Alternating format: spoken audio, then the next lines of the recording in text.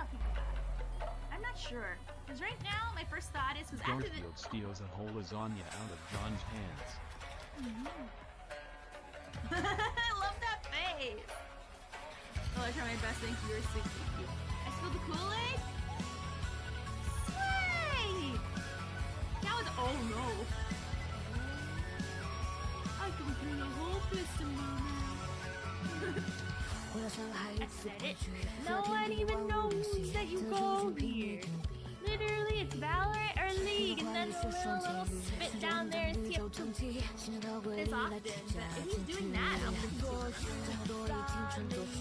he can play long term. That's so cool! I like that!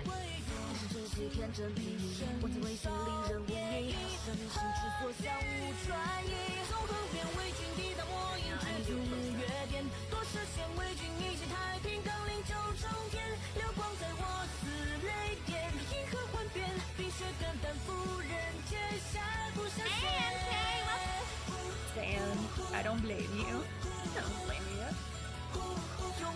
It's one of my many favorite games. I remember there was this one, I think mean people did, where like they gave you a grid and they're like, fill in these 9 grids with your favorite games. This was one of them. Final Fantasy XIV, Hamtaro Ham Heartbreak, which I will probably be playing on stream. I do not know when. Again, this is like future plans. Which, by the way, tomorrow I... oh, Jesus Christ.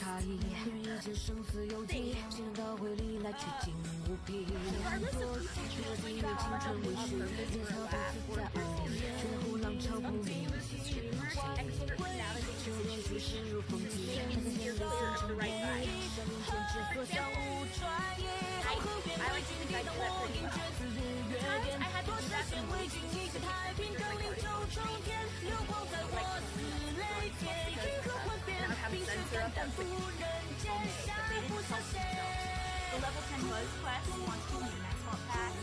Oh no, the asphalt for me was easy. It was kind of viewers that. Because I stockpiled a lot of stuff for that, I'm not gonna lie. But the only thing I don't stockpile is freaking flowers. So I have a lot of asphalt, but not enough flowers. Toes is out of the town. Is out in the town with his parents. They tried to cut him.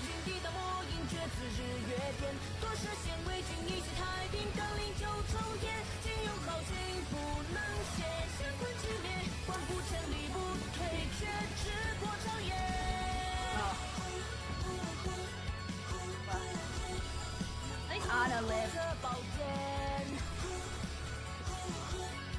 Hey, as long as Anna lives, that's all that matters. Flip the car.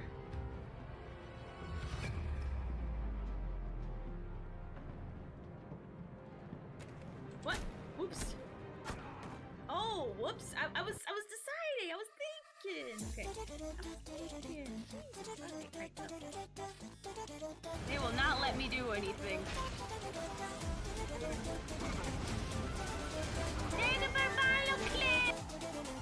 Hey, how's it going? It is officially Friday.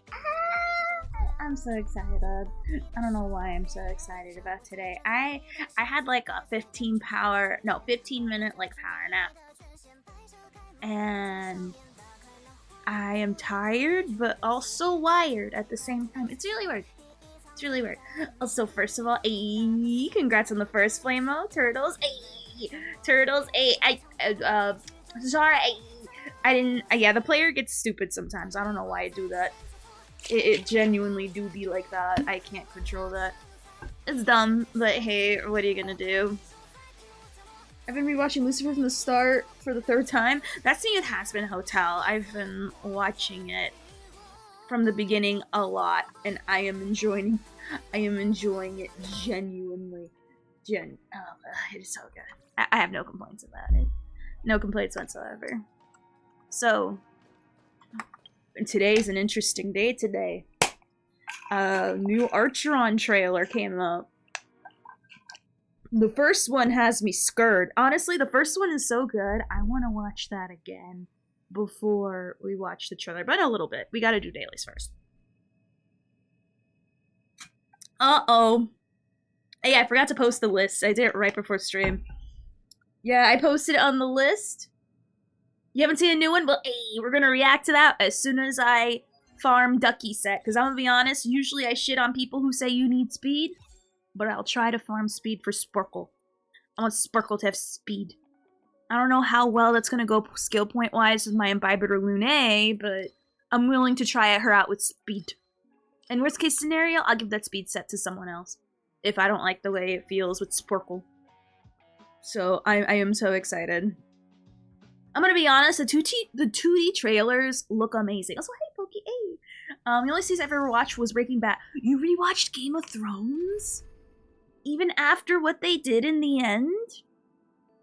For me, it's hard to wanna watch Game of Thrones, especially how they really fumbled at the end of the last one. I haven't watched Archeron's Myriad Celestia trailer since I was planning to watch it with my girlfriend, but she's on her 14-hour trip. Aww. Well, we'll get to watch it together when we're done with our dailies. Now I do my final act of despair. I'll see ya. Thank you for the lurk, and hopefully I see you again soon. No, not after. You watch them each year, but after season 8, I haven't watched it. Ah, I see. I see. Chat is your girlfriend now. There you are. Chat is your girlfriend now. There you go. Now, while we farm, while we get ourselves ready, I'm sure you guys, if you guys are on Discord, you've seen the updated tier list. Does anyone besides Hook, I'm sorry she's not going anywhere, have any complaints other than Hook? Umpa lumpa dumpty, do I have to love QQ because I have no quantum DPS ready? I mean, I'm gonna level her up too, especially now that I have Sparkle. I finally built my Himiko, but she ain't sing. No. Don't build Himiko for single target. That is not, that is, if you're gonna, that is building her up to fail. That is not how you play her. Build her for PF. If you need fire DPS, either build Hook or wait for Sam. Luckily, so far, they've been doing a great job at House of the Dragon. Touch wood. My March 7th is now SS tier is a war crime. I'm calling the UN. I know it's the UN, but I like to call it the UN. Let's see, what's this? Okay. If I could get, like, HP boots, that'd be pretty cool. Oh, definitely not. Oh, definitely not. Definitely not. Now, maybe 5-star March might, whenever that releases, but nah, for March as she is now, no, that is not happening. There's no way. No. Lucas should be higher than Sushang? Hell no. Hell no. Hell no. You can build him as a DPS like that, but if you put Sushang and him in the same circumstances, Sushang will outperform him. He only lives to serve as a dot person. And there's only 2 characters that really need to apply dots for. And now Luca moved up from being Kafka's purse puppy to now being purse puppy for both Kafka and Black Swan. So I'm sorry, but slowly he'll go up in the rankings as more Nihility characters come out that demandeth of applying dots, but right now, unless you need to apply dots, you're not using him. Point blank period. Point blank period. Unironically. Oh, I'm lying, I rewatched Arcane. Oh, that's such a good one, and I can't wait. I can't wait, though I'm gonna be honest, I was kinda hoping we saw some of Crazy Jinx in Season 1. We kind of saw it a little bit at the end, but I don't think they're gonna go full on like League of Legends crazy with Jinx. I think we'll probably get that in Season 2, so we'll see. But hopefully we get, these are okay boots. Hopefully we get more Crazy Jinx in Season 2, because I need that. Oh, is it November release? Ah. If there's no physical vulnerability among those conditions, I'm gonna be real, he's only there for dot and that's it. He's only there to apply his bleed and that's it. That's all he is. He's a dot. He's a dot machine. And that's it. That's it. That's the only way you can use him as a DPS, but honestly, why would you use him over Sushang or Clara? Like, honestly, and people don't use him for that. You can, not saying you can't, but that's generally not what people are going to be using him for. He's there to exist to give dot, and that's it. That's it. Yeah, Arcane was so damn good. Easily, oh, it is so good. Though I'm gonna be honest, I'm not sure after season 2 if League of Legends is gonna keep going on with the show. Because I know recently League of Legends, or Riot I should say, have stopped wanting to make other games. Like, I don't know what they did, but they think they like shut down the part of their game studio where they're gonna make separate games, like the recent Yordle one, or like, you know, the game we played on stream, Song of Nunu. They're not gonna release a sequel, even though they hinted at a sequel, and that really upsets me. They restarted their MMO, actually? The only thing I don't like about Honkai is that I need to play the game to farm units. They don't just magically... Oh no, you have to play the game to level up a character. Who would have thought? Who would have thought? Perish the thought. I can't imagine. But yeah, no, unironically, I can't believe they restarted their MMO. That's wild. And I don't know what they're doing, but they're going through some like major restructuring, and it's kind of scary when they do that. Oh wow. Holy boots. Holy boots. Holy boots. Double HP, crit rate, crit damage, and attack. I would like it if I had one, but I don't. So Fu's gonna really enjoy these boots. She will enjoy that. I'm still trying to get a decent speed set, but you know, it's whatevs. I was so hyped for the MMO. It's probably the only MMO that I can get. DPS Fu. Well, right now her boots are like okay, and right now I'm just I'm only farming for the Ducky set really, to give Sparkle, you know, one. I'm gonna run her on speed instead of the Eagle. I'm gonna see how it goes, and if I don't like it, then I can easily give the set to another one of the characters, and then we're going to so I mostly want it for the Ducky, but any HP set I'll gladly give to Fu. I don't think Natasha's exactly the same level as Lynx. I think I agree with the rest. Himiko is too low too. Nah, Himiko's exactly where she's supposed to be. Besides PF, you're not taking her ass anywhere else. And Natasha is as good as Lynx. She really genuinely is. You can bitch about it and moan, but she actually is. She actually is. Does she have the mass cleanse? No, but she does an amazing job for what she is, which is a free 4-star healer. And honestly, you can't beat that. The thing that Lynx has up on her is that mass cleanse and heal, which feels so good. But yes, she was ranked much lower before, but nah, Natasha's exactly where she needs to be. Kind of sad I'm not getting anything like with speed on it. It's kind of sad. Having a crazy amount of damage for being a 4-star. Who should not buy... She's literally like that beam meme. By the law of thermodynamics. By the law of aerodynamics, bees should not be able to fly. Well, by the laws of damage-nomics, Hook should not be able to do what she does. She should not be able to do what she does. But with barely any effort, she does a lot for some reason. I cannot imagine why. I don't know why. As someone that actually used her, and again, the research is out there.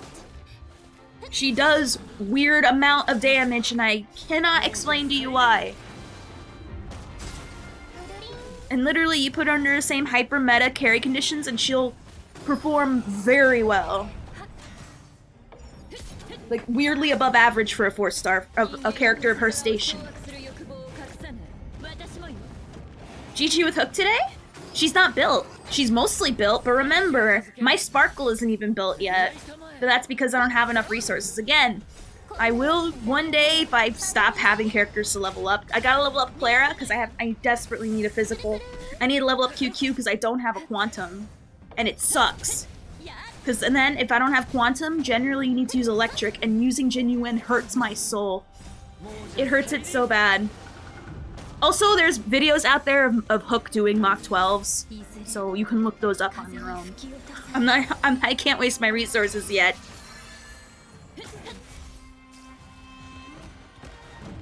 Oh no, then the day, just like that one time when I disproved everyone that my attack ball was did more damage than the, whatchamacallit?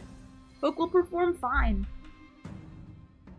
There's a 0 cycle of Himiko. No one cares about 0 cycling. Unironically, no one cares. What matters is that you clear the content at all. You can clear the content with any character, unironically, if you do it. Some better than others, but honestly, that's nothing. Oh, Archeron's lightning?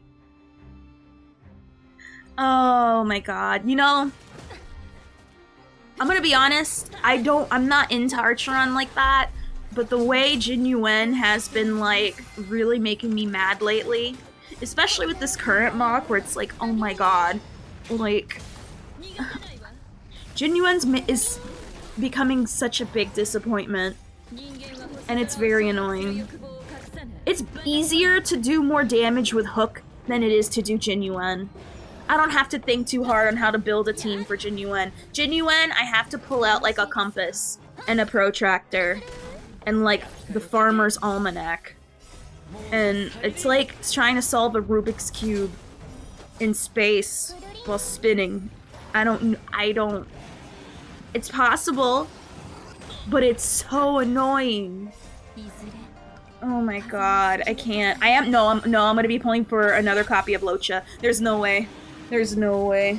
Maybe if there was no one I wanted to pull for, I would try, but honestly, I love Locha too much. By the laws of Hoyo, a 4-star should not be able to hide Captain.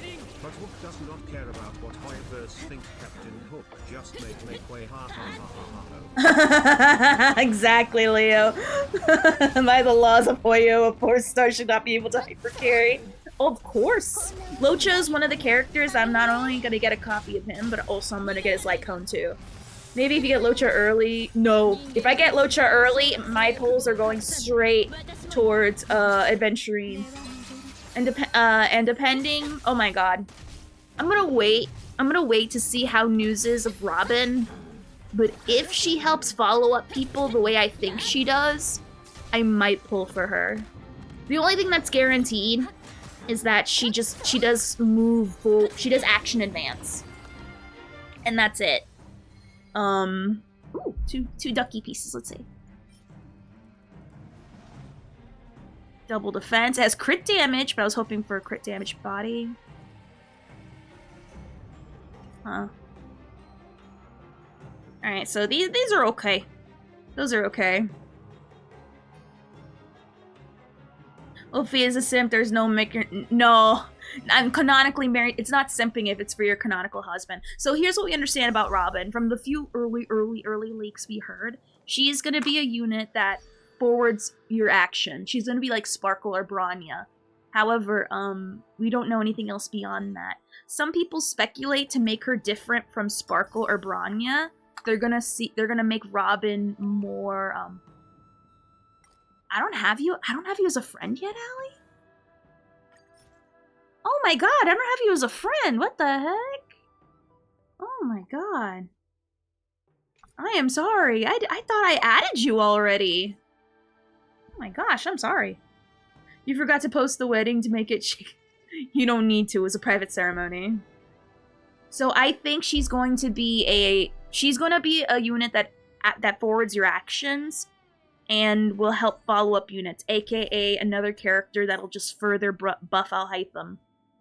So, we don't know yet, but that's a speculation going around, because right now a lot of people are already doom posting Robin.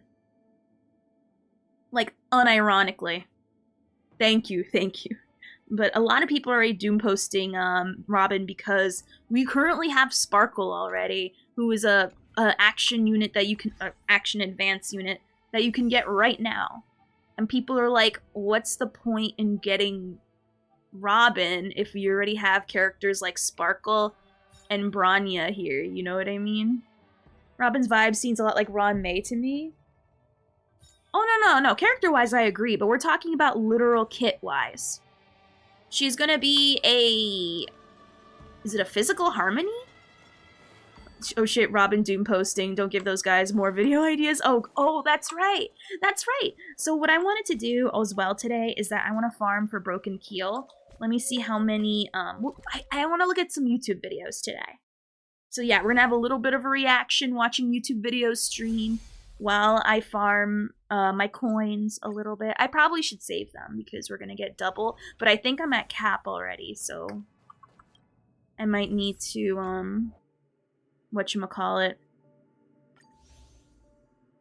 How many? I guess I should go in the normal SCL. Yeah, I'm at cap. So I guess I'll farm like 4. Or all of them, I don't care. I'm gonna farm for a lot of Broken Keel. Let me see what world. Yeah, so I'm gonna farm Broken Keel for Sparkle. Because I barely have, like, enough. I know I run a lot of other characters with Broken Keel, but, you know, it never hurts to upgrade. Never hurts to upgrade. Is that the bite of 87? Heck yeah, it is. Alright, let's look at the trailer. Let me just... actually, what do I run? I run Pela with Von Whack, and I think that's more better for her energy. That's what I prefer. You know what I mean? Is that what I'm running Pela with? Yeah, I'm running her with Von Whack to increase her energy regeneration, right? As well as giving her some speed, You don't like running that world? What's wrong with that world? Who is the boss in that world? Let's see.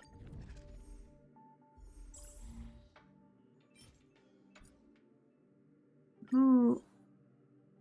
Ah, I see. I see now, Svarog. Getting all handsy with I get it. He doesn't ask for your consent before he puts his hands on you. I understand. Have a nice day. Alright, so let's pull up the... First, we're going to look at the Archeron trailer. That deserves an encore. No, his hands really are a pain. Especially in Mach 12 when I was running Jin Yuen. Oh my god. Like, screw me sideways. Who was here when that happened? I am still shooketh. Wait, Tatara, you were here, right? You remember when my whatchamacallit, my Jin Yuen, we had to look up his aggro amount to make sure that I wasn't going crazy. Oh my god, that's why he's ranked so low. Oh my god. Because there are chances in the worst case scenario, you will get unlucky, like me, and he will. Oh my god, he will get. I'm still shooketh from that night. Unironically, I really am. I really am. Okay. Anyway. All right. Alright, we're gonna do an encore. Genuine effect res build. Honestly, oh, he barely does damage as it is. Oh god, I don't know. What's how you doing to be? Alright, let's go. Whatchamacallit. I need to watch this again. It's so good. The remembrance is no different than the sea. Literally shook it. Upon its surface on a starless night.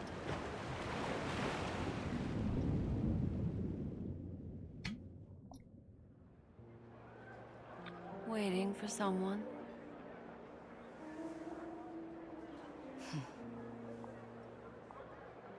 Then, how about a dance?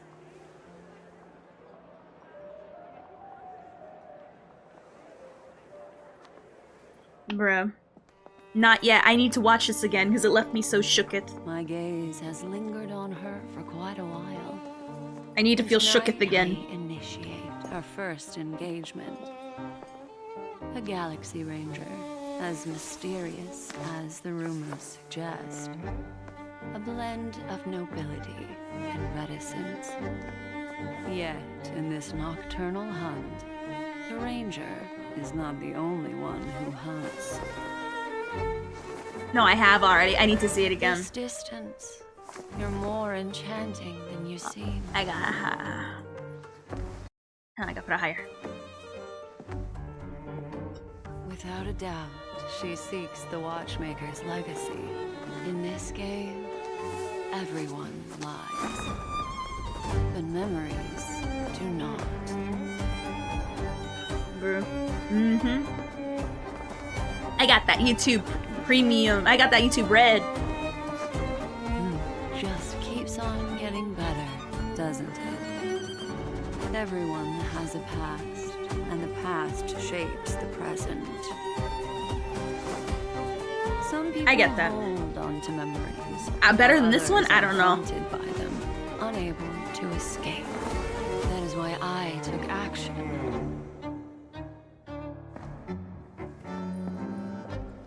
I want to know what she is.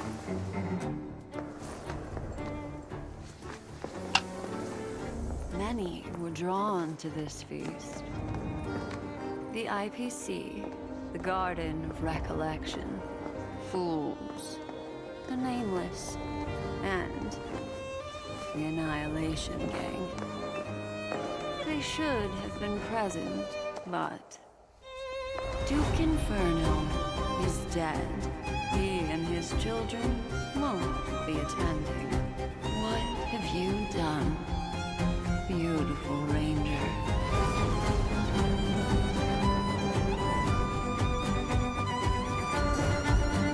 Excuse me. Are you asking me?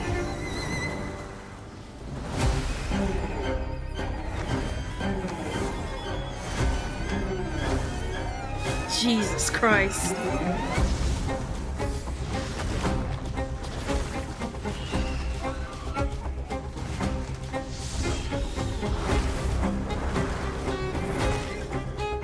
There's no way you can say that this is not the top trailer. Like, so viscerally violent without showing any blood.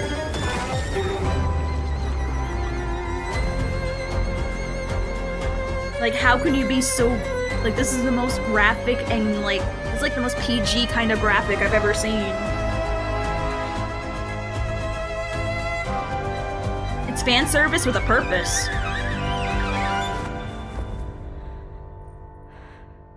And not just fan service for the sake of it. It has a purpose. Who are the Annihilation Gang? Like, bruh. Hopefully you're doing great. Hey, happy Friday. I guess free Saturday. Tonight is our final engagement. The Galaxy Ranger. No, I've made a grave mistake.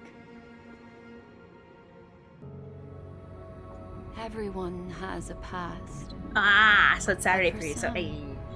Their past is a silent abyss, filled with those who drowned in it. No, it's good. It's good. It's good inspiration. Annihilation Gang. I love it. Annihilation. I mean, when it comes to dreams, it makes sense they'd get trippy. Dreams themselves are trippy. Oh. Those guys. Still love that. Oh yeah. Those guys. Right. Alright, now let's look at the new one. I have not seen the new one. I have not. This will be a first time looking at this, seeing what's up. Seeing what's up. Alright. Obviously nothing will be as good as the other one, but let's see. I hope they're just as Evangelion messed up and psychosomatic. Why Izumo forged these blades?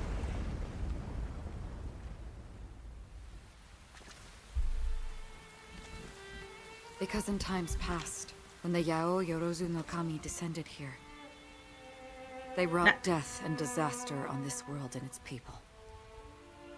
To save the world, Izumo splintered 70,033 blades and forged them into the 12 Sentinels. Oh. The first was truth, forged by the Sovereign of Revelation. It could teach mortals the way of the law and create miracles from the deconstruction of all things.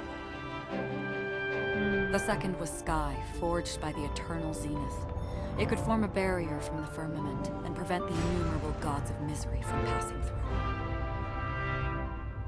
The third was howl, able to summon lightning to rend the heavens and meteors to rain down divine punishment.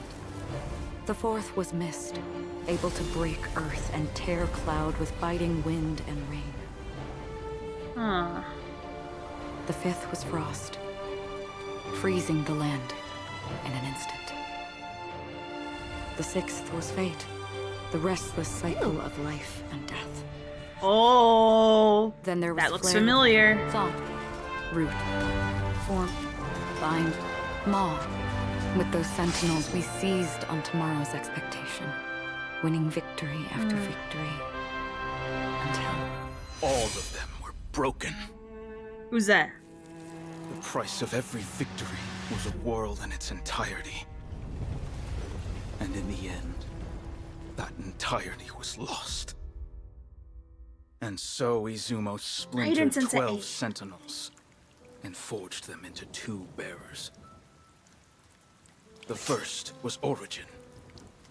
The second was end. The world forged 70,047 blades, and only one could save Izumo. But you and I both know the road to salvation does not exist. There is no trace of tomorrow. Resisting the Kamigami, humanity will eventually become Oni.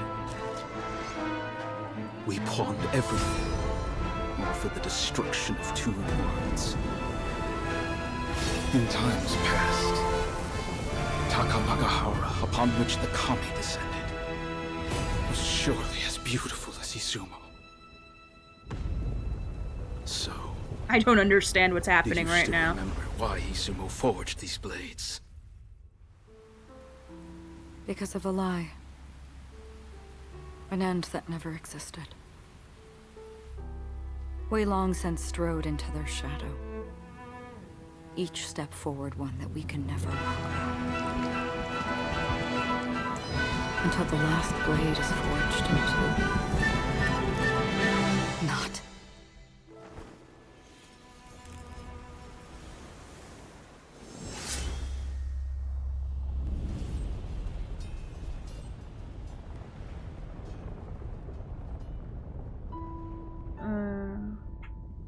I knew this world was fleeting. And yet...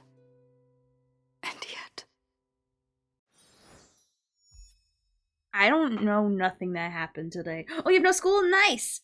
I'm gonna be real and honest. I didn't like that. Everyone is lying.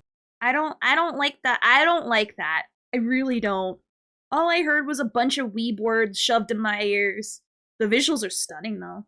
I love the visuals. The visuals are gorgeous, but you know, that's always with these things. I don't like that. I don't like this at all. I feel like I don't understand nothing that's happening. There's a lot. All I understand is that there's swords. She's one of them. What's this world? Who are these people? What is going on? I'm seeing how she became it. I'm gonna be real. The meme I've seen about this is that it's only for Honkai Impact people. And I'm gonna be real. Why are you making shit that only applies to Honkai people? I guess it's a thank you for being one of the 5 people that play this shit. I'll be real. I'm gonna be real. This is clearly for the. This sounds convoluted and makes no sense, which is very reminiscent of Honkai Impact. Unless you play Honkai Impact the 3rd, you're not gonna understand nothing. And that's like 80 to 90% of the player base have not played Honkai Impact. So I have a feeling that 80 to 90% of people will not know what's going on. I feel like that is the wrong way to be going about these trailers, okay? Barely no one will know what any of this means, except for the few percent that play Honkai Impact. The only thing understood is this, right here. This flower, which is Blade's flower whenever you ult. This is the one thing I really, like, got from this. Everything else, like, because that's the one thing I understand, which is from Star Rail. Everything else, I assume, is Honkai Impact related, which I guess the only thing that this is proving to me is that Archeron's from the Honkai Impact universe. Honkai Impact are basically divine keys in HI3 terms. It doesn't really apply to HI3. Imagine if the swords were called Venti, Zhongli, Rina, and so long. I'm gonna be honest, who is this trailer for? It says Star Rail, but it's not Star Rail. Like, the only thing that has Star Rail in it is Archeron. And that's it. Like, this trailer, I mean, it's cool. It looks sick. It looks like it'll look amazing as a wallpaper. But this is not for Star Rail. And apparently it's not for Honkai Impact either. I'm gonna be real, Honkai Impact is literally the Kingdom Hearts kind of storytelling, where unless you're there to fully break down everything that's going on, looking from the outside in, you're gonna be confused and not know what's going on. Unless someone was there to explain it to you, and then you go, oh, then these references make sense. Then, like, I'm gonna show you what I saw on Twitter that I reposted, that showed people. It's pretty much a majority of people's reactions. I'm gonna be real. I'm glad that Honkai Impact and whatchamacallit, Star Rail are so interconnected. I think that's cool, but don't lean heavily on anything Honkai Impact to land. You stay on the Star Rail side. Don't go in, because majority of people they know way more about Star Rail than they do Honkai Impact. I'm gonna show you a Twitter thing that I posted. Yes, but no, a majority of people don't even know that Impact is a thing until people tell them. And that's just the basic truth of it. Yes, they have Honkai in the name, but people, when you search up Honkai, oh, crap, I'm sorry about the ads. When people search Honkai, you know what's gonna come up first? Star Rail, not Impact. Which is sad, because, you know, obviously Impact came first. But that's just the reality of things. Let me look for the thingy that I reposted. Alright, I found it. Right here. Alrighty. Right here. Right here. Oh, whoops. Like, trying to get to it. Thing. This Honkai Impact players here. I understood that reference. New players, what are they talking about? 90% of us are down here. So 90% of us are down here. 2% of people are up here. And then there's the other percent that don't play. Like so far the reactions are 90% no one knows what's going on. And it's sad. She was called the Hersher of Origin HI3. That's nice, but I don't like that I have to have someone else explain it to me, like what the hell's going on. Like, I need, don't lean into Honkai Impact shit again.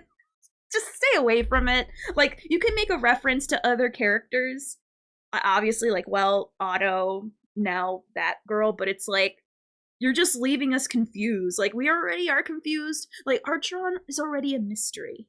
We don't know what's going on, and now you're just throwing weeb words at us that mean nothing. You're throwing all these weeb visuals that don't make sense, that don't mean nothing to us. But, like, if the visuals are nice, but not nice enough to distract me from how confused I am. We already knew that she had a past that was violent. But Stop! Don't throw weeb words at us and expect us to understand what's going on. Because we're literally looking at this. We're looking at this like, okay, okay.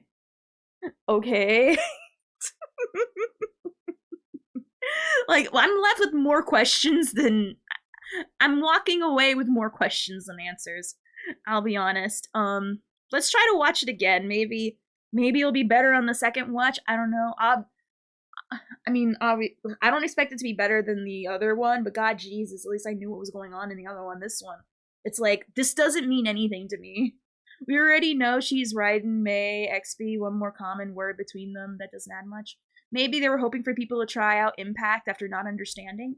I think so too, but that's a bad way to do about it. That's a poor way to handle it. I'm gonna be honest, if you want more people to play Impact, put in English, make them speak English.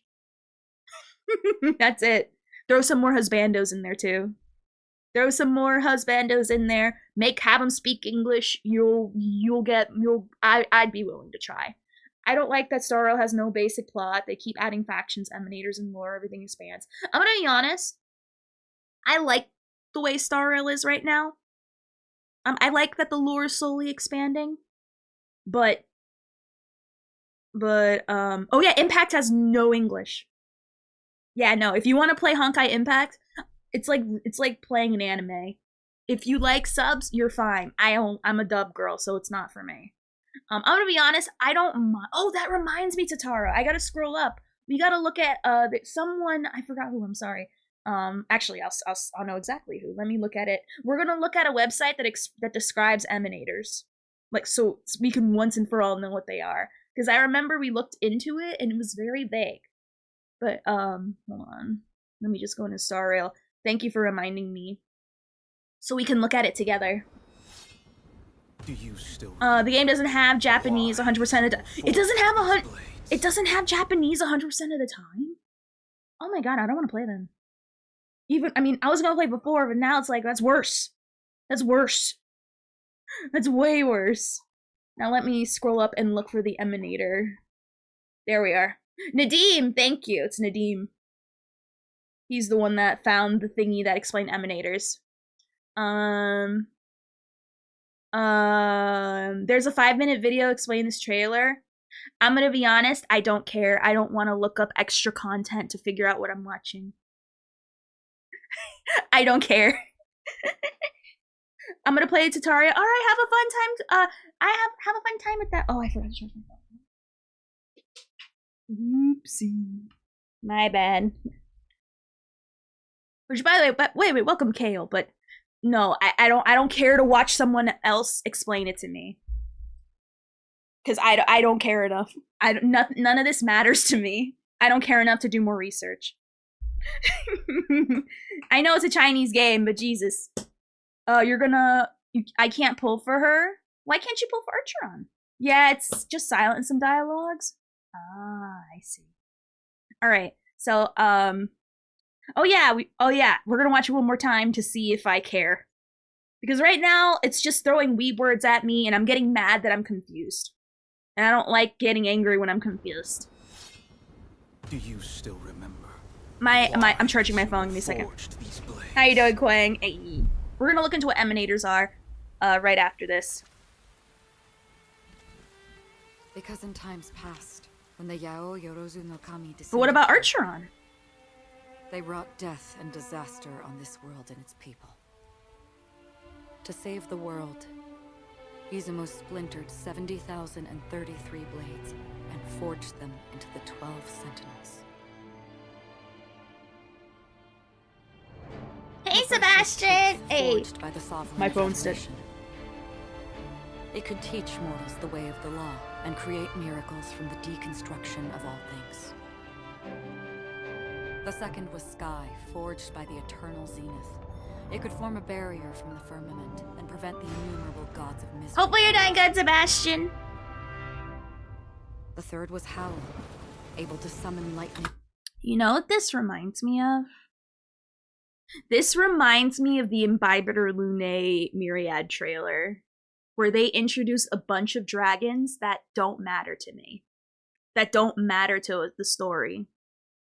And this is giving the exact same vibe. Like, literally, when I watched it, I did not like it. I was unhappy. I'm like, literally, why are you describing to me these 12 useless dragons? We don't care. They don't mean nothing to me, and this is what I'm feeling about these swords right now. Heavens, meteors to rain down divine punishment. The fourth was mist, able to break earth and tear cloud with biting. I guess I'm gonna be honest, it's better than the dragons, though. It's better than the dragons, though, because, you know, at least these swords have a purpose. We're being introduced to these dragons.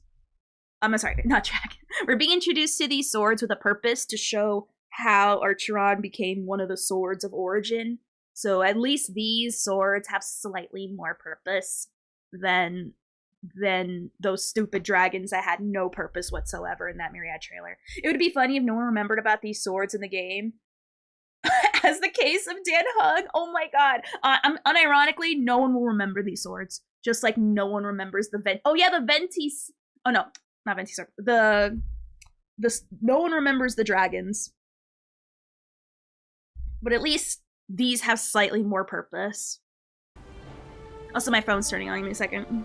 I forgot to charge it. Frost, freezing the land in an instant. The sixth was fate, the restless cycle of life and death. The only thing that matters is that flower. Then there was flare, thought, root, form, bind, maw. With those sentinels, we seized on tomorrow's expectation, winning victory after victory, until all of them were broken. Like, who is the second voice? The price of every victory was a world in its entirety. Hey, everyone's turned back on. Okay. That entirety was lost.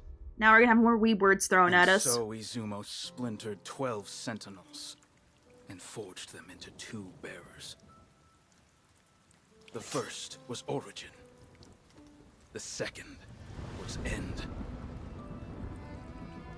The world forged 70,047 blades, and only one could save Izumo. But you and I both know the road to salvation does not exist. There is no trace of tomorrow. Resisting the Kamigami, humanity will eventually become Oni. We pawned everything, all for the destruction of 2 worlds.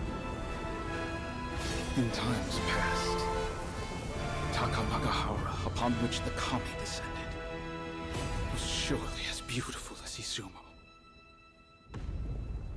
So, do you still remember why Izumo forged these blades? To confuse us. because of a lie. An end that never existed. To have us play Honkai Impact. Without English. Strode into their shadow. Each step forward one that we can never walk. Until the last blade is... Hey, Taylor Swift, pretty good. Got a lot done. Not.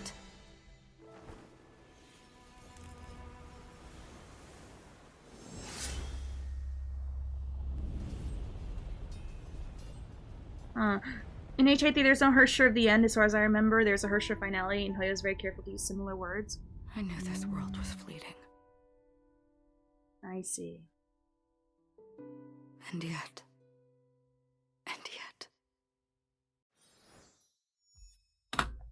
Yeah, no, I don't care.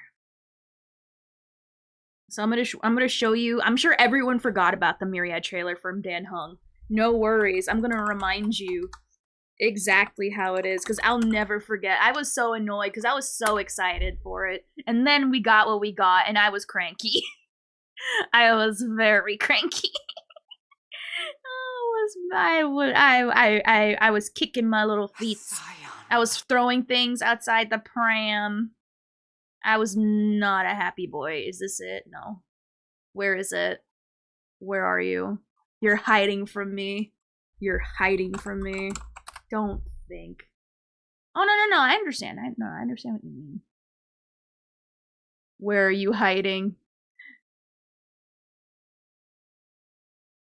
I guess I have to look at like all the videos, I guess. Where is that? I will take the time to find you. There we go. There we go. You can't hide from me. Alright. So that Archeron trailer, which, hey Watson, how you doing? Hey, no, I'm making fun of the newest trailer. It's just weeb words and confusion. That's it. Alright, now, the Archeron one is exactly like this one. I have traversed great lengths, seeking a piece of history. The history of long the permanence. I too know little of the progenitor of all dragons. Before the dawn of history, long traversed the burgeoning chaos, seeking the Myriad trailer for Imbiber Lune that gives the same energy as the current Archeron one. Just a bunch of weeb words, introduces stuff to us that won't matter, and you've forgotten about it already. The revelation it's that bad. Of the permanence was unraveled. We'll talk about that in a Then moment, came our Taylor. emergence, us long scions. I visited Liaris, a world encircled by 5 suns. The giant dragon sat overseeing the turning of day and night, the change of seasons, sheltering the lives within. Could the revelation of the permanence signify the timeless nature of one's greatness? The relentless pursuit of individual immortality will only breed an unending multitude of malevolent creatures. Such is the fallacy of the plague's author. So then does the permanence represent the continuance of bloodline? I also journey to the ancestral home of the Infernalian people, in the land of white embers. The undead dragon Typhon's Like, does anyone understand what's going on with this? Bringing forth a flourishing. Does anyone know what's happening right now? Scions are dispersed throughout countless worlds, living in solitude. In the vastness of the universe, Like, it's the rise literal and just fall of nonsense one race is of happening. little consequence. It is said that the Vidyadhara formed an alliance with the Xianzhou, and that 5 elders descended upon the mortal realm. 5 Watch over elders. the plague moths. Perhaps the permanence is the noble ambition that ensures the safety of the universe. Alas, Imbibitor Lune forsook his oath, causing a state of great disorder. The High Elders too bear mortal frailties, their heavy burdens ultimately becoming the shackles which bind them. From your perspective, what does the permanence's revelation truly signify? No, the art looks cool, don't get me As wrong, the but like, sun and moon rise and fall, the world undergoes continuous change. it's gonna talk about dragons. A lot of dragons we don't care about. Only by comprehending and aligning with the way of the world can one's path lead to everlasting existence. There's a lot of reading, by the way. That's why this one's the worst. Too much reading. Its end among the morning stars. For the Vidyadhara, this is the true teaching of the permanence. Within the cycle of life, The only thing that matters is at the end any here. point may mark the inception of a new journey. And for him, it is no different. Like, literally what was learned. He was chained. And there were 5 dragons we don't care about. That's it. Literal same thing with the current Archeron one. There were 12 swords, and now there's only 2. And she's one of them, and that's it. But we don't know anything, and no other context behind that. Nothing. That's it. He's in the BDSM, and he's into BDSM. Maybe they're trying to avoid a situation like with Eula. When the character comes out of nowhere, they'll create hundreds of patches worth of entities and bind new characters to them. What happened with Eula? Archeron also sat on her nuts, which is why she is upset. That's amazing. That's genuinely amazing. Alright, now we're gonna go over the, whatchamacallit. Where is it? I don't like it. The other trailer was way better. Not that I expect it to be as good for Myriad, but Jesus Christ, I want to at least know, I at least want to have, like, most of my trailer be in English. Not with these weebatry words that mean nothing to me. Like, unironically, don't like it. I want to understand what's going on, and only, like, a few % of Honkai Impact people. Oh, wrong thing. No, right thing, right thing. Understand it. Alright, so let me just, like, real quickly put some background music on while we go over what Emanators are officially, according to the Hoyoverse thingy-majig. Alright. So let me just have this playing in the back. So we'll learn what emanators are. Eula wasn't mentioned in the game in any way at all before release. You mean like Boot Hill? Sitting on your nuts is super rough. Oh yeah, no, understandably so. The Archeron stuff is making you want to pull for her.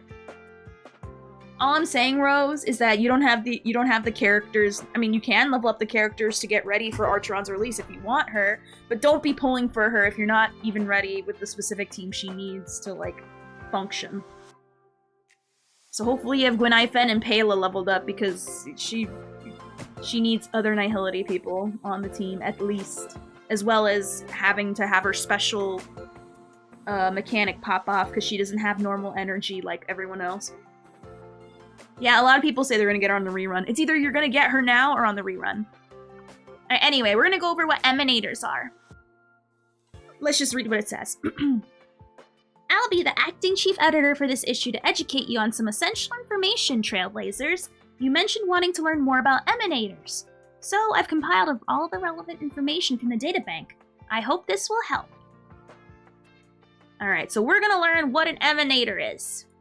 How to become an... Oops. Oh, I guess it's a better way, I guess. We're gonna learn how to become an emanator, what's an emanator, and emanator status, whatever that means. Blade, you are weak, Dan Feng. I cut off my nuts to avoid that pain. Rid yourself of the weakness. To be fair, new characters in space, especially in Tourist Hotel, it's not as weird. That is true. It's not as weird, you are right, but still, like, as you can tell from the reaction from Boot Hill, it is not welcomed. Not at all. Alright, so. Let us read. I'll be the acting chief editor for this issue to educate you on some essential information, Trailblazers. You mentioned wanting to learn more about Oh, I already read that. Alright. What is an emanator? If mortals receiving the grace of aeons and grasping the power of pads are viewed as a singular shattered foam, then the mighty feats of aeons driving their paths onwards can be likened to a towering tsunami that engulfs mountains. In this empty stellar vastness, a small number of favored mortals can also draw upon the power of the pads with the permission of the aeons, creating huge waves that erode the coast. They are referred to as emanators. So they're way more powerful versions of, like, normal people that can use powers. Like, way more. While not completely subservient to the aeons, emanators are as good as emissaries of the aeons' wills in everyone else's eyes. So, like, visions? I guess you can call them that. I guess if people with visions are seen as more powerful, then yes. So even if they're not completely loyal to their aeon, they still serve as an emissary in everyone else's eyes. So, like, let's say you're an emanator for, like, Aha. Well, you know, you may not follow him, but you are his emissary. Now, how does one become an emanator? Different aeons have different attitudes towards their emanators. So the method through which they grant power and the extent of the power also varies significantly. Some aeons regard emanators as an extension of themselves. Some aeons have no intentions of creating emanators. And there are even aeons who just do as they please. So, to become an literally, it's up to the discretion of an aeon. Some of them don't have emanators at all. Literally, it's up to them. It's like coming up to me and going, Ophi, how do I become your emanator? I don't know my exact rules. So this is where some of the Honkai Impact writing comes in, where it gets a little convoluted. I kind of like that it's so open-ended. You have to pass true. You do have to pass the vibe check at the very least to even get to the door to ask you that. Honestly, it depends, and you don't have a choice in certain cases. Sometimes you can just drink coffee, and some Aha might decide to reward you with powers. Exactly. Like, it's random. I like that it is random, though, because you never know who could be an emanator. Thank you for the follow, Zenrath. Thank you. So, we don't know. Some of them don't even have emanators. But, there you go. Though I find it interesting that, you know, it's up to them. Yeah, just like how, yeah, that is true. That's right. Aha gave the worm emanator powers just because he could, for the lulz. Just because he was being a cheeky scamp that day. Like, so, yeah. Alright, emanator status. Factions that worship martial strength will view the emanator's status as a banner, using it as a show of their influence. However, some forces view the acquisition and control of information in higher regard, intentionally concealing the emanator's existence. There are also emanators who blend into the crowd, pretending to be ordinary mortals before they reveal their powers. But there is one undeniable fact. Along each path, the distances that emanators stride far surpass that of their mortal path-striding counterparts. So path-striding are like people like Dan Hung, like normal people. And on this journey, their mere existence becomes the drive of the continuation, extension, and expansion of their paths. Rumors about emanators across the universe are rife, and they should not be all believed. Here I will list some reputable sources that may hopefully educate you. Okay. Yeah, there was a worm emanator. Heck yeah. Heck yeah. So, in comic book terms, it's like how Silver Surfer is an emissary of Galactus, and I'm gonna be honest, I don't know anything about that, so I cannot confirm or deny. I cannot confirm nor deny. So, yeah. Alright. The Antimatter Legion. A Lord Ravager, so that's what Fantilia is. Because remember Fantilia said she was an emanator? And that was it kind of threw things into a loop because we barely understood what emanators are. Yes, it is in the databank. I did remember that. Alright, so we're going to learn what that is. A Lord Ravager is both the emanator of Nanook of destruction and a commander of the Antimatter Legion. For those capable individuals who obey the Blemished One's will, or even willingly step onto the path of destruction, the Aeon will spare their lives and delay their annihilation. Endowed with the power of destruction and twisted by it, these creatures manage to endure the glance of a god without dying from the power, then turning into Lord Ravagers dreaded by all. Huh. So is both an emanator of Nanook of destruction and a commander of the Anti-Legion. Okay. The Blemished One. Who's the Blemished One? Or even probably that's like another name for Nanook or some shit. Even step on will delay their annihilation. Endow the power and twisted. So if they're twisted by the power of destruction, and they can endure the glance of a god without dying, they turn into Lord Ravengers. So I guess she got Nanook's power, and it didn't kill her.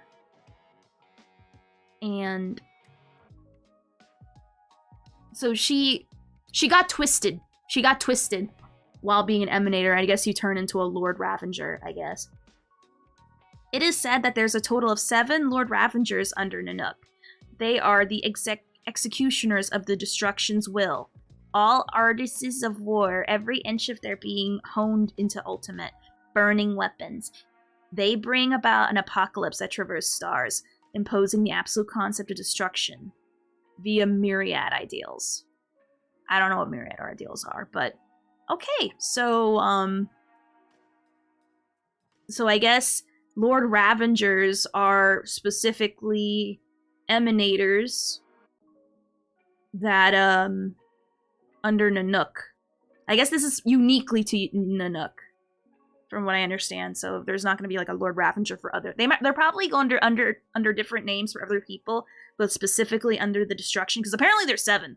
There's 7. There's 7 Fantilias out there, spreading the message of destruction by killing everything, being a part of the Antimatter Legion, which makes sense.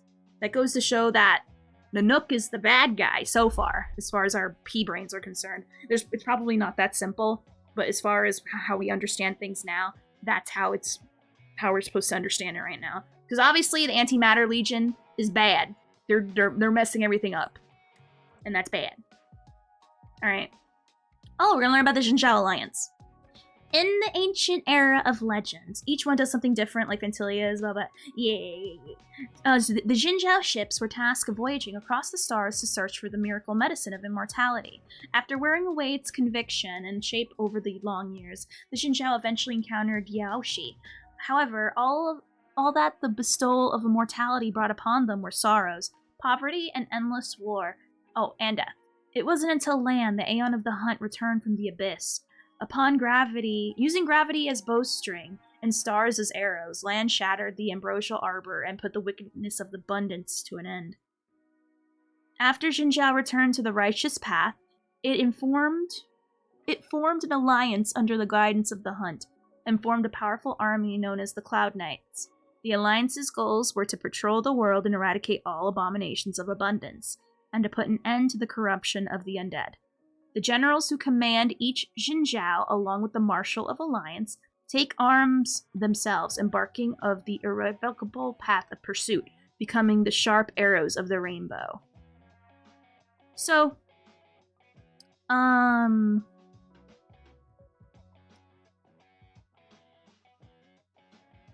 assuming, I think someone said this before, but people who command each of the ships are also emanators of the Hunt. So yeah. Yeah. Generals who command each of them, along with the Marshal of the Alliance, take up arms. So obviously Jin Yuan he's an emanator, I believe. Yeah. Because he's a general.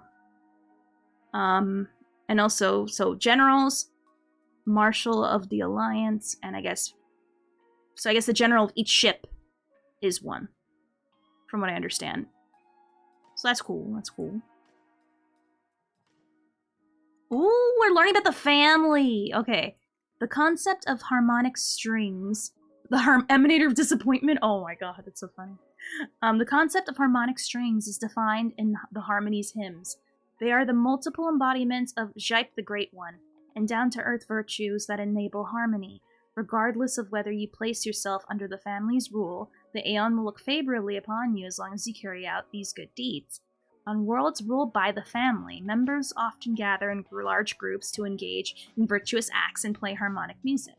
The thousands of tiny ropes come together to form a united string, welcoming the embodiment of harmony to manifest on the mortal plane. The family never shield away from promoting the great names of the embodiment of the thousand-faced god, such as Eleninev, the commander of the Eternal Centurion, Dominicis, the wisher of the Harmonious Choir. I don't know what any of these names are. However, few have witnessed their radiant presence going beyond the boundaries of the family. Some also argue that the harmonic strings are nothing short of the emanators of Zhype. These do not follow any specific mortal, but are facets of Zhype, and can assume the form of any family member when necessary. Oh, wait a minute. That bottom part sounds very important, and a hint. That sounds like this is a hint to keep in mind. This is a hint. Aw, okay, Devil, thank you for being here, I appreciate that. Bye, Devil! This is huge. Let's read. I need to read that again. Some also argue that the harmonic strings are nothing short the emanators of Zhype. They do not follow any specific mortal, but are the facets of Zhype and can assume the form. Ooh. Thank you for the lurkies! So the family can copy and become other people.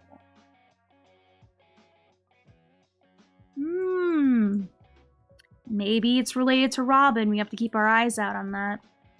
Ooh, this is talking about the IPC. The best people. The best faction in the whole game. We are IPC girlies here, every single one of you guys, and I'm not going to be taking no for an answer. We all love the IPC.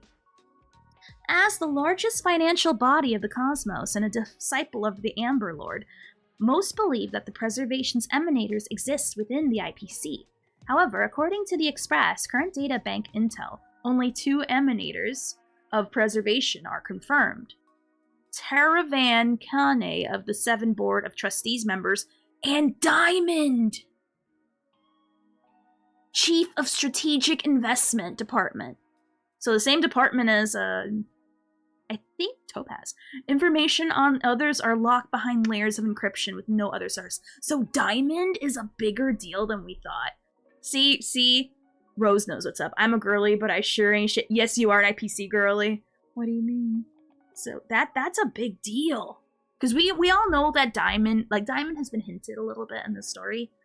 Like, he is someone that his name is Diamond. You don't mess around with someone called Diamond. But the fact that he is a confirmed emanator of the preservation, woof. Woof. Woof. There's another group named the 10 Stonehearts, an elite team reporting directly to Diamond. The official title within the corporation for this role is called Non-Performing Asset Liquidation Specialists. Its members' origins are varied. Its responsibilities differ, with multiple people shuffling in and out of this role. The only commonality they share is that they were personally selected by Diamond and were conferred with the name and status of Cornerstone. So I'm assuming Topaz and Adventurine are definitely two of them. Maybe only Adventurine. I don't know about Topaz. I assume Topaz. But there you go. So it makes sense. It makes sense with the why the rock means so much. Some credible sources suggest that the 10 Stonehearts have demonstrated unbelievable power related to preservation on certain occasions, whether this power originates from the members themselves or the cornerstones they possess. Oh. So we don't know whether the power comes from them or the little Sailor Moon crystals that they all have. However, since Diamond is one of the few confirmed emanators of preservation within the IPC, this power is likely related to that fact.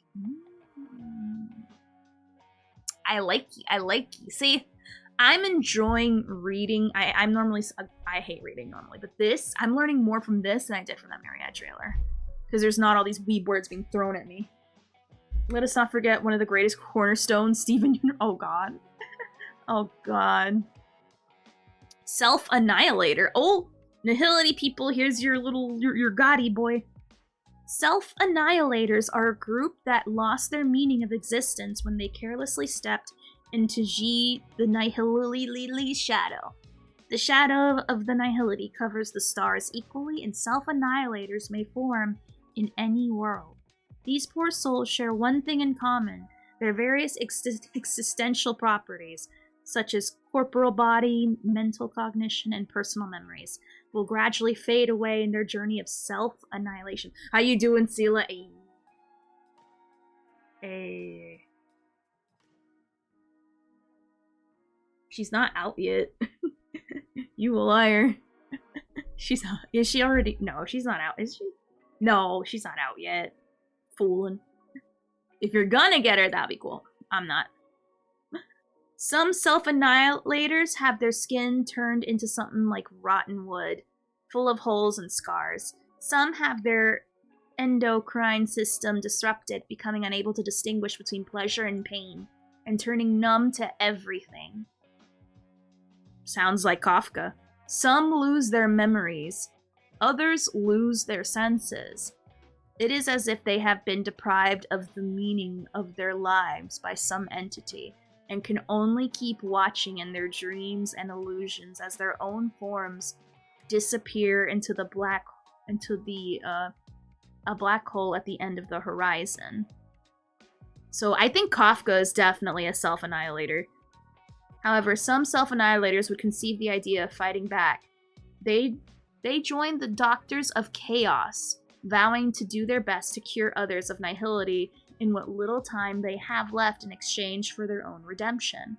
Moreover, some of them rely on their strong convictions to try to break the curse of nihility at its root, by slaying that Aeon that slumbers in the abyss. Okay. Dr. Primitive, number 64 of the Genius Society, once asked before his disappearance, if G is truly unresponsive to the universe, how could the path of nihility exist to this day? Perhaps as the self-annihilators aimlessly traverse the cosmos, they are also casting the shadow of the Aeon around the universe. As for the few who can single-handedly withstand the encroachment of nihility on their own existences, Their journey of self-annihilation is drawn out to infinity, and the road they walk is like a shadow she casts on the world. So people who follow the nihility path are slowly killing themselves. That's dark. That gets dark. That's dark. Jesus Christ. Hopefully you're doing good. Hi. Hey. But yeah, dang. That got serious. I mean, a lot of people are point that Archeron fits the description, and so does Kafka. Because remember, she doesn't have the ability to feel feelings, which perfectly fits this very well. I don't know about Black Swan. I'm assuming something similar. But yeah, it fits Archeron and it fits Kafka very good. Well, the problem is that they're doing it in a special way where, like, their body is actively going against them. Like, actually. Ooh, true. True. I mean, I'm gonna be honest, I'm sure Honkai Impact will explain that. I think he did some stuff to himself. Yeah. It's to a worse degree. It's fueled by nihility. Yeah. No. It's not specifically that way, but something will happen. Something else is happening to them. Where, you know, their skin might turn to wood, might get scars, get their endocrine system disrupted. Like, something will happen to them because of the path they walk. So, yeah.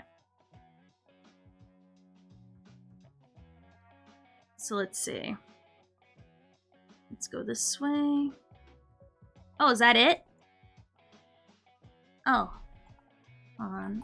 I'm sure there's more like down here. Oh! Oh, Sparkle the Emanator for Kroll. I love that. Alright, so... there we go. Nihility is depressing. It's a literal black hole. Like, what joy is there to be found in a black hole? Oh my god. Well, that is only with Emanators, that's true. So Pela and Gwei are fine. But if you're an Emanator... like, yo. I don't want to be an Emanator of Nihility. And you know what? Maybe Archeron is slowly dying. Aha, kids, could you lighten up a bit?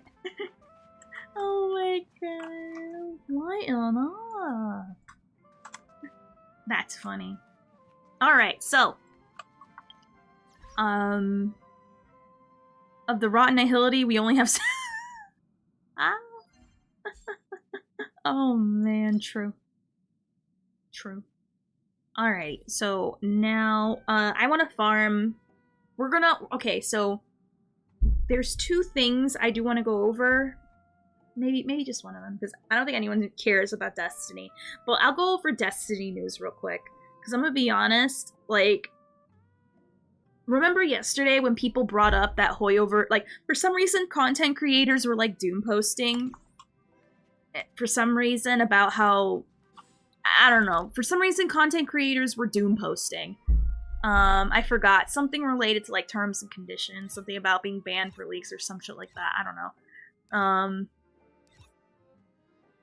I wanna, so far on the surface it looks stupid, and but yesterday I didn't have time to look into any of the videos because one, I wanted to show people how to play with the company dice, and two, yesterday was tier list day.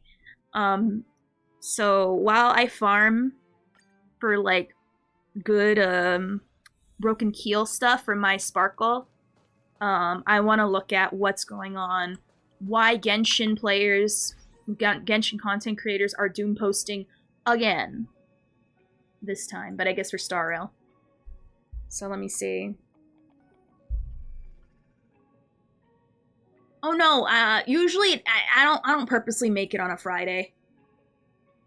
Just Friday happens to be the day that I feel like doing it on, but it's not like the official thing.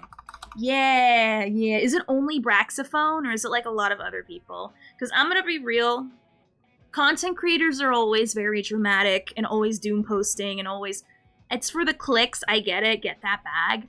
But unironically, when they doom post, I can't stand it. It's stupid. It's dumb. No one cares. I'll be real, nothing changed until something actually happens. Don't change. Like, nothing's changed. Apparently things have quieted down then, and people are saying a communication problem. Really?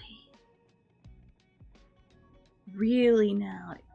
If you can find a video about it, I want to watch it while we farm before we do GG challenges. Which, by the way, let me see what GG challenge I gotta do. Because I want to look that up. And we're gonna watch it while I farm this stuff. Because I want to know what's going on. Alrighty.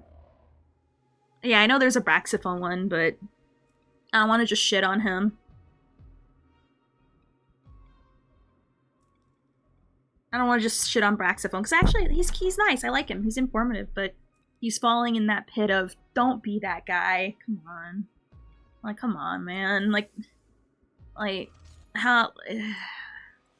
Don't be that guy. Like, can you not? Like, Doom posting makes you look stupid.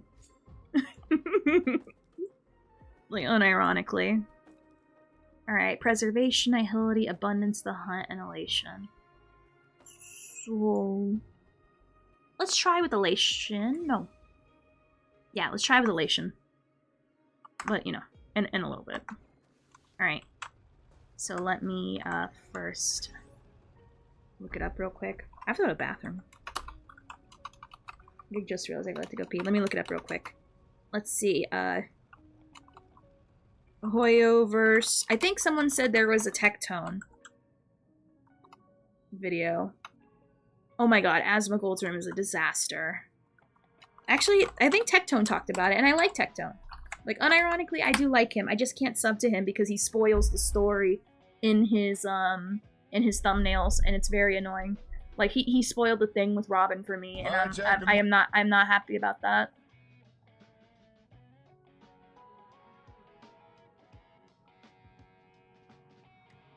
Alright, let's take a look. Hold on, let me pull this up real quick. What? Where is that? There we are. Alright, cool. Alright. So,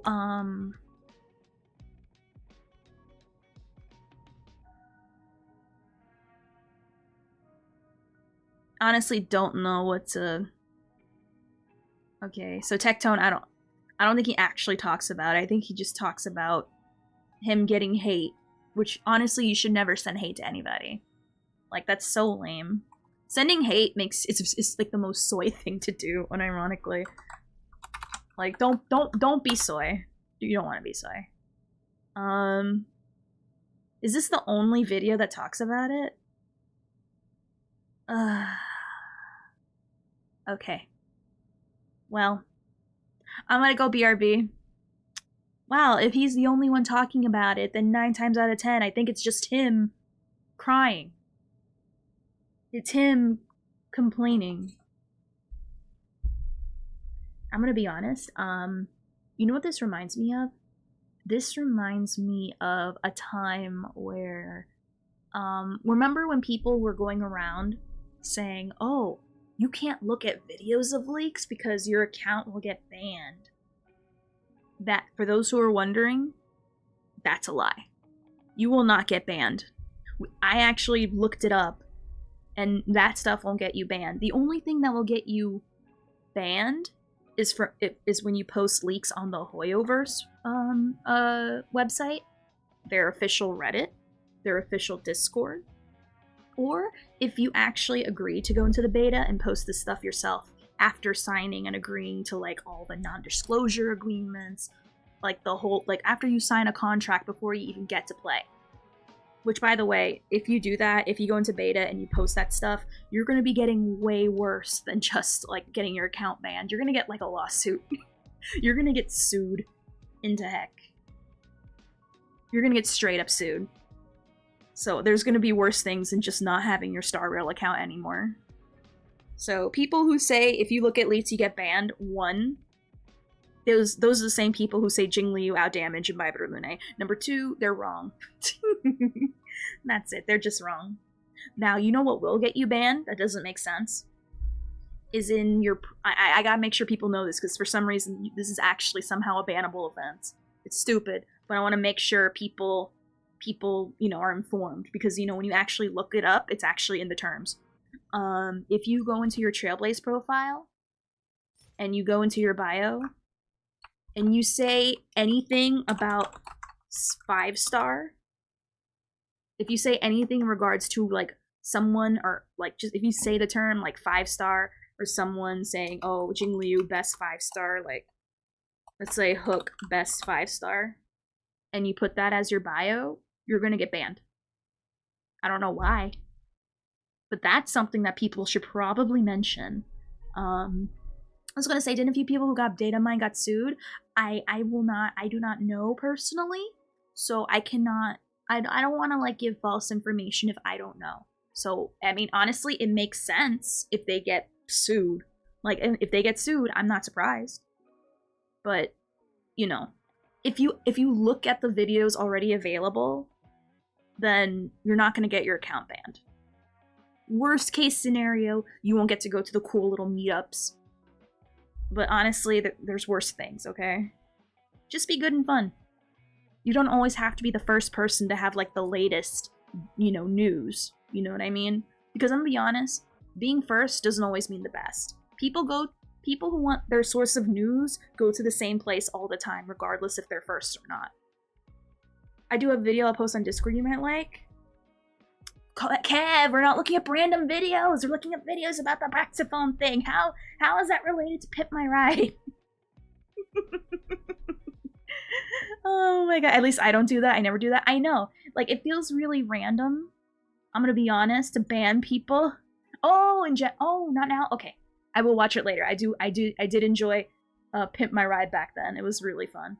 It's kind of sad, though, that a majority of those cars get, like, junked or sold. Like, not too long after that their ride gets pimped. It's really sad. Just like in Kitchen Nightmares, how a lot of the restaurants close shortly after the show. I don't know. It kind of, like, kills, like, my vibe, because I want to have hope for these restaurants, and then boom, they're closed next day. So, but yeah. So when it comes to actually getting banned, looking at leaks will not actually ban your account. But talking about 5-star and your bio will. So, yeah. I want to make sure, like, for me, I'm the kind of person that cuts through the BS and will give you the correct actual news. And not the BS soy tectone face. Where's the tectone face? We saw it, like, literally just now. No, that's not it. Right here. No. Hold on. See, tectone face. Literally that face. I want to give you correct, actual information. And make sure that, you know, if next time someone tells you, oh, you're gonna get banned by looking at stuff, tell them, you're wrong, and you're also a Seala main. Still coping at the fact that Seala can even, like, compete in today's economy of DPS. Now, I'm gonna BRB. I'm gonna play some ads to turn off pre-rolls, because I gotta go pee-pee. It's gonna be 3 minutes worth of ads, enough time for me to wash my hands and, you know, go pee-pee and all that. I know, that's why I make fun of it. It's such a trope that I'm allowed to make fun of it, and if you partake in it, I get it gets clicks, but I'm allowed to make fun of you for it. Now, don't go nowhere, okay? BRB. Yes, collab with Matt and Pit, and hopefully, yes, that's right. I forgot to mention. Yeah, we're gonna do it. It's gonna be a quadruple. We're gonna be a quadruple with Matt, with Prairie, and Pit better be there. Or I'm gonna be a diva and go, no, I cannot go on until Pit is here. No, you better figure out a way to bring him, because I'm not coming out of my dressing room. Or I guess in this case, my pack and play, if I don't freaking have him there. Because there's no way. Honestly, if I would not be the amazing smart American I am today, if I did not listen to other people sometimes. I do sometimes. Not always, but at times. So it's okay. And today I learned that going forward doesn't mean going back on the clock. It means going forward. And maybe I should listen to the farmer that knows what it actually means, because the whole daylight savings is for him. Not for me though. I don't care.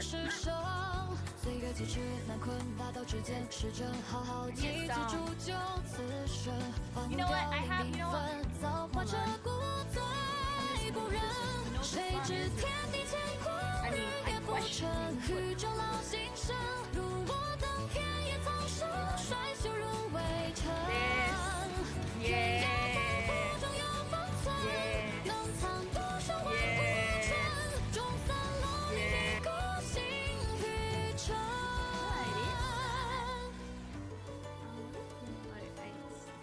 I'm looking at it in its eye, and it's drawing me in, and I'm like, what?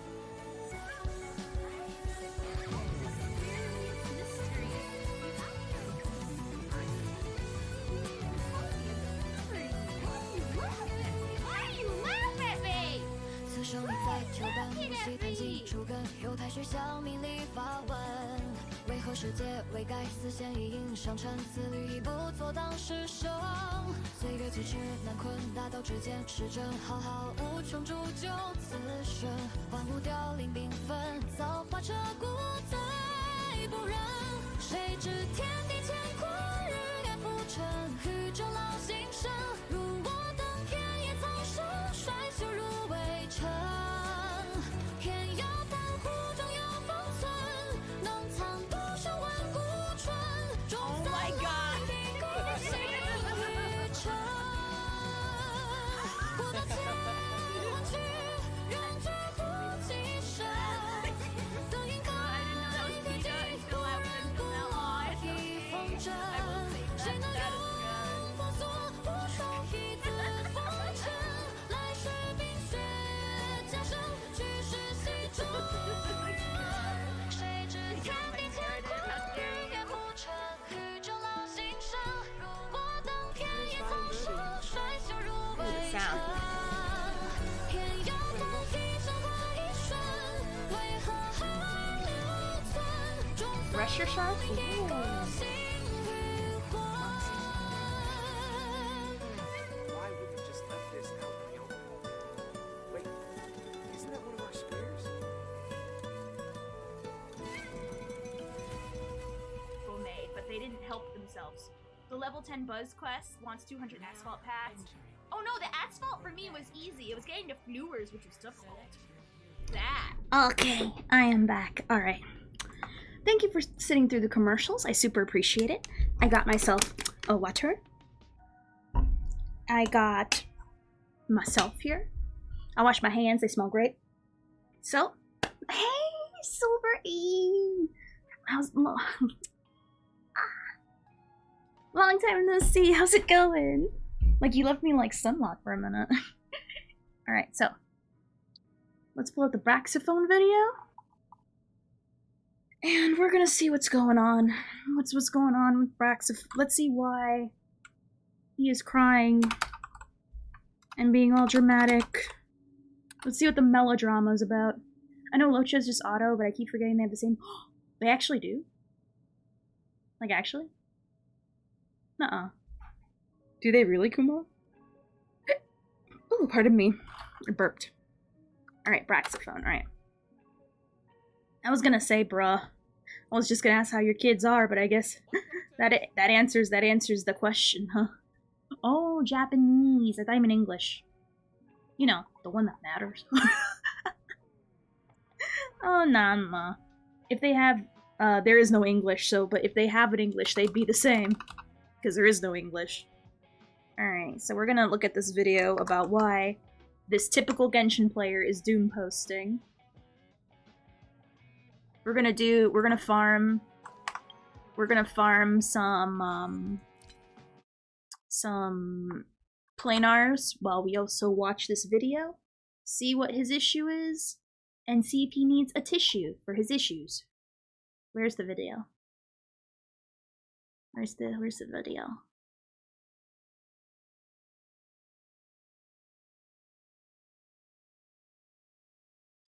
They found it? There we go. Okay. Make sure. Alright. Make it a little smaller. It's not that big of a deal. Alright. So, do you guys, now, as you guys are watching this, we're gonna learn what his deal is. Does he need a tissue for his issues? Or does he actually have like a legitimate issue, like a legitimate problem here? So let's see what the problem is with him now. My content is pretty unserious. Sometimes I post a first impressions video where I just screw off with a character, have fun with it, show you guys what I'm seeing, and give my initial impressions of a character. That's, well, honestly, the first drama he got into isn't his fault. Like, I've been like reading more about it and like looking more into it. Whoever this ringleader of Genshin is actually genuinely a bad person. I'm gonna be honest though, the Genshin community kind of gives off that impression, like the content creator one, not the actual community. The actual community of Genshin is actually amazing and resilient, like unironically. Yeah. All he knows that he's a bad person. That's all you gotta know. But this one, I think, is Braxophone. I think this one is less serious. Like, I think this is a nothing burger, but that's what we're gonna learn about. Because yesterday people brought it up, saying, "Oh, Braxophone is going into a tizzy," and my first thought is, "Oh my God, does this poor baby boy get picked on again?" But no. I'm gonna be real. If you get fooled into worshipping that guy again, you deserve to follow him. That's it. Honestly, if you fall for it, you deserve it. That's it. Anyway, let's see what's going on with Braxophone. My content is pretty unserious. Sometimes I post a first impressions video where I just screw off with a character, have fun with it, show you guys what I'm seeing, and give my initial impressions of a character. That has never been a problem. Until now. And I'm a little bit confused as to why, but I think that it may just be a general... There is good in people, but there are certain times where you gotta realize that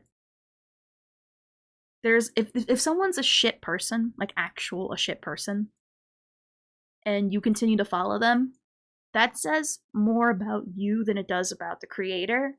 And I'm thinking about the individual person that says, "Oh yeah, I like that person, even though he did all these horrible things." And he's like a literal Regina George, but in Genshin. Then, you know, you kind of get what you get. I'm like, nah, I don't want to associate with you no more. Go away. Bye-bye. See yourself at the door. I don't want you here. Who wants you? Nobody. Not me. You know what I mean? So that's how I view it. I'd rather be in a space with people who are not, who can recognize that when people are actual, like, bad people, they distance themselves from them and not justify it. But anyway, let's learn about this man. Sorry for the sub-alert. I think it may just be a general lack of knowledge of how Hoyoverse operates. So, based on my experience with Hoyoverse over the past few years, I'm going to tell you how they operate. My relationship with Hoyoverse could be negatively affected because of what I'm about to tell you. But for the sake of transparency and for the sake of clearing up everything, all of the bullshit that has been being spewed my way as a result of me posting an early access video, I'm going to do it. A while back, this image started circulating the internet. New content creator testing server. Unreleased content in the CC testing server is allowed to be shown and explained to the public. The textual and visual content being sent must be first assessed and authorized by MiHoYo. Doing so without being assessed by MiHoYo may lead to the CC partnership being cancelled. For example, you cannot say C0 plus free-to-play weapon character X is outright terrible. Ever since this came out, people have been shitting themselves about all of the creators that are going to lie about the characters now. They're going to lie about the content. You're never going to be able to trust a creator again, right? You can never trust their opinion because you can't they're already. All going to be filtered through Hoyoverse, and Hoyoverse only wants to make sales, so they're going to tell everyone to lie, and you can't say a character is bad. So let me understand this. Unreleased content. The textual and visual content must be first assessed. So if they talk about leaks, they have to go through Hoyoverse, which I guess is fair because they're leaks. They're unreleased content. That makes sense. Like, unironically, that makes sense. You cannot say C0 plus 2 weapon is outright terrible. Okay. So, they don't want you to... I'm gonna be honest, so far, I see nothing wrong.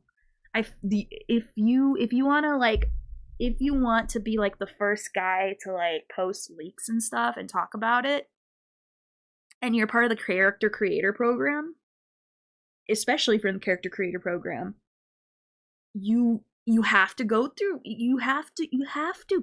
Congrats. You live in a society. You work with a company. Like, I don't get the problem here so far. Like, that makes sense. If you're gonna post something about unreleased content in the testing server with their permission without getting stricken to heck, you're gonna wanna have it be a set. You have to, especially if you're part of the creator like people like me. Like, if I choose to do that, I'm not in the character creator program, so obviously I don't apply to. I'm not under their contract. These character creators are, and they're kind of whining under being a contract. Like, maybe read it. It's like presenting your group presentation on the wrong day in front of the whole campus. Exactly. Like, will you be using Galker on an Archeron team? I'm not going to be pulling for Archeron, so no. I'm not pulling for Archeron. Like, unironically. But so far, I see nothing wrong with this. This is, if anything, like, instead of being like flat out no, you cannot post about any leaks at all, which is what their stance is before. They're like, okay, we're gonna give you permission, but we have to approve it first. Like, you can't just say whatever you want because this is unreleased content, and you can't be giving you can't be giving out information that may or not be wrong because, you know, it's not done. It's still in the cooker. It's still baking in the oven. From what I understand. And it's also to prevent story leaks. Because remember in the last live when they did the little pulse test, that one guy, his pulse was so high when he talked about leakers. He really didn't like it. I gotta be honest, this is honestly concessions. If you want to talk about non-release content, whether it's story related or gameplay, you have to go through, at least Hoyoverse is allowing you to go through an approval process to do it. And that's it.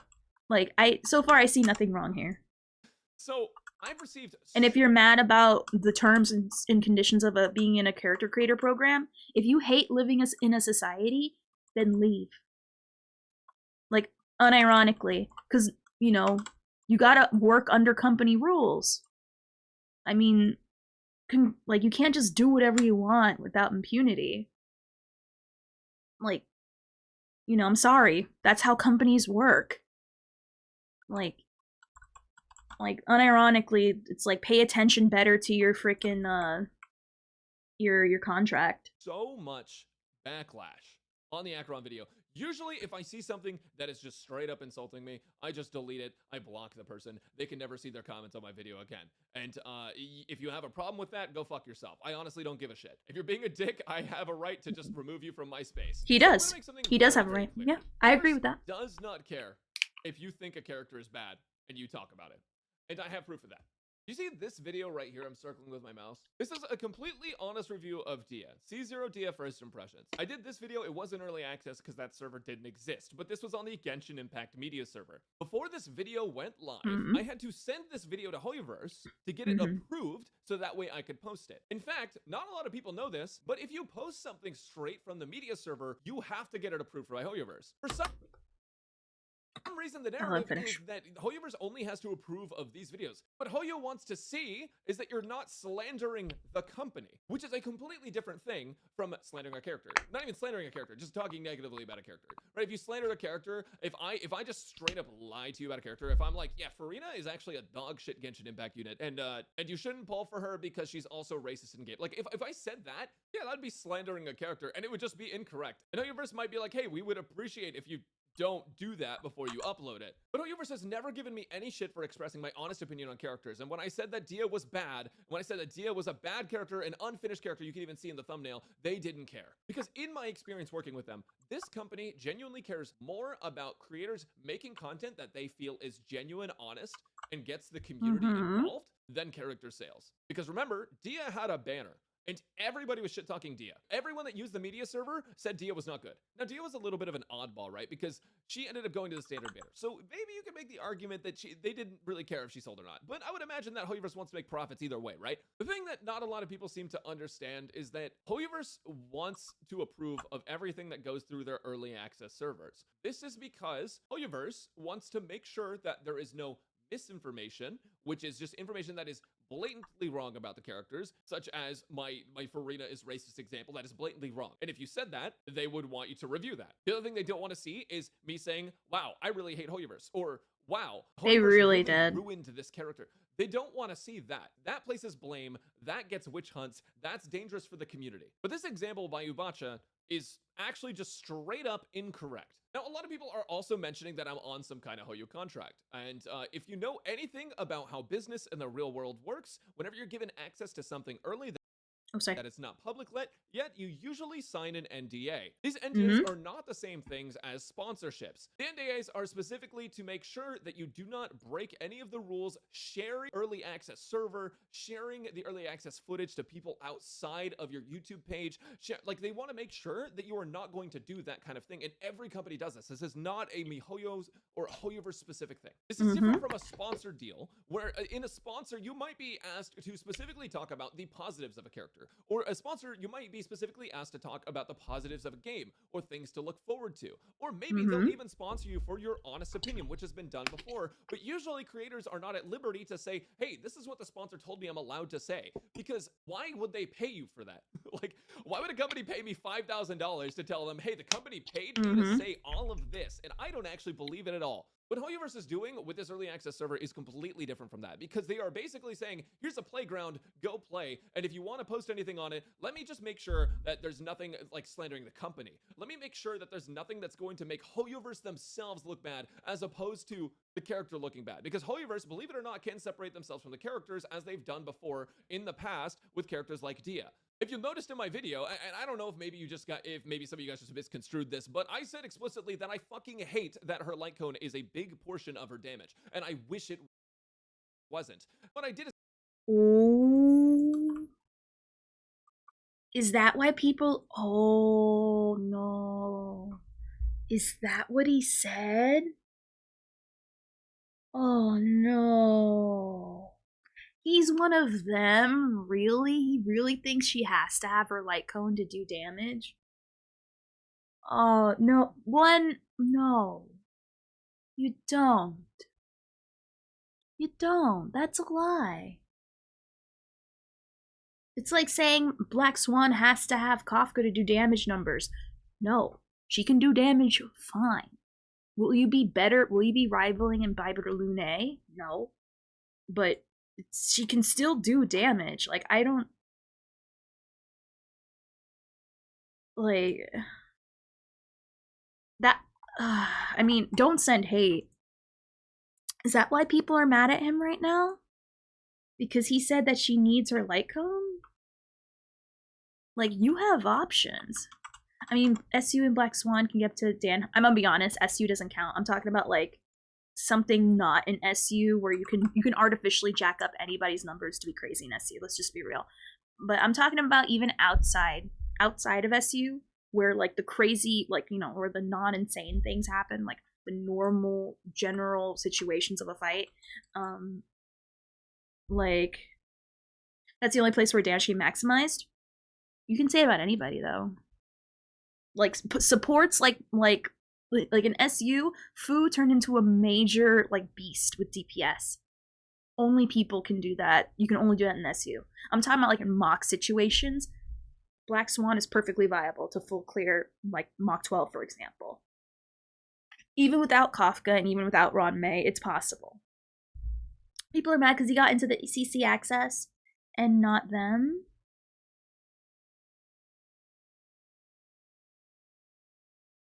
All I can say about that is cope harder, kid.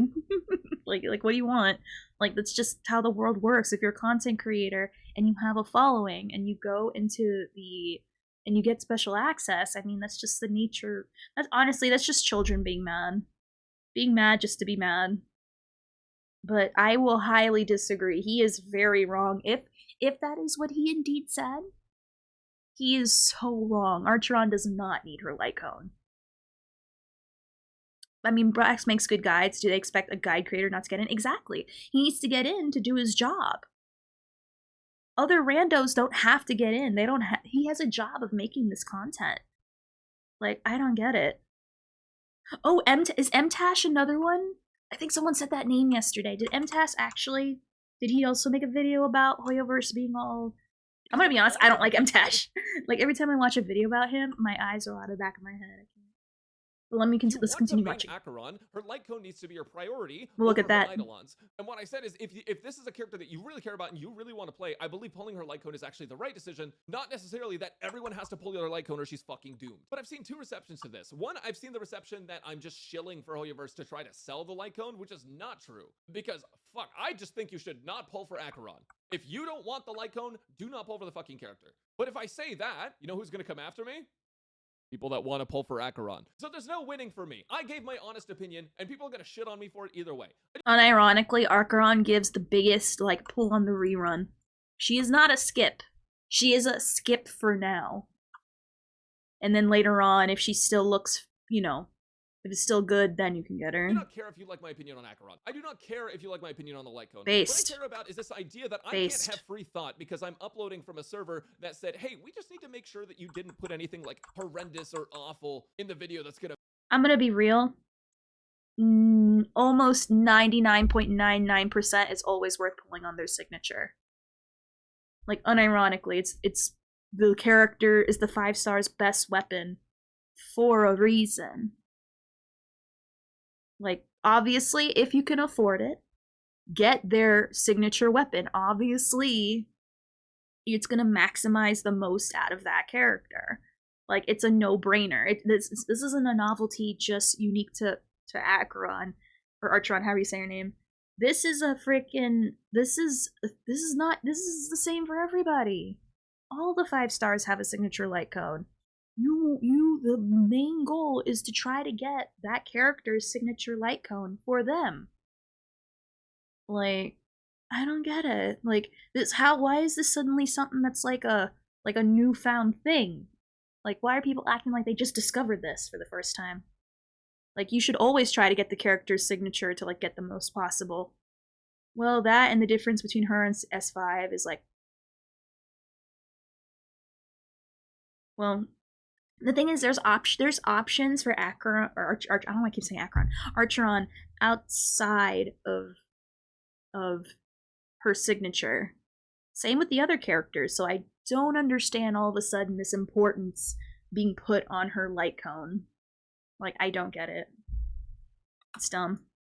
But anyway, letting him cook more. Look bad. The media server does that. She is a skip, though. All of your favorite creators that are on the media server? For now. Loki, Guoba, Io, Sevi, Slice, Vulcan, there's like 40 more creators that are on the media server who have to get their videos approved before they can post that. And I don't understand what the difference is now with me posting my opinion on a character that needs approval versus me posting my opinion on a character after release that needs approval. Ultimately, there is no difference. Now, to be fair to the creators that were not invited for this special opportunity, I'll let them auto battle this while I watch this.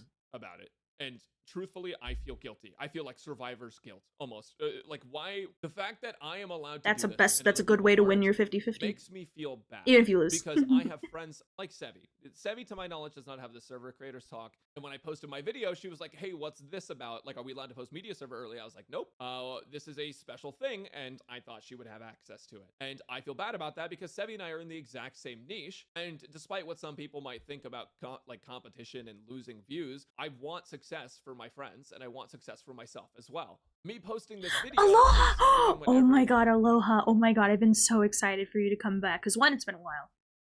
Also to Aloha, we need to call upon your powers again. And every time I tell myself, I'm gonna add Aloha on the Discord, I'm gonna add Aloha, I'm gonna ask. But we need your powers once again. For those who don't know, in the pinned messages on Discord, Aloha is the Chad among men that did a funny breakdown of the anatomy of splash art for Topaz, and and Argenti, and we need your skills again. Because there is a splash art that is ugly. Oh, right now what we're watching on YouTube is Braxophone Doom posting about Hoyoverse. And we want to know if it's legit or if he just needs a tissue for his issues. Which 9 times out of 10, so far, it's sounding like he needs a tissue for his issues. And he needs to just get over it. But so far, we're letting him cook. Hold on, let me pull it up real quick. Hold on. Honkai Impact. No. Honkai Star Rail. Have you seen the drip marketing for Robin? Because remember when you did a breakdown of Argenti and the whole thing on that? We need it again, but for Robin. Where is it? Let me see. How long have you been away from the game? Oh my gosh, probably like a really long time. Hold on, we gotta find it. She's Robin our hearts. She is sweet, she is cute, but... God damn. Oh, found it. We need you to do an anatomy breakdown. Hold on, I'll show you. Hold on. Let me just, I gotta take away the other thing. Of this. Her pose. Oh, sorry, move my head. That pose is so weird. It is so weird. Like, this is like, it's an awkward face. Awkward pose. Alright, we need your beautiful powers of breaking down to see what's going on here. Because like, her arm is breaking, is like, shattering upwards. I don't get it. Chimkin. I just watched the Gallagher breakdown and Leah Hoiver's making Bratz put a watermark on it for copyright. Understandably so. She's sitting on those poles. We don't know what she's doing, but this just looks weird. This just looks weird. Her mouth, I don't like that her mouth be open like that. If anything, she should be smiling and not just going, "Aw," like she's gonna eat a giant corn the long way.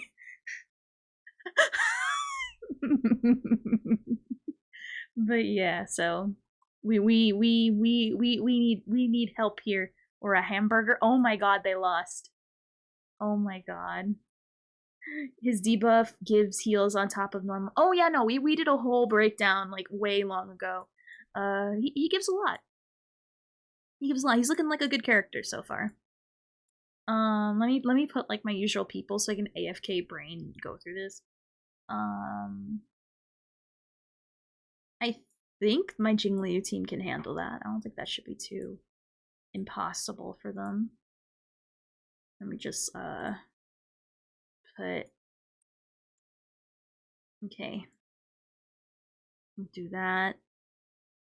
Give prop. She survived being dead and she has brain damage. Oh no, he definitely looks fun. He looks fun for sure. Anyway, let's continue the video. Oh, that's not the video. This is the video. Would have done though. You can ask Mtashed. He would have also posted a video like this if he had early access. I'm sure Tectone would have as well. I'm sure Vulcan would have. I'm sure almost any creator, given the opportunity to look at a character early, would have made a post about that character early. Because that's what we do. It's our job. And it's exciting and fun to get the community involved. Like, I want my community to see Archeron early. This is the first time Hoyoverse has ever done this, where they're like giving power to the creators over the leakers, where they want the creators to be ahead and say, that's good. Hey guys, like, I think this character's really cool, or like, I hate this character. And it's messed up. I think so. Some creators are going to basically be no, this isn't this, or is it? No, I don't think it is. But let me go over, I need to look at the Tectone one, because maybe this is it, and I just can't recognize it. But I think it might.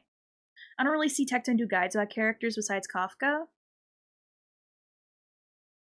I assume just because he has a following. To fall behind, specifically with Archeron. I know that if I was in this position where I couldn't upload anything on Archeron because I didn't have early access, I'd feel cheated. I'd feel like I can't compete. But what this is from Hoyoverse is a test run. They want to see if creators can, at least from my perspective, they want Get to ahead see of the if leakers. creators can be a better connect with the community to showcase characters. And my guess is also to stomp out leaks. And the reason they chose so few creators to do this is because Hoyoverse as a company is already so skeptical about sharing characters and information early, and I can tell you this as a creator who has worked with them for years. They are so scared to show characters early because they are so afraid of leaks. They don't want creators. They really are. leaking They things. genuinely are. already It showed know from the that last people come live. into creators' streams and talk about dreams all the time, and those creators are put into kind of a weird position where they can either acknowledge that they've had a dream or like they have to deny it, and it's awkward for the creators. It's not fun, and so this is their first step towards creating a system that can sort of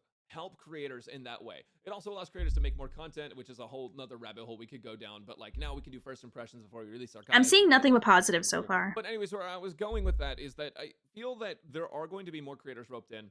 I've talked with staff about it. They've said that they do have plans if this continues to rope more creators into this program and bring more people in and to allow more creators to get early access. But this just feels extra bad right now because this is the very first iteration, and I feel so privileged to be a part of it, and I'm glad they invited me, and I'm really glad to be a part of it. I want to continue to be a part of it. But What's your bitching for? Give access to other creators in the future. Now, here's the other thing that I've Oh no! Look at the Twitter. You I like if you Google Robin and Honkai Star Rail on Twitter, like you can literally get the official artwork straight from them. So yeah. Disclaimer at the beginning of the video that basically just says Hoyoverse can strike down your content if you use footage from those videos. And honestly, I feel like this is more so to just make sure that people that make leaked content can't capitalize on the people that they are specifically trying to let get ahead of that leaked content. There are creators that make guides a week in advance, right? And those creators, you know, if they see other creators uploading video footage of a new character in like their almost finalized state, they're going to take that content and they're going to recreate it into their own thing, which is transformative content. But the idea is that they don't want to help leakers get even more ahead. They want it to be specifically controlled within their creators that they let into this thing. This is also why I understand people's concerns about creators being dishonest about the characters, but like I said, everyone on the media server has to get their videos approved anyway. So the videos you've been watching since the release of Honkai Star Rail, all of them are through this same filter that Archeron is through. If you even want to call it a filter. I think it's basically a non-filter, if I'm honest. They asked me to remove one thing from my Archeron video, which was a bug that I didn't even notice. And they said they didn't want it in the video because they wanted to make sure that they could iron out the kinks before they show the finished product. And I was like, that's fine. I took out the bug footage that I didn't notice. I re-recorded it and it was fine. That's fair. That I'm going to be dishonest about a character because a company asked me to. And even if they did pay me, dude, something you guys gotta realize about YouTubers is that like when they're at the place that like I'm at, for example, where I'm pretty happy with my viewership and I'm pretty happy like with the amount of views that I see every video and the amount of support that I get. Dude, if a company tells me I have to do something I don't want to do, I just won't work with the company. And I think a lot of people are under this misconception that like the things that I say are all basically like paid out and I'm like this paid shill for Hoyoverse. Dude, if I didn't actually have fun playing AFK Journey for this sponsor, I wouldn't have taken it. This was a lot of work, man, to make this video. I had to learn about a completely new game, completely new systems and everything, and they paid me for it, obviously, but like, if I didn't care about this game, I wouldn't have uploaded on it because this was such a big time sink of mine to make this video in the first place. I personally am at the point in my YouTube career where if a company tells me to do something that I don't want to do, I can go find another company to work with that would let me do the things that I want to do. Like, for example, if I didn't feel like I could be honest about my opinions with characters, because I was honest with my opinions about Archeron, maybe I would just go play Wuthering Waves. And even Wuthering Waves, I got to give my honest opinion on, right? So, I don't know, it's just so silly. This whole narrative has been spun absolutely batshit out of control. Now, for my React creators, I'm gonna just give my honest 2 cents on this. I think they're gonna let you guys react to it. I think this is the first iteration they've ever done of something like this. Hoyoverse is testing the waters. And if it goes poorly, they're probably just gonna remove it. And then the entire community is not gonna be able to see any early access footage of the characters outside of leaks. They're not gonna see the creators get to like do this early access. It's all gonna be on the media server. It's all gonna be like, okay, now we have a 3-week drought until we wait for the new character. So honestly, it's really up to the community what you guys want to see, because if you like seeing early access footage, you have to be in support supported the system. Like, unfortunately, like, this is the only way it's going to happen. They're not going to let us post unfiltered, like, private, like, Hoyo created server footage without going through them first. Especially not at this stage where this is the first time they're ever letting us use characters before they actually release. Anyways, I had to rant about this. I'm getting so much fucking shit on all my videos, and you guys need to understand, this is not a new thing for Hoyoverse. This has always been how they operate. This has always been a thing for them. And I truly believe that if I thought Archeron was bad, I could say, I don't think you should pull for this character unless you really like them. And that would be it. And they would probably let me post that, like I posted the Dia video way back when, where I was like, yeah, you honestly shouldn't pull for this character unless you really, really like them. I also literally made a video about Farazan where I was like, wow, this character is broken. If Oh, you're gonna go to shit bed. on a shit Thank you ton for of being money. here, Sebastian. Also, when You were here Kokomi for a came out, I while. said, Thank you, I thank you, actually thank you. said that I didn't really You have like a Kokomi wonderful that much. night. Thank This you isn't for the right stopping video, but I by. basically said that I didn't really care for Kokomi that much, and obviously my opinion of that's changed now, but dude, they'll let you post your fucking opinion. They just want to make sure that you're not going to leak any like confidential information, expose bugs that are not going to be there for full release, or like straight up slander the company or make the company look bad in any way. But if you say a character is bad, that doesn't make the company look bad, and I feel like that nuance is lost on so many people. Anyways, guys, Gallagher video coming out soon. I'll catch you next time. Okay, so okay. It's like a tech tone. Let's see if tech tone's breakdown is about this, because I honestly don't get it. I don't get it.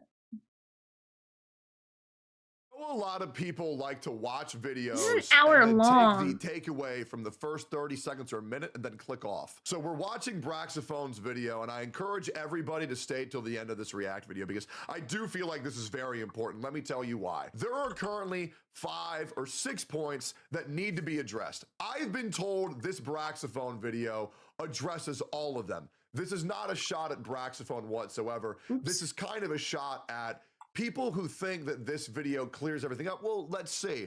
But there's a lot of very nuanced points to address in this 14-minute video, and I don't know if all of them have been addressed. So let's address what needs to be addressed. We're not gonna watch the whole video. Are content creators at liberty to present videos of the product in any way that they so choose? That's very important. Let's write this down. This is the checklist.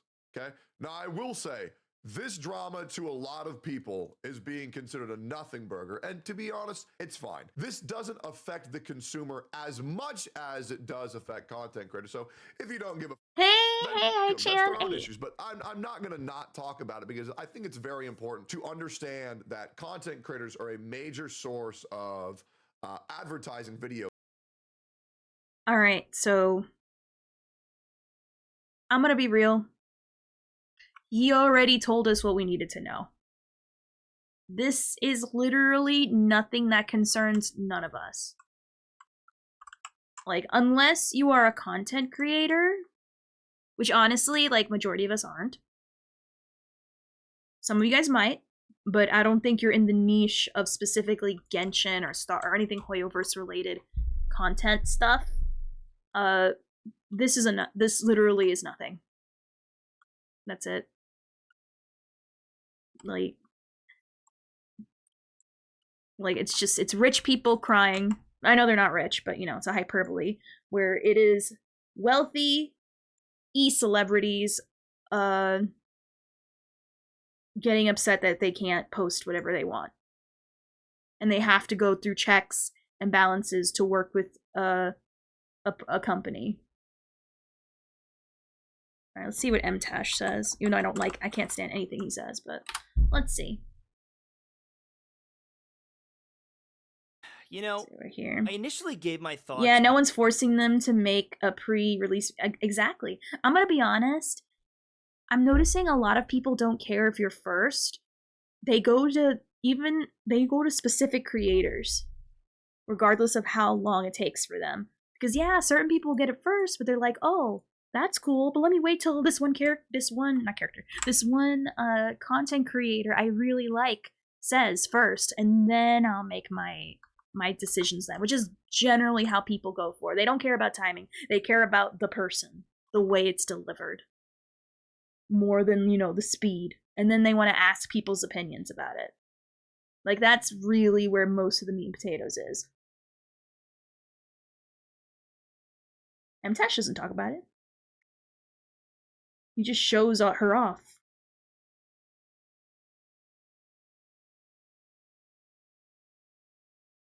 But yeah, so far I'm doing great actually. Can't complain.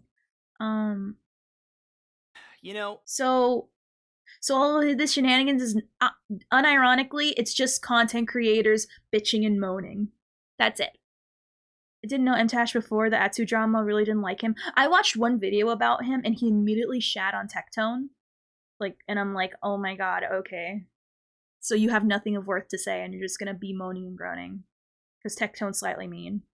I feel like with the things with content creators get, I feel like with the things where content creators get pre-release, you could lose the privileges to get the game pre-release if they constantly post bad things about the content. I'm gonna be real.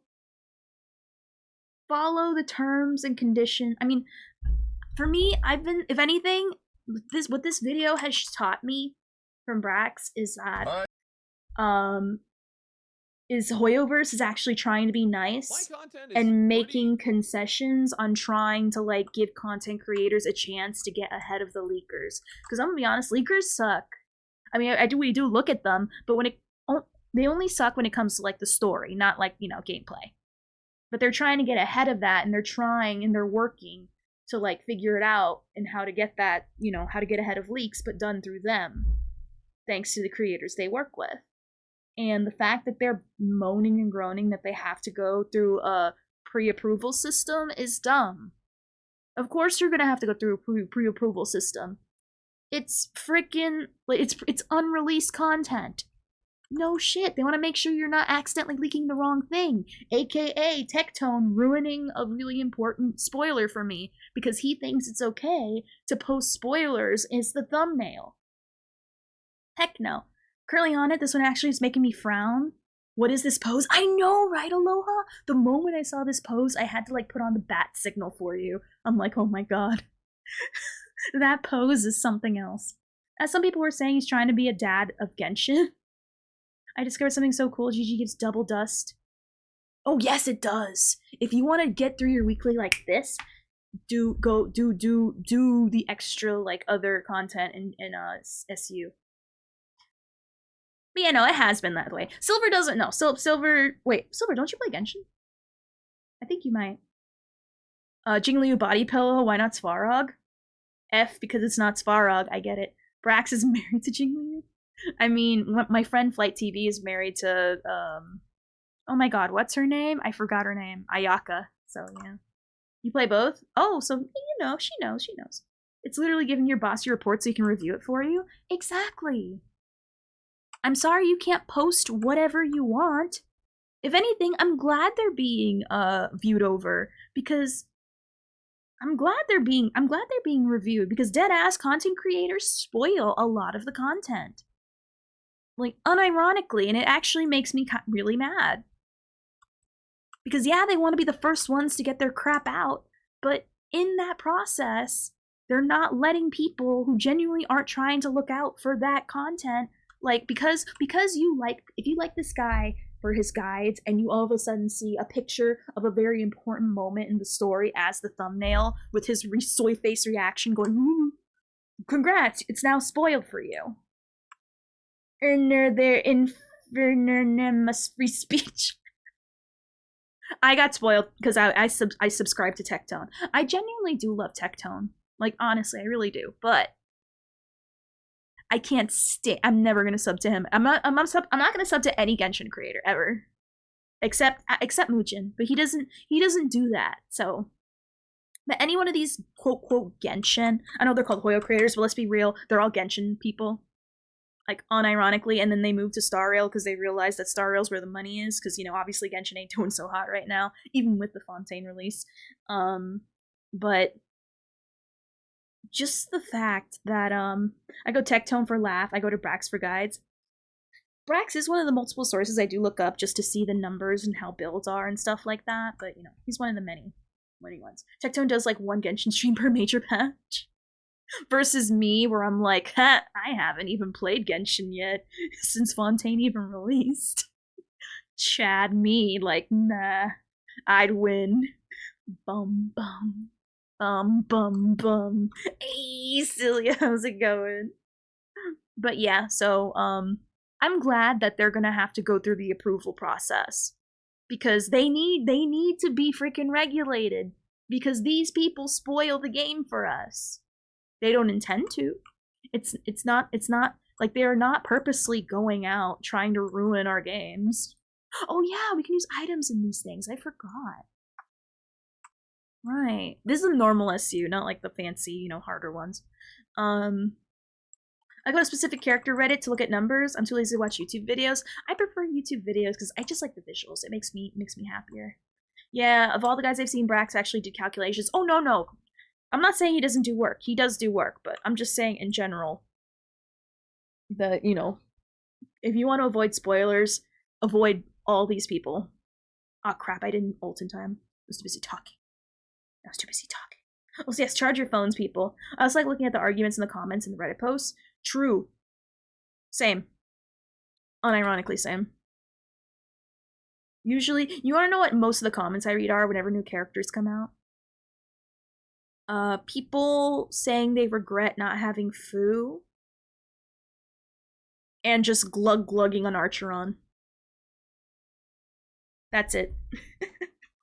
It's nothing but Gulp City for Archeron, like, honestly. And it's very tiring. I'm gonna be real, I think Archeron people are worse than Jingliu people. I'll say it.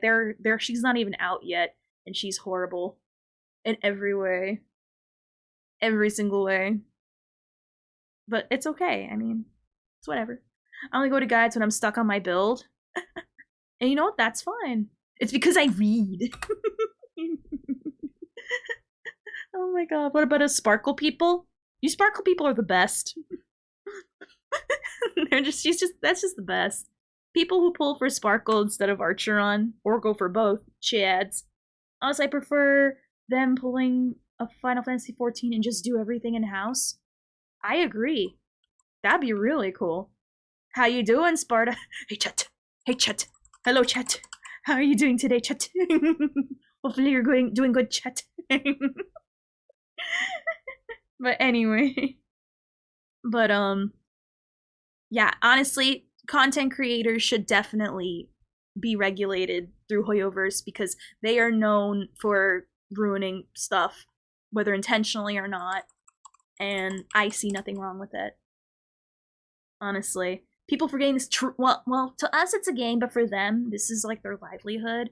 So I understand the melodrama, but realistically, they'll be okay. They have other games to fall back on in case they really, like for them, this is a job. This is, I'm so sorry to say bye, Sparta. This is their livelihood. This is rent. This is, their way of life, which I get. But if it's for the money, follow the rules. If you want the money to keep flowing, you gotta play ball. It's called living in a society. It sucks. No one likes it. It's annoying. There's times where we have to hold our tongue. There's times we have to say things we don't even mean for the bag. It just be like that. You gotta suck it up. We don't like it. Is it right? No. But we gotta do it. It's called stop crying and just do the job. If you don't like the job, unfortunately, leave. Doesn't mean they're right. If anything, I don't think Hoyoverse is gonna go the direction that he's talking about at all, honestly. I think he's just belly aching to be extra, because that's what all content creators know how to do, is be extra. But ooh, hold on. But realistically, I see nothing wrong. No, I'ma cry.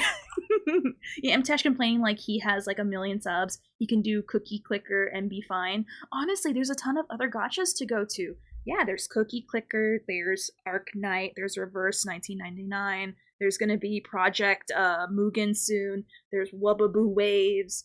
Like, there's like a ton of options. There's a lot of crossover with gacha people. Just because you're not going to be playing the kingpin of gachas doesn't mean your life's going to end. Adapt. That's what makes you human, be adapt. It sucks. You don't like it, but you gotta do it. I'm commenting about you asking our Trump people. Oh! Oh. No, exactly what I said. Sparkle, people who play Sparkle, Chads. Archeron people mostly suck. Not all of them, but a majority do. The only question is who sucks more, Jingliu stands or Archeron stands? And honestly, I think Archeron stands will kick Jingliu stands ass by a New York mile. Didn't Mtash quit the game every few... Does he actually? Bruh, my god, he's more annoying than I thought, if that's true. Personally, I'll answer that VO because Mtash is a man that enjoys the Dark Souls type of suffering. Oh god, I can't imagine that. God, Jesus Christ. This year will be a big for gotcha CCs with Wubba Waves and others coming out. Yes, I agree. As your Pramila looking good, you're the only one that's brought up that name. I know no one else. I think you're the only one that keeps talking about it. Ah, I see. I can't afford to get into any gotchas, but if it's good, I might try it out. But there's other games I want to play, man. Like, I'm literally just playing some WWE before the major 2.1 story patch, and then as soon as we're done with like all the major stuff to do in 2.1, we're gonna go into Persona 3. And I really want to play Persona 3.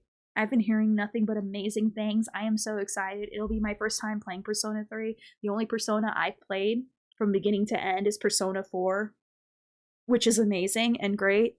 And honestly, I'm scared 3 is going to be is going to be way better than 4. I'm happy to accept that, honestly. 5 sucks. 5's the worst one. Don't come up in my house. I tried it. I couldn't. It sucks at the beginning.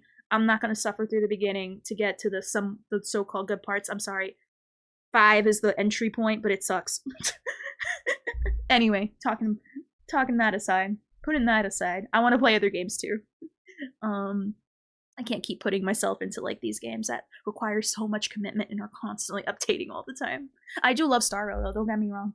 I love Star Rail. If there's a new update, I will run first. But I can't do that for another game. I'll be real. It got teased yesterday. Tectone uploaded vids about it. Ah, I see. If Obobu Waves is good, I'm still not playing it because I'm not a big fan of open world gacha games. If I'm gonna play open world games, I'm gonna play Knights of Other fair. So let's not blindfold ourselves. Mtash and Tecton are people who grew up in an era where you'd have to give yourself a physical injury beating a ball. Yeah. I'm also part of that era, so you know what? Okay, fair. Maybe he had to quit for his health, which I get. Put himself in a body cast, that's what he's gonna do. So never mind, I get it. You know what? Good points were made, and I tip my hat. So, summary. Get a tissue for your issues. This is a non-story unless you're in the hyper niche of being a content creator for Hoyoverse, and that's it. And it is nothing. No one's gonna get banned. No one, because it made it sound like we were gonna get banned for like leaks again and stuff like that. It's just him being a baby. But honestly, I mean, he has legitimate concerns, but honestly, again, because, you know, it's his money, it's a life for him, but just do your job the way they want you to get the money. Don't bitch about how to get the money. Just at least you get that opportunity. A lot of people would kill to be in Baxophone's shoes and do his job. People would see the terms and conditions and smile and go, yes sir, yes sir. So bruh, like, anyone else would take that information and go, okay, you want me to do this? I'll change this. Get paid and continue living their lifestyle. Doing something that they love. Talk about video games.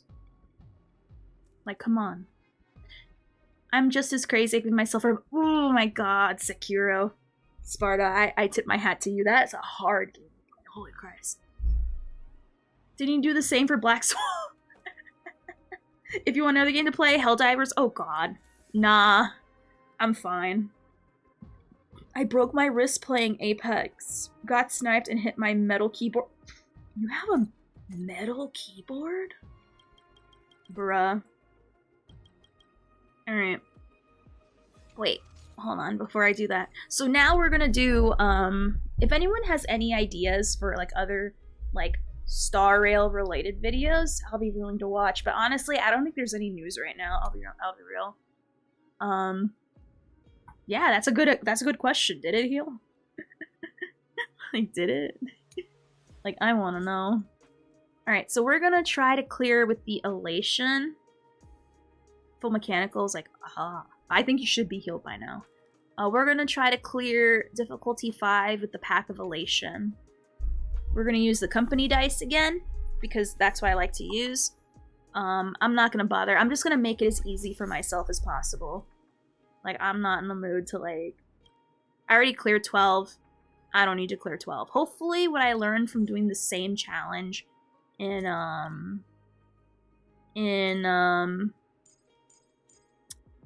Swarm will help me here. I think I used... Ratio was involved for sure. I don't think I need 2 sustains, I'll be honest.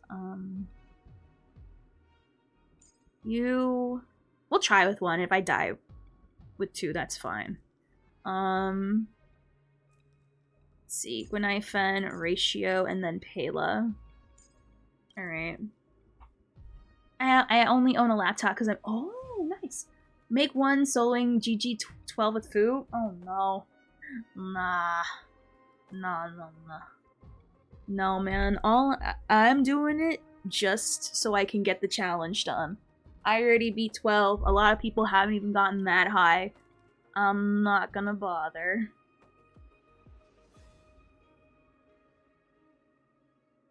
I'll be honest, I won't ban any paths. Or should I? No, I'm not gonna ban any of them. I like them. There's nothing wrong. I love the HSR vids. They probably only ones I enjoy. Nah. I'll just play the content. I don't need 2 sustains. Grizzly, allow me to introduce myself. Hey, maybe I might not, but if I do, then well, it'll be a very short run, will it? It'll be a very short run. So, alright. So let's see if I can do it with just 1 sustain. With company dice, that is. Hopefully company dice is really nice to me. If not, well... It's been a pleasure working with you, men.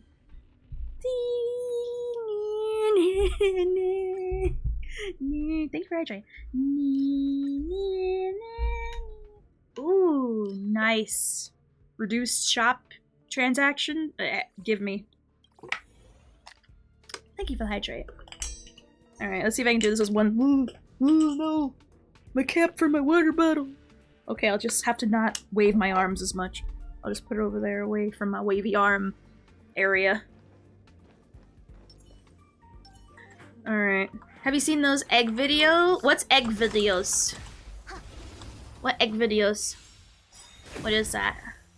I mean, it is almost time for Easter. Easter's literally like this Sunday, no? I'll be honest, I don't know who Goose Egg is, so if it's like a specific creator, the answer is no. Yeah. The answer is no. The second most important cure for capitalism is the one that gives... No, it's not. The second most important one is reducing your shop pricing. Followed by gossip.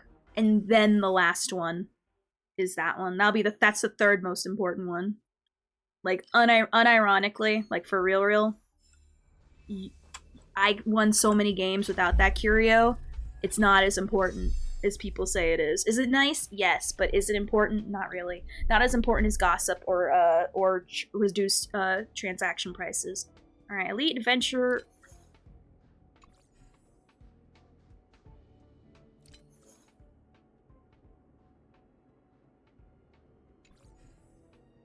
Yeah. Get some kickback. Oh, nah, I don't care too much. I don't care too much about that.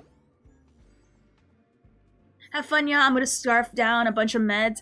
Feel better, okay? Like, genuinely, get better. Rest well, okay? Drink fluids. And thank you for being here. Thank you for stopping by and saying hello. I appreciate it. What's your waifu says about you? Oh, I like those videos, I'll be honest. Oh, let's get these two. I like those videos. Oh, nice. Two 3 stars.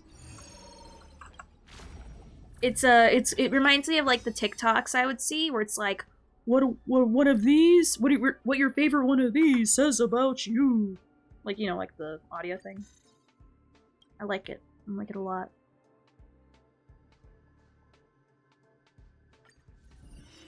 Alright.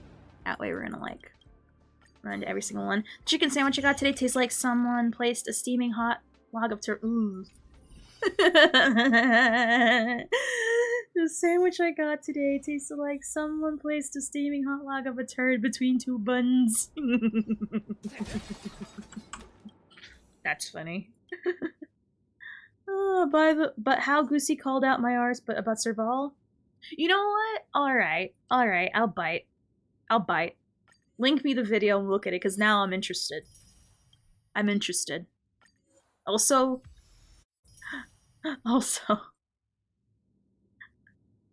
Oh my god. Oh, you know what? Let's get the aha mask. Why not? Let's take this out of the rotation. Ooh, we actually got much better ones. It's 3 parts? Oh god. Well, let's see if I can test out. I don't know. Do you guys want to watch that video? Do you guys even care? Like, genuinely.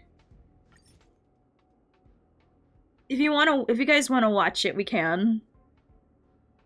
Free content. I'm doing a hard challenge. I'm playing with anything else that's not propagation or dissociation. Okay, I'll at least try just one. Oh. For me, it is. Because that means I have to multitask. It's hard. It's like playing life on, like, Destruct Conundrum 500 mode for me. You're asking my ADHD to focus on 2 things? 2 whole things? I don't... That's hard. Well, capitalism will make anything good, so maybe... Well, only if the run is good. If the run's bad, it might be a little rough, but... I mean, it's only a difficulty 5 with no conundrum, so... You know what? Let's do it. Thank you, Sam. Thank you. Alright. Fine. We shall look at this. Let me just get the, whatchamacallit. Okay. Let's see if I can multitask. If I fail, it's only because if I fail on my own skills, or lack thereof, over not getting the right curio, then okay. I guess it'll be like a mini challenge onto itself while also getting content. So there you go. Let me just put on the whatchamacallit. There we go. I don't have one. So, I was like, hey Charles, hey, I'm gonna be honest, I really don't have one. I only have a husbando, and that is adventuring. They need to come up with a husbando version, honestly. I'm gonna be real, I do not. Let me look, I need to look at the waifu list. Which I can't because I'm in SU.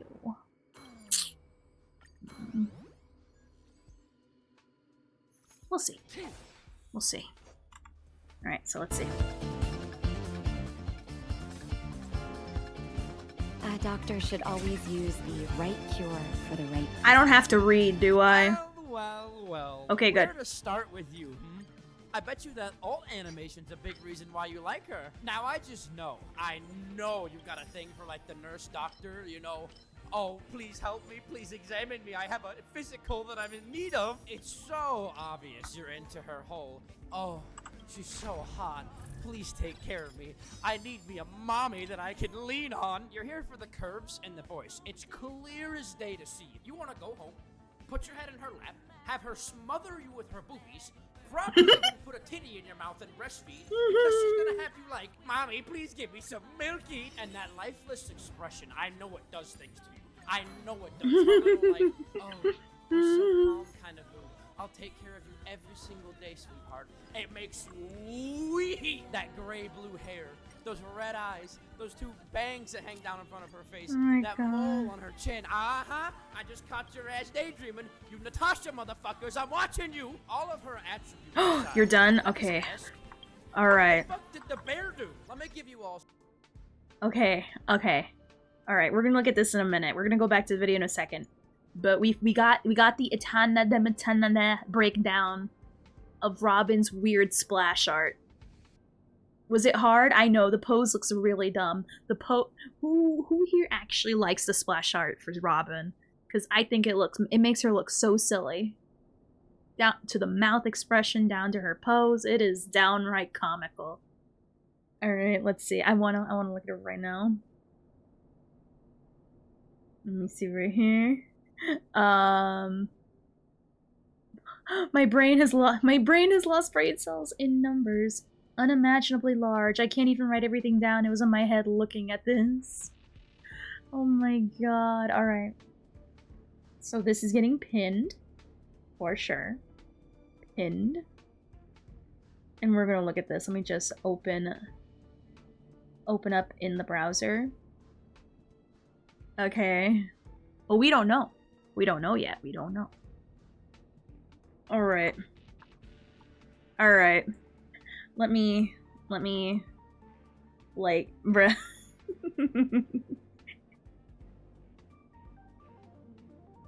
Alright.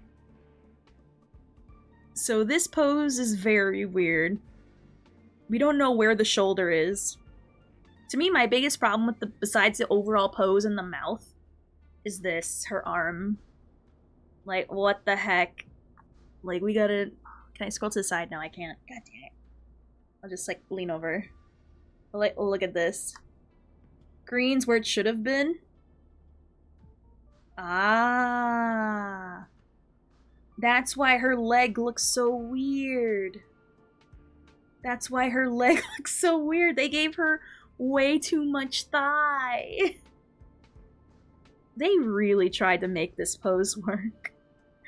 Oh my god. Like, bro, like, this is so bad.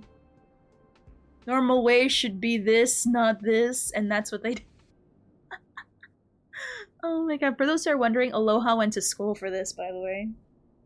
So, my biggest problem is this, but now I'm looking down here, I'm like, oh my god, what did they do to her legs? There's... Alright, Aloha, what rating would you give out of 10 this pose? Let's not even talk about the way she eats corn the long way. I just graduated in art just for... Oh my god, like this, there's so... Oh my god, I can't. To me, like, I'm staring at the legs, 3 out of 10 at best. I mean, I'll give an extra point because she eats corn the long way with the way she has her mouth open. Worse than Topaz. At least Topaz, at least her pose makes her look normal. I don't know what's going on here. You know what this makes me think of? Someone that thinks a sexy Vogue pose would be. And, like, wholly misunderstands how it's what sexy is supposed to be. If you don't eat a drumstick vertically, don't you dare talk to me. I'm gonna pin that. I like that. I like that a lot.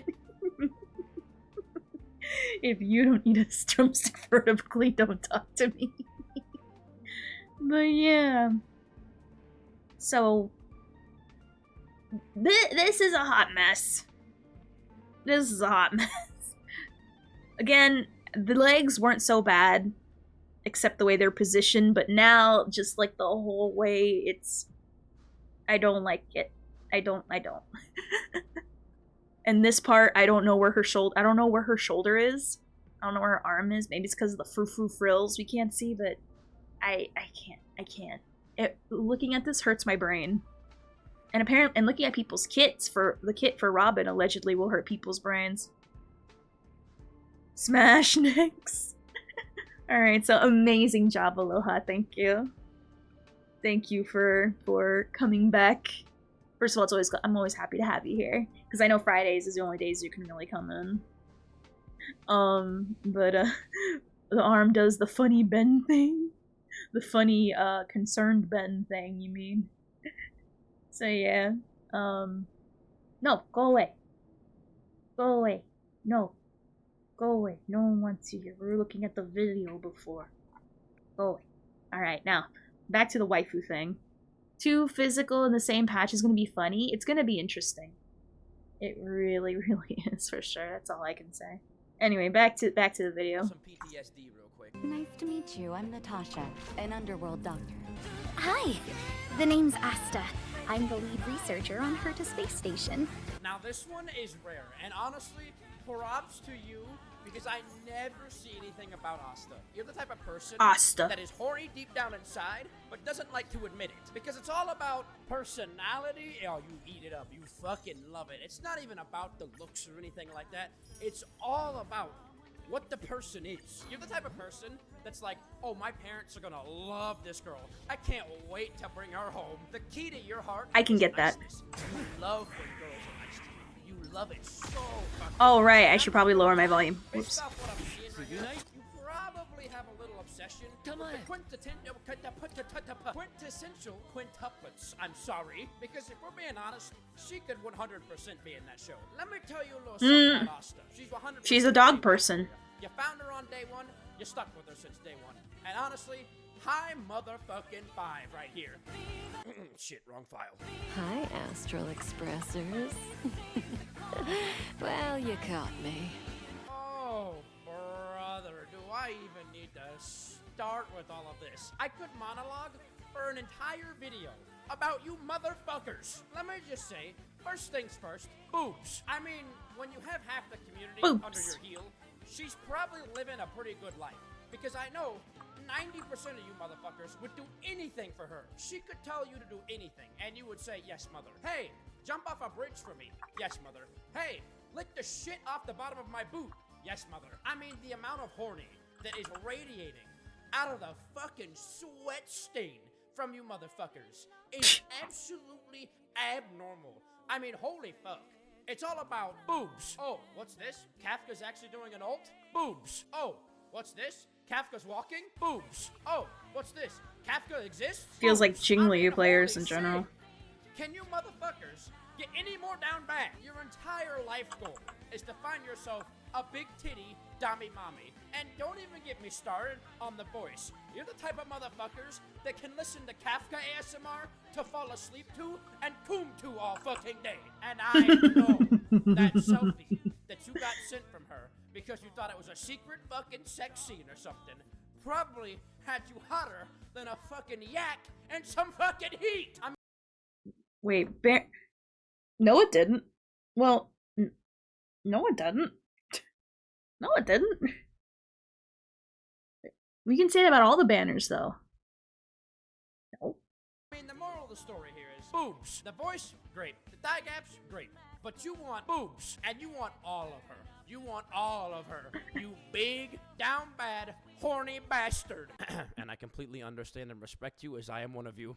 My name is Ran Mei. If you come across a good research sample, please let me know. Alright, Miss Ran Mei, huh? This is screaming at me that you think intelligence is hot. The smarter they are, the hornier you get. There's no in between here. You're the type of person that likes to express every single feeling you're feeling. As an example, good morning, my gorgeous. You look quite splendid today. Some would even say beautiful. Would you like some flowers? Because I love you so much. Now, I'm not trying to say that's toxic. I'm just here to say that you're a hopeless romantic.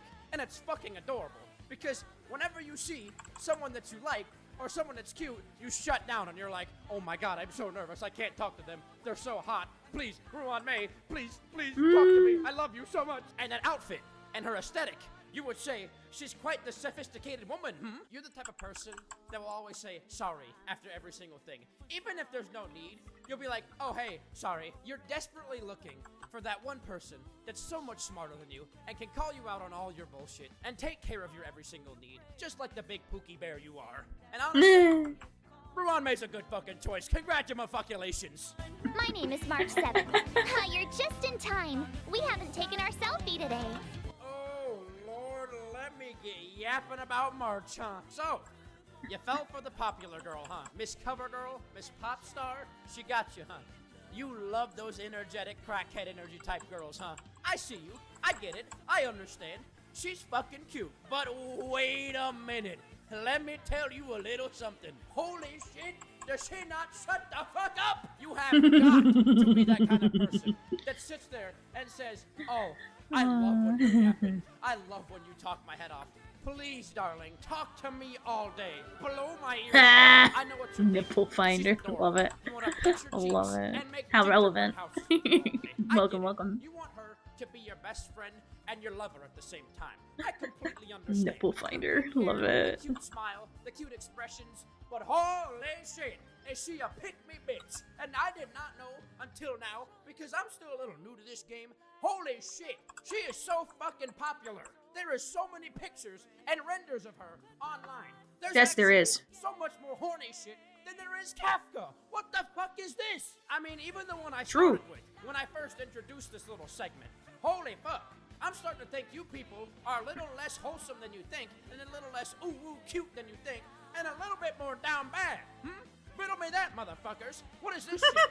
Listen, if you like March, you're a basic bitch, and you pick the pick-me bitch. But honestly, that's probably your biggest weakness, isn't it? Falling for the dumb, crackhead. Aw, thank you for the sub. Thank you, thank you. I think it should be in the related next video.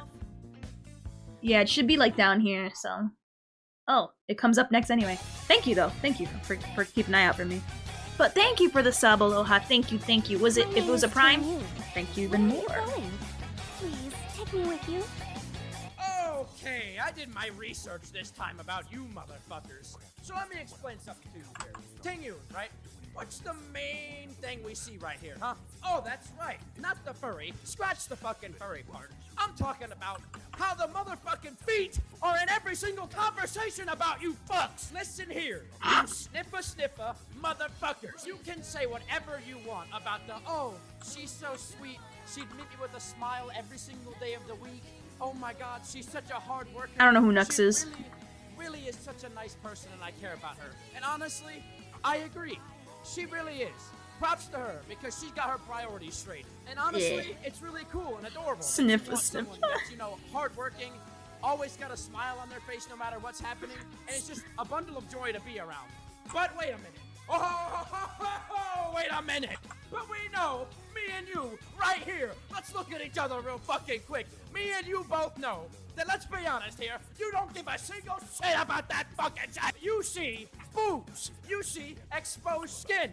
You see, oh my god, hot fox girl. Let me breed that motherfucker and make me some fox, baby. This might be one of the most horny communities I've seen for a character. With a character that is so nice and wholesome. But goddammit, she's fucking hot. My name is Queen Ike. A day without seeing you feels like 3 years. No, hold on. Let me get something off my chest. I've been needing to get this out recently, and I think you all need to hear it. Gwyn might be the most underrated character in this entire game, and She is in every, he is not wrong. She is underrated in like 90% in both in looks and in gameplay kit, and I keep telling people, level up your Gwyn, especially for Nihility. She makes your dots and all sources of damage hit way harder. I smash in the gameplay sense. Like, Christ. Like, if you need a character to go with your Archeron, go with Gwyn. She is the best. She works outside of frickin' dots. You can put her with any team. You need debuff her, boom, she's there. If you need a dot, boom, she's there. If you want to cheat in this current mock, unironically, like, literally, you don't even have to play according to the dot. Just literally kill the Trotter, have Gwyn E, and watch them melt. Like, unironically, she is one of the better units for Nihility. If you need debuff, like, she's a good unit overall. Like, if you're thinking, oh, should I put Sampo in or should I put Luca? No, Gwyn, Pela. Like, she is so good, unironically. So, he is speaking truth here. She is slept on way too much. Yes, like literally, if you're having an issue with this current mock, unironically, just put Gwyn on the team, have her E, and watch them melt like the Wicked Witch of the West. because it's gonna happen, and it's freaking hilarious. I love it. It's so good. It's so good. Like, if you want to cheat, Gwen and Mock. Point blank, period. Anyway. There are no complaints here. I don't really see a single flaw. Streamer girl, whatever, you can say toxicity. You can say, oh, she don't got no time for me because she a streamer girl. She a celebrity. She a pop star. Man, get the fuck out of here with that bullshit. I mean, it's real obvious that you got a thing for like the cheery, happy, oh, let's go on a date and sing karaoke together. Let's go have so much fun together. I want to do the most fun things on the planet with you. That probably makes you mad weak, and I honestly respect you for that, because holy shit, that sounds fun. You think she's so pretty. The outfit, the eyes, the everything. It's just so pretty. There's not really a lot of horny feelings going on when you're thinking about her. But let's keep it a $150 with me real quick. You're not gonna pass up that opportunity if it comes around. Let's be honest with ourselves here. She's adorable. It is. She's fun to be around. She 100% grew on you, and she's someone you would defend and protect with your life. Yes. One last thing. I will. Sex Sweet mother of yeah! Hello. Allow me to introduce myself. Oh, My God. name's Topaz.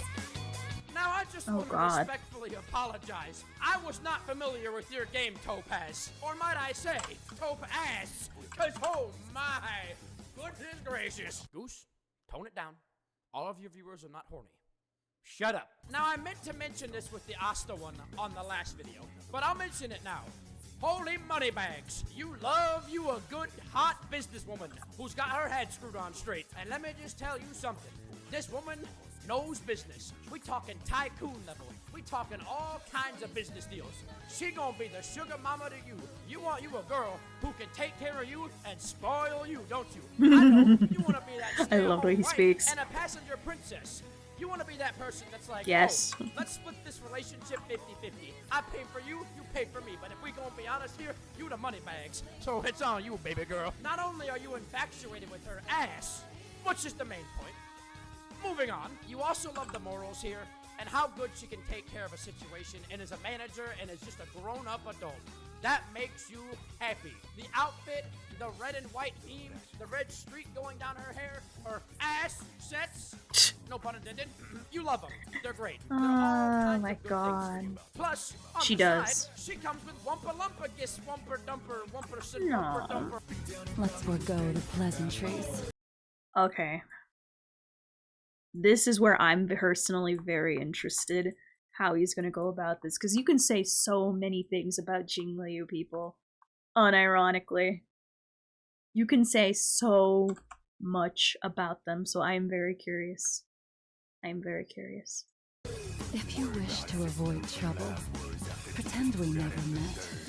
Have you ever wanted a woman that can kick your ass at moment's notice? Do you want a badass woman that doesn't give a single fuck about you? Well, look right here. Call this number on screen, and you can get Yes. yourself a free Jingliu right now. But wait, there's more.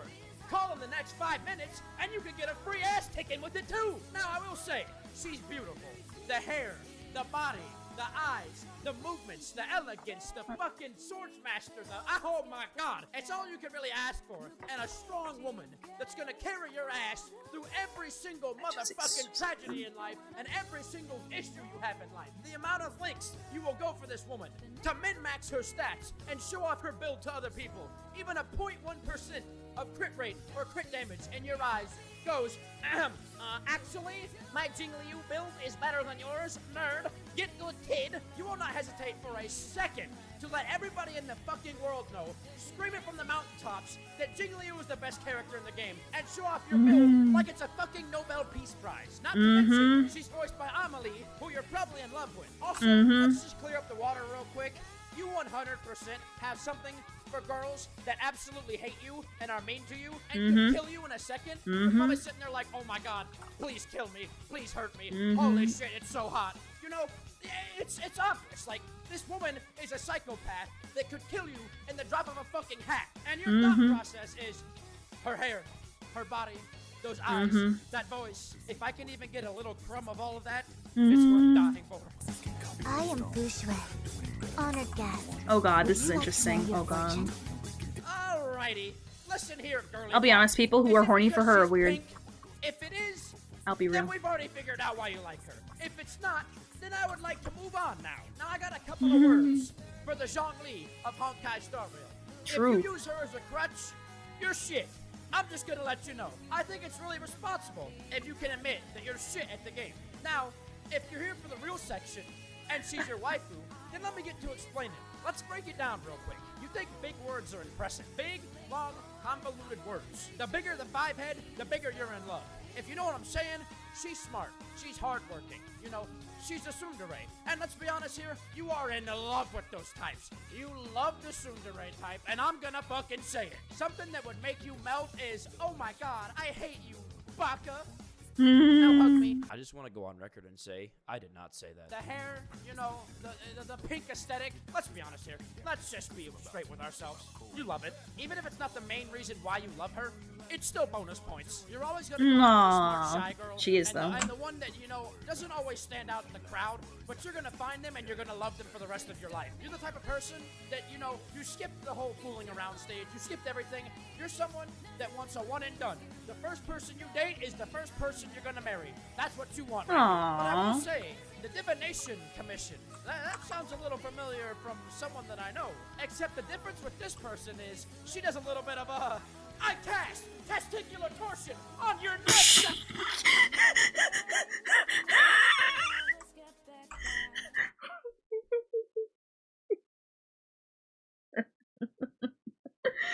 Oh no, not testicular torsion. How you say that? Testicular torsion? Concorsion? How do you say that? Testortion? You're gonna marry. That's what Hold you on, want, right I need here. that. I need will that again. say, the Divination Commission. That Hold sounds a on, little Tatortion? familiar from someone that I know. Is that how you Except say the it? difference with this person is she does a little bit of a I cast testicular torsion on your nuts.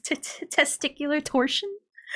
It's not torsion or contortion. Okay. I feel like I want to have that as a soundboard. I cast testicular torsion on you. Oh my god, I love it. Testicular torsion, okay. I am Hanya, envoy of the Ten Lords. Oh It's not a my good thing to run gigantic boobies. Joke's on you, they're my decoy balls. Dang it. I'll get him next time. His balls aren't safe. Anya, huh? I would just like to say off the start, there was not as much. He will get testicular torsion whether he likes it. Oh god, that sounds right. I mean, the first thing you notice when you look at That sounds so Anya is, bad. Oh, good morning there, ma'am. Okay, let's just be straight up honest with each other, though.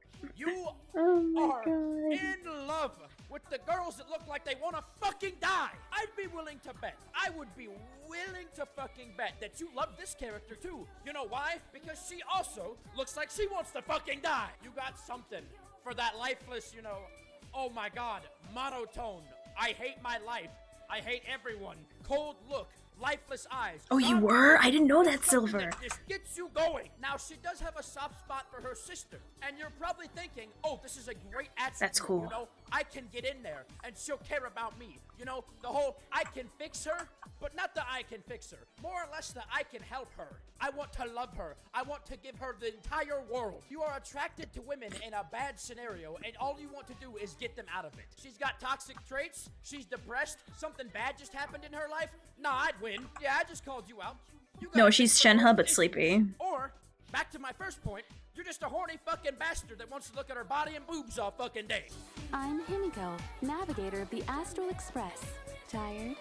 How about a coffee? Oh, dear God. Everyone's first awooga moment in the game came when Himiko showed up on the screen. You got mommy issues. Or daddy issues. Or Mommy issues. You got both, to be honest. She could have also been your first 5-star, and she grew on you, and you've loved her ever Yes. since you've gotten her. That's me. That's literally me. She's my first 5-star. And, I was using Hook because Hook was way better than Himiko. Like, by leaps and bounds. Like, she was out-damaging her so easily. And, you know, I grew a soft spot for her because, you know, she's my first 5-star. I want to show her more respect. And I'm glad I did, because it's paying off in the long run. And, yeah. Let me call you out real quick. Weakness number 1. Red hair characters. Weakness number Oh 2. god, food gross. mode. She's a kid. Weakness number Ugh. 3. Someone at the top of the food chain that you see as a challenge for you to win over. Weakness number 4. A demanding and commanding person who can put you in your place. And weakness number 5. Confidence. Now let's break this down real quick. Himiko, one of the nicest souls you'll ever meet in your entire life. Yes, Yep. she is. Agreed. Now, let's get into the deep dark here, and let's start grinding some gears. You are extremely down bad for her, and you're never gonna feel like you're enough if you try and go for her. I know, you got self-confidence Aw. issues. It's okay, but guess what? You are enough. I'm here to tell you, You're go for the enough. fucking girl. Hmm. It's time to put these horny ambitions to rest and put your foot in the fucking door. I know, Aw. I know you very well. All you want to do is make sexy sexo time with fucking Himiko, okay? And I'm here to fucking tell you, stop being a shy motherfucker and sit behind the curtain and go out and ask your crush on a fucking date already, you bozo.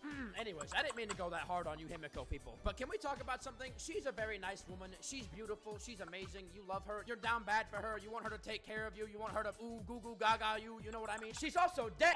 Can I ask something though? What in the fuck is the deal with her and Kafka? I see so much art of these two. Oh my god, so right. I don't know. They hate each other. Everyone likes a cool It doesn't make sense in canon, but people won't notice. and play for a while. Well, you're racist. Hi, the name's Serval. I'm just kidding. I wouldn't do that to you. Come on, you know better than that. So, Sparkle, huh? The new girl. The one who's not even out yet. You picked her, huh? Let me guess. You got something for the troublemakers. The, you know, the sly, sneaky, and sussy ones. I'm also getting a little bit of a correlation between her and a little someone else that I'm just gonna dabble on real quick, but we're gonna move past that. You, I swear to God, you thought Ting Yoon was fucking bad about the sniffer? Oh my god. This Sniffer, makes Ting sniffer. Yoon look like she's wearing socks 24/7. Holy shit, this woman is allergic to socks. I fucking can't. I really just can't. You might like the pigtails, the cutesy, oh, she's just a little, like, sussy baka. My digital footprint looks fucking terrible. But you're really just a horn dog in disguise. You also love a girl with a mouth on her. You love getting bullied. Bullying you is, like, the best way to flirt with you. You love those girls that are just that chaotic, neutral, chaotic, evil, you know, just a fucking mess. You're also a strong believer in the, oh, if we go out in public, we're getting in trouble.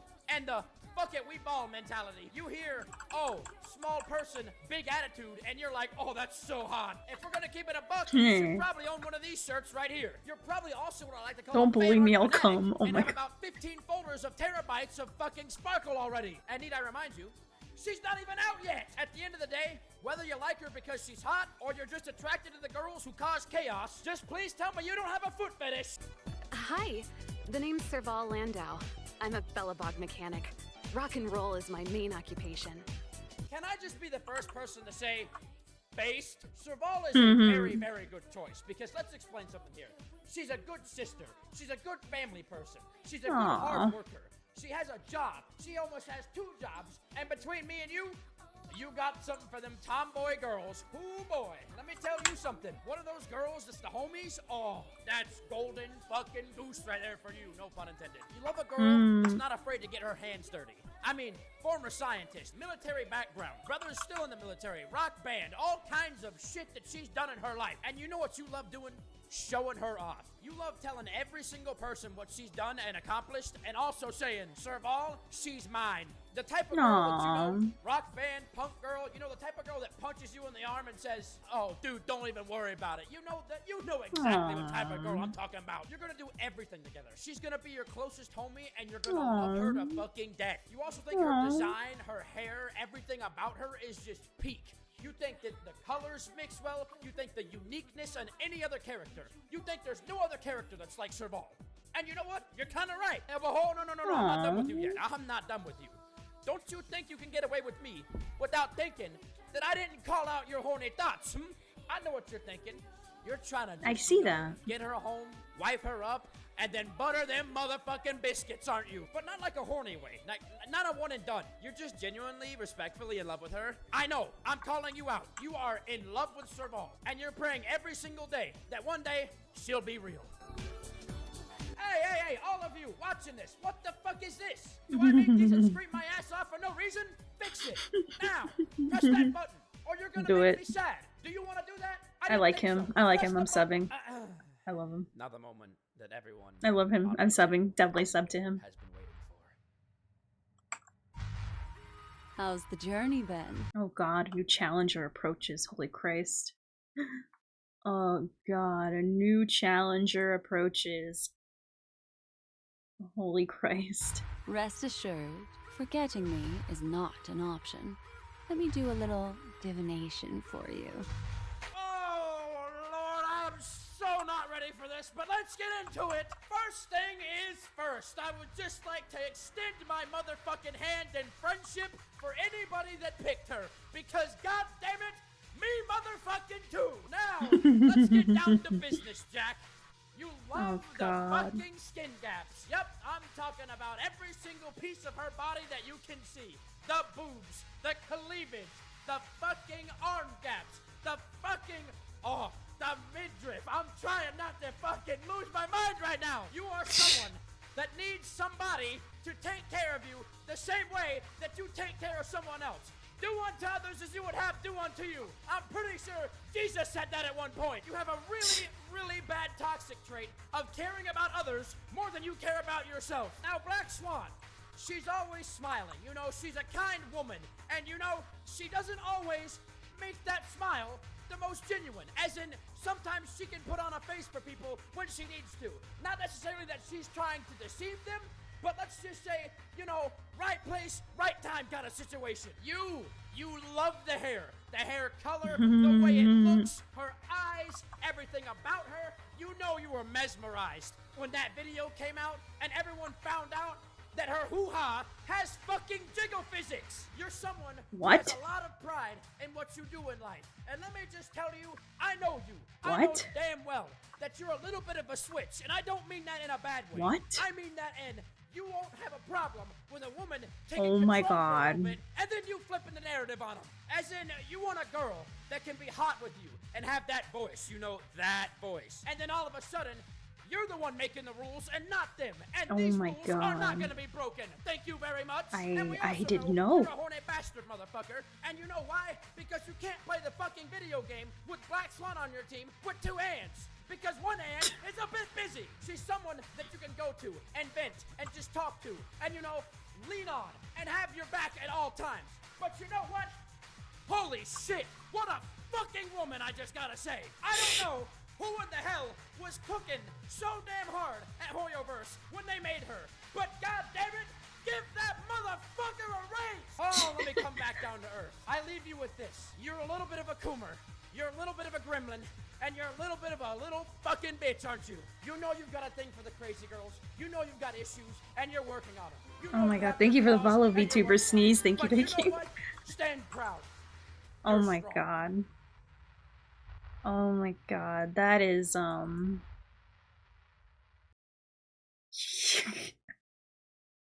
like this guy. You guys definitely should subscribe to him. Holy Christ. See, I love his enthusiasm. I love it. I love it. I have no problems. I have no problems. Ooh, Genshin one. Oh, he has a husbando version, so I'm so excited. Hey, alright, well, let's look at this one. I'm so curious now. I don't have one either.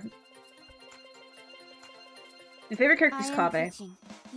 Of the Liyue Qixing. Ah, you're rough. You've probably never felt the touch of a woman in your entire life. You insist I that know, you need every right? piece of merchandise ever made of her, whether it be from t-shirts to mouse pads. You most likely have 1 to 2 Dakimakuras in your collection, and last but not least, you're infatuated with catgirls. Please don't touch my horns. You are the epitome of being horny. You would probably have sexual intercourse with anything that has a hole on it. All you do is talk about milk. Milk.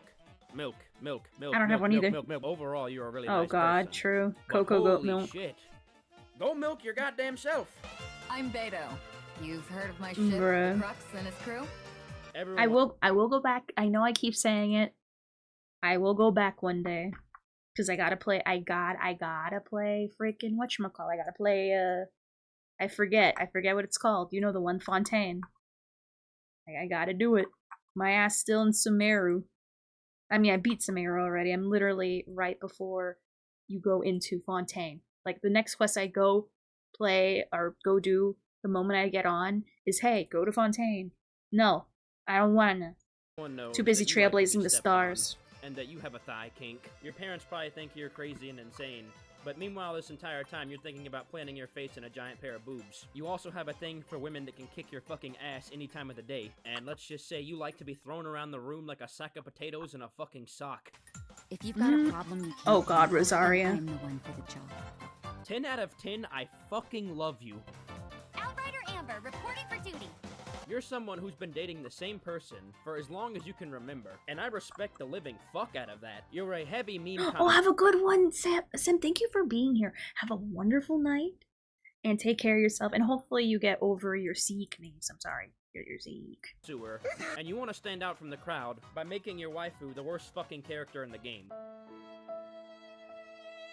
Whichever one it is, wanting to be a meme, or sticking with that one waifu you first laid eyes upon, I respect it. I am Ningguang, Tianxin of Qixing. You, my friend, are a gold digger. You are all about that money. Don't get me wrong. You like the curves too. But once again, you're all about that money. If it doesn't have anything to do with money or big bazunga hungas, then you really don't want to take part in it because you won't get any money. You also have a really big mommy kink, and you want to have a sugar mommy because she has money and will give you money to pay for these things because they cost a shitload of money. Darling, are you going God. to be Lisa's little helper?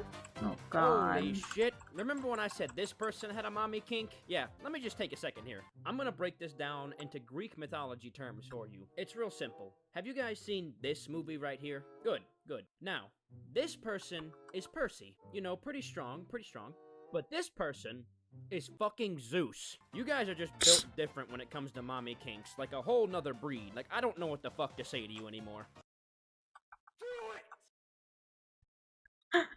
I really like this guy. I can't wait. I like him and Mujin. They both make me happy. Ah, Persona 4 music. I'll know that anywhere. I am Jean, the Dandelion Knight, requesting approval to join your party. Ah, Jean. She was everyone's OG waifu, but you have stuck. Hey, Fast, how's it going? When you first laid eyes upon her, it was like Christmas had come early. You also like to remind everybody every single day that you've had the exact same waifu since day one. You're also very defensive when it comes to Jean, and if anybody tries to tell you that she's not the best waifu, Yeah, she was way too or that aggressively she's worse flirty than for me somebody too. else, you will proceed to hold an argument that lasts as long as the New Testament in the fucking Bible. I'm the 77th director of the Wangshen Funeral Parlor. Hotel. This is going to take every single bone in my body not to be biased. You are addicted to edgy, spooky, and scary stuff, and you are balls deep in anything that has to do with that. You like to be alone a lot of the times because it makes you feel better and you prefer it. Oh But God, you the don't have a perfume problem lady with made me speaking feel with like people and being nice to violated. them. You I have a had to like very take a broad and shower dark after that. That was, oh my God. Oh, well, you didn't tell me you joined. But let me approve you right now.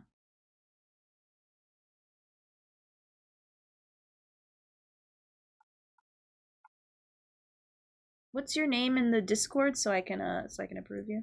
sense of humor, and If everybody it doesn't sees you match, as then the I funny won't person in the approve group. it. You also flex your Hu-Tao damage to everybody because you can show them that she's the best fucking character in the game. Okay. I asked you to do it yesterday. I didn't do it yesterday. Moving on. Captain Eula Lawrence, Spindrift Knight, Knights of Favonius Reconnaissance Company. You're either one of two people when it comes to Eula. You either just hop on the bandwagon Aw. and will completely forget Oh, about oh her no. by the So time I you thought someone get else was to shilling it. out, or you're somebody that as soon as you saw her teaser, you were like, yep, that's me. That's all me. Forever. Gonna be me. My waifu. And let me just say, ever since she came out, you have become so tunnel vision that you don't want anything to do with anybody else. Your old waifu? Nope. See you later, bitch. Forgotten about. Homeless. Kicked to the fucking streets. This is something I like to call the Eula effect. The fact that she mesmerized you so much that if anybody dare speaks a word about how she is not the best, blocked. Says she's trash, blocked. Shit, blocked. Worthless, blocked. Waste of primos, blocked. You are so far up her ass, you can probably smell what Okay. she had for lunch You're last approved week. and in. Ah, shit. Alright, so you're Gucci. My name is Noelle. Oh, whoops, Maid sorry. of the Knights of Favonius. My bad. You are one of the most respectable people on planet Earth. Granted, whether or not you want to admit it, you have a thing for maids, but Through all the hard times, you have No stuck worries, with you're good. Noel. You Do it right see, now, so you and it'll your be out of the wife way, have a lot in because I will common. forget, and then Scared you'll of get kicked. confrontation, little bit of a shut-in, hard worker, little bit of a softie, also a little bit of a bitch, but in a good way. All that aside, you are deeply invested with Noelle, even though she has dog shit abilities. You also probably blew a hole in your pants after seeing this right here. You were probably so down bad and starving after you saw this that you were masturbating for straight weeks. The skies here are full of. We are on part 2 of the Genshin one. We watched all of the 3 Starro ones, and now we're on this one. Yeah, sorry, Fast. My hashtag, my bad. Finger guns, ayy. Of stars, but they aren't the same as the ones back home. Yeah, sorry. I will say this right now. Unless Lumine changes to this right here, which if she does, goodbye Hu Tao, goodbye Rosaria, I'm done. But if she doesn't, and she looks like this, I'm gonna go ahead and say this to you right now. Heck yeah, I am. I wanted to say this to you looking you dead in the eyes. Ooh, dead in my Fuck eye. you, go take your big beetle head ass home. She does look like a beetle. Aw, well, you know, I'm glad you took a nap, because now you're in time for the Genshin Waifus Part 3. Love this guy. Love him. You should definitely sub to him. Official, Prinzessin der Verhörtelung. I'm just gonna say, How straight you off the doing? bat, Oh, you're a little hey. weird, but hear me out. Now everybody's a little weird, but you're a special case. You like people who can't even speak sentences correctly. I mean, come on. She has Me. a bird translate for her. A fucking bird. I Heck yeah, guarantee you, definitely when you sub got to him official, you for sure. His YouTube channel name is right there. use the absolute shit out of her. Official's like the Still best do. You Electro probably person have next your to max Raiden. Skyward Harp, She's your so good. maxed artifacts, So your good. max talents, your max Like, fucking everything. if you want For Quicken, it's either live her. or die by the fucking official. All for a bitch. That She's like reminds one me of the this best 4 stars. motherfucker right here. And is Unironically. surrounded by JoJo memes all of her fucking existence. So yes, you are a borderline psychopath. All shit aside, she's not a bad-looking waifu. I am astrologist Mona Magistus, meaning the great astrologist Mona. Oh Lord god, oh god, oh god. Oh god, can we talk about like Mona stands? Oh my god, I can't. Oh my god. I wasn't in Genshin for like, I played for like almost like a year straight, right? And the one thing I will say is that Mona stands are so insufferable. Oh my god. They cannot breathe a moment of breath without singing her praises on how her booty is. Oh my god. Booty and thighs, just oh my god, non-stop. It always has to be brought up all the time, and I'm just like, oh my god. Can't you just talk about how fun her gameplay is, or how she can go like underwater on land? She's a literal land shark, or how her little decoy thing is cute. No. We have to talk about her booty all the time. I'm sorry, Ophi, I can't hear a word you're saying. I'm too distracted by my queen's booty. Oh my god. All hail the Holy Grail again. How you doing, Afro Thunder? Welcome back. But oh my god. Just like, eyes roll out of the head. Oh my god, come on. I know the booty is magnificent, but god, Jesus. You guys can't see above the cheeks, can you? All you see is cheeks and nothing else. Like, can you like, hello, I'm right here, hi. Are you even looking? You're not even looking at me anymore, are you? You're not even looking at me. Yeah, oh. She has a nice hat. Hold on, I gotta, hold on. Let me do something here. Where is it? I gotta find it. Wow, I'm really bad at finding things. Found it. Alright. Now that I have your attention. Alright. Can we talk about, can we now talk about like something important? Right now, we gotta talk about something important. Okay, I have your attention. Pay attention to me. Pay attention to me. Iofi, when did you get here? Listen, in ancient Egypt, did you know that the earliest number system was used to pay taxes? Yeah. Pretty important right there. Good thing I have X-ray vision. Wait, you know what'd make it funnier? Hold on, let me see if I can do this. Alright, now I have your attention. Did you know? Fun fact, that whales have their own languages? And there's many different languages between many different whales? Bet you didn't know that. But, bet you didn't know that at all.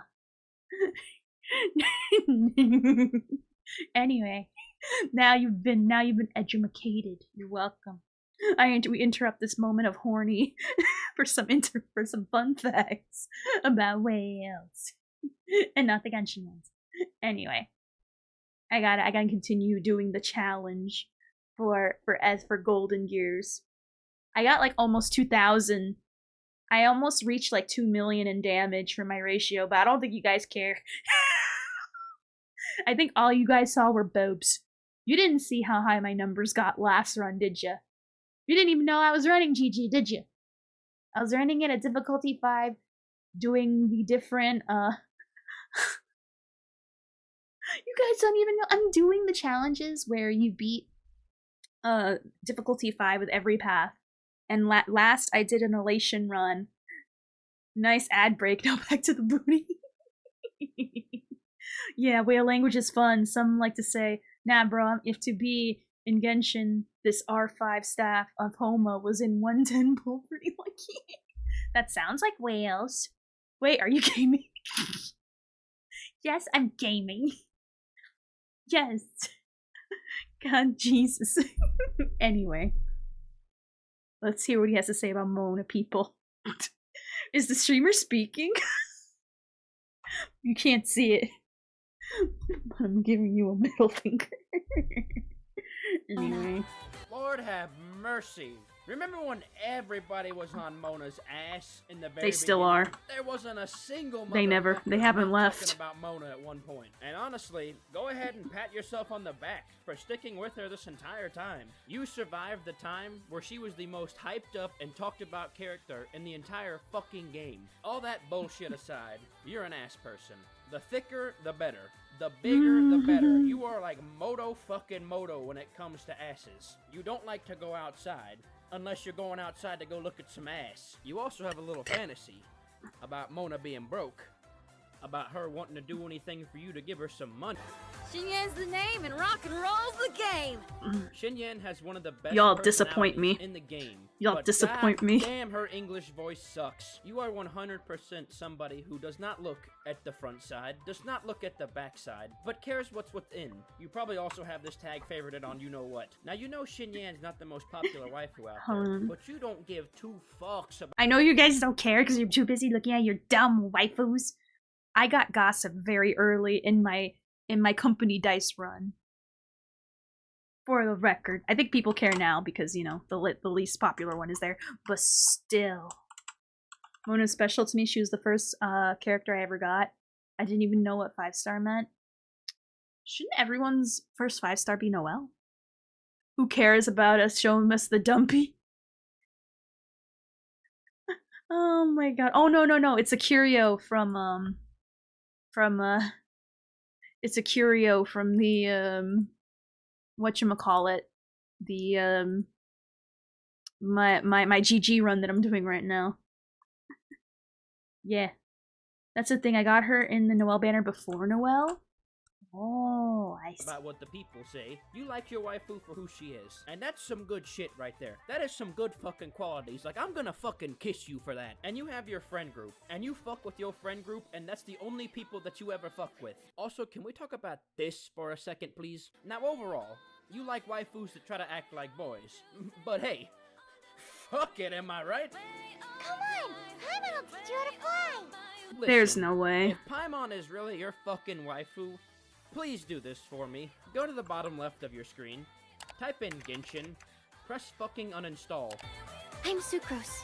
A researcher of alchemy.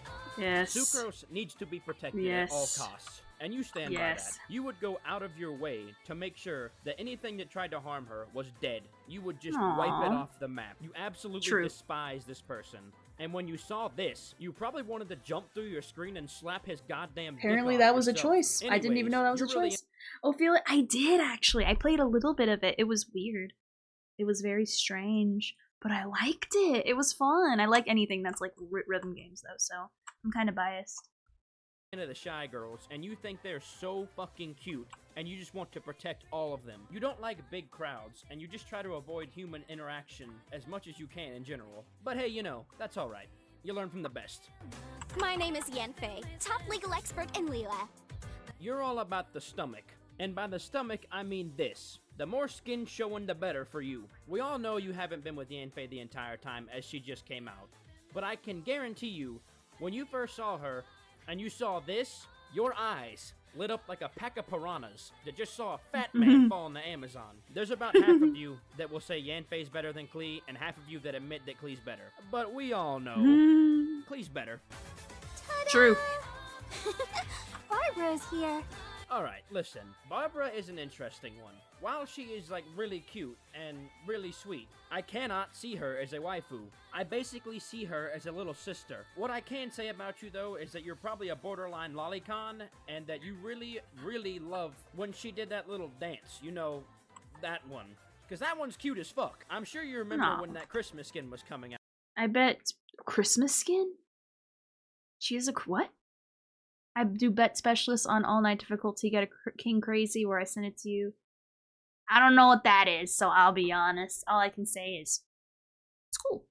I don't know what that means, but I'm happy it happened to you.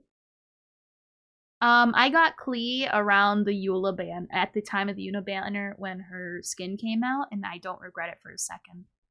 She's so fun. Is it a little clunky? Sure, but honestly, you adjust.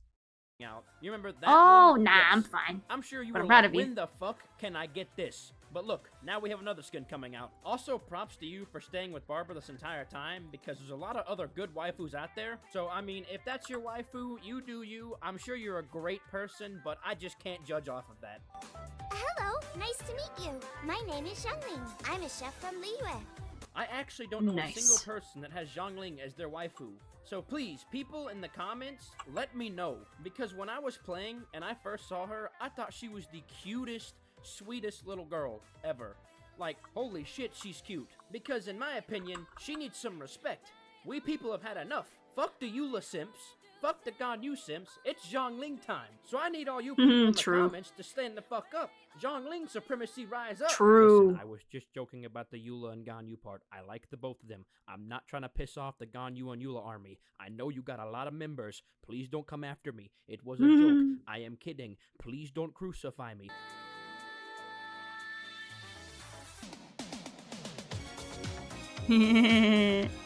No, no, no, no, no. No. That is the right response. The right response is no. Yeah, the right answer is no. Yeah. That was the right response. That was the only response to that. That there's no other response to that. That's it. That's it. If you're like that, get out. I'm not gonna get out. I don't care if I get my foot dirty from kicking your ass. Get out. Get out right now. Literally, get out. Anyway, also how you doing, TGNH? Anyway, moving on. Will fall. They are no match for the might of the Shogun's army. I feel like out of all the Inazuma characters, Sarah is the most slept on and underrated one. If we're being completely honest with ourselves, she is so fucking She is very hot. slept I on. feel like the fan base has come a I'll lot keep sleeping from on this her, though. person and this person right here. It's kind of like both fan bases came together and said, she kind of fucking hot. Let me just say this. I know a lot of you want her to hurt you. And I mean hurt you. She'd probably step on you, slap you, fucking hit you with a bat, and you'd go, thank you. You probably also talk about how underrated and how big her boobs are, because, I mean, I'm not gonna lie, she got a lot of goddamn underboob going on. She acts like She a really fucking does. bitch in the main story. But you know what? That shit You know, really- I forgot who said it. I don't know if it was Prairie Airy or Drea. but someone called her and Shenhe's like little like flap over their chest a boob bib. And ever since they called it the boob bib, I can't stop calling it the boob bib. I like her. I love her boob bib. I feel like I'm gonna like bite my tongue if I say it too fast. It is a boob bib. I did not coin this phrase. It was probably Dre or Prairie, but we enjoy a good boob bib. And Sarah has a nice one. Let's just call it what it is. I love it. we stand boob bib. If I put on a bib, it's not a boob bib, it's a normal bib. It's just a bib. It means I don't know how to eat. But we have the boob bib, you get respect. It turns you motherfuckers on And more than a boob 40-year-old car trying to fucking Exactly. start. I know it pisses you people off when somebody says, oh, she's just another official. Oh, definitely not. You probably tell them, hey, look at this shit. Does that look like official, motherfucker? I think Supermora could cover it if I'm paying on their behalf. I'll treat you to dinner. I thought it was because your ABI is flat. Oh yeah? Wanna check if these nuts are flat? Too. How does that sound? Can someone please tell me how in the fuck one of the most wholesome people in this Oh my game God. have one of the most horniest fan bases in this entire fucking community? I mean, holy shit. You know how hard it was to find a picture of him that didn't have his cock, his balls, or his fucking 40-pack abs hanging out? I feel like the whole community for Thoma or Thomas, whatever the hell you want to call him, is all Honestly, like, how oh, to say you're his so name hot. is really Oh, confusing. Thoma, please kiss me. Oh, Toma, please bend me over the kitchen table. Now listen to me. I'm really glad that the community got a husbando to finally like simp over besides Zhongli, Diluc, Kaya, Child, all the other ones. And I know I'm not the first one to say this. This game heavily I know, favors the he's waifus. Like, super we got sweet. 2 dudes coming out in this entire patch. Meanwhile, we got like 90 fucking hot women coming out. Like, what the hell's going on? I know a lot of you saw him and were immediately in love. But if we can take a second and please realize this man looks just like this man. I don't give a fuck what you say. And I know damn well They do I look can't similar. be the only one wishing these were horns. Like, holy fuck. That's a They're 10 not out of- horns? Those are horns, right? Not like Oni horns. I'm talking about like it's a headband that's supposed to look like horns. I know it's a headband. I know it's not real horns. But are those horns? They're fake horns. Okay. Because I don't know if it's just a flat bandana and the way his hair is for some reason sitting on his head. It looks like... Okay, I was gonna freak out. I was genuinely gonna freak out. I'm like, how can someone's hair perfectly part that way to look like fake horns? I was gonna have like a meltdown because my world is crumbling around me. I don't understand what's going on, and life is fake and a lie. But okay, it's fine. It's fine. It's fake horns. They're supposed to. I know they're not real. They're supposed to be that way. 10 if those are horns. Okay. I am Sangonomiya Kokomi, organizer of the Resistance and also the Divine Priestess of Watatsumi Island. Okay. Listen, Kokomi is one of the most fucking cutest, prettiest, and coolest characters to come out ever since this game has started. I mean, first off, she can fucking walk on water from what I've seen. And, you know what? She fucking shoots fishes and shit out of her. And her animations are so amazing. And no, I'm not about to show you because I'm not about to get in trouble for leaking shit in here. If you like her, there's a very good chance that you like magical girls and really cute stuff. Every time that you see her, your heart melts. It's like a cuteness overload for you. You just can't handle it. You're obsessed with her. You get excited just hearing a voice line or seeing a picture of her. You are just all about Kokomi. And it really fucking shows. I mean, I don't really blame you. She's basically like Jesus with the abilities she has. The Resistance treats her like a goddamn goddess. And she heals the fuck out of people. So somebody please tell me she ain't Jesus. And everybody's saying, oh, she's Barbara. Oh yeah, that reminds me. I need to look up. I want to look up the I remember that when she first came out, there was like a big issue with her. And people got so upset to the point where they started sending death threats to like I think the Chinese voice actor. And it's like, bruh, are you on meth? Like, why? Why? And it's about how our kit worked. We gotta look that up afterwards because I genuinely forgot. It was so stupid. Like, it was a literal touch grass moment. Like, imagine... Barbara 2.0. Go fuck yourself. For us to meet now is premature. Nevertheless, you set foot on these islands at precisely the right moment. Can we just take a Honestly. minute and appreciate one of the prettiest characters they've ever added into this game? Like, I mean, just alone, can we talk about them legs? Side I mean, boob. all seriousness, Yai is one of the prettiest people in this goddamn game. I don't care what you say. I don't care if she's trying to look exactly like Yai Sakura from fucking Honkai. She is so fucking Oh, pretty. God. She hasn't been announced when she's coming out yet. We can assume 2.2, but let me just say something about her community. Them right flopping now. their There's two main anniversary? reasons Wow. you like Yai. One would be the Yai Dang. Sakura resemblance. The other would be holy fucking So shocked. shit. I don't care what kind of shit you're into, what you like, what you look for. You cannot sit here and tell me that she is not fucking pretty. And I know damn well her Japanese voice gives your nutter butters a little fucking tingle when she starts talking. I know you're waiting for her. You got a countdown. You got it marked on your calendar. You told your whole family. You told your grandma that when she comes out, it's game over. You are an exception, it appears. Oh god, Ride Maiden. Raiden. Frickin' Now, I heck. understand she might be the most hyped up person That's gonna be so cool, in this Afro. entire release, but holy fucking shit, this woman might be the hottest fucking character in this game Oh, that I God. have ever laid eyes upon. And I know a lot of you feel the exact same way. I mean, Lord. come on now. Roll she uses my a eyes. polearm, and she pulled a fucking sword out of her boobs. What more do you want? Now, I know she might have a bad attitude, and she might be a bad person, but hey, Bruh. we can look past that shit, right? You know what I'm saying? And you know, a bad Bruh. attitude and a mean personality really isn't such a bad thing, if you know what I mean. And Bruh. if you people have seen her skills, let me just say, you're in for a fucking ride if you haven't. I'm trying Bruh. so hard not to talk about myself here, but holy shit. I mean, she is the epitome of fucking hot and everything that you fucking want in this game. I mean, she stepped all over Kazua's friend and basically just shit all over him. But I mean, can we really fucking blame him here? You either hate Raiden or you love her. And there's a lot of people on the love side, but the people that hate her absolutely despise her. I got a feeling she's gonna get her gnosis stolen. That's because she needs to be put in a prison for war crimes. She took away people's wills.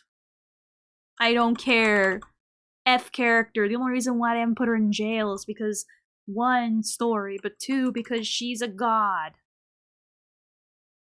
That can just break out. But I think a stronger god should... It was technically her bot? No, actually, she allowed her... No.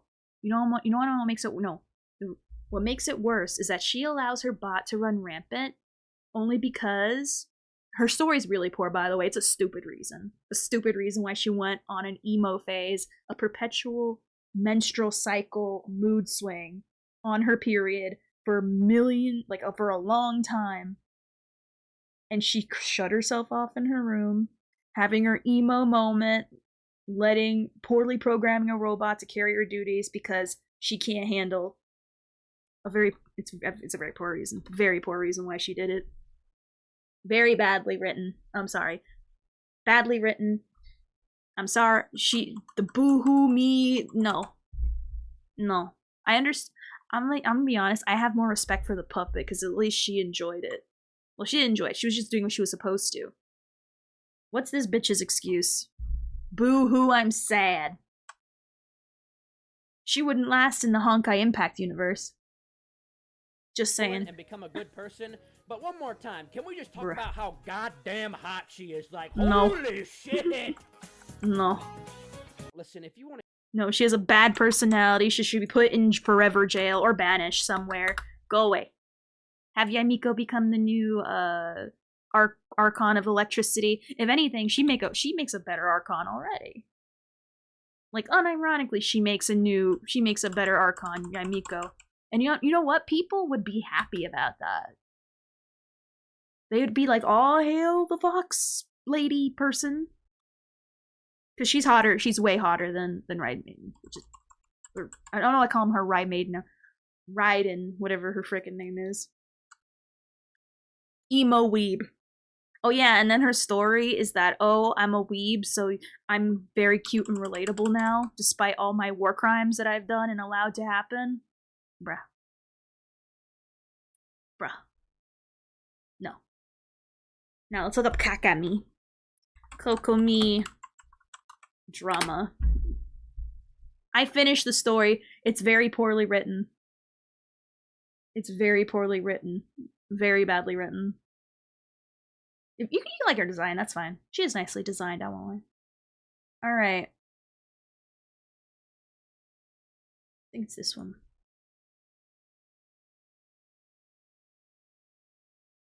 Sword Boobs. You don't need to know her name. She's just known as Sword Boobs. That's all you gotta worry about. That's all people really see her as anyway. Honestly, I was waiting to let her cook.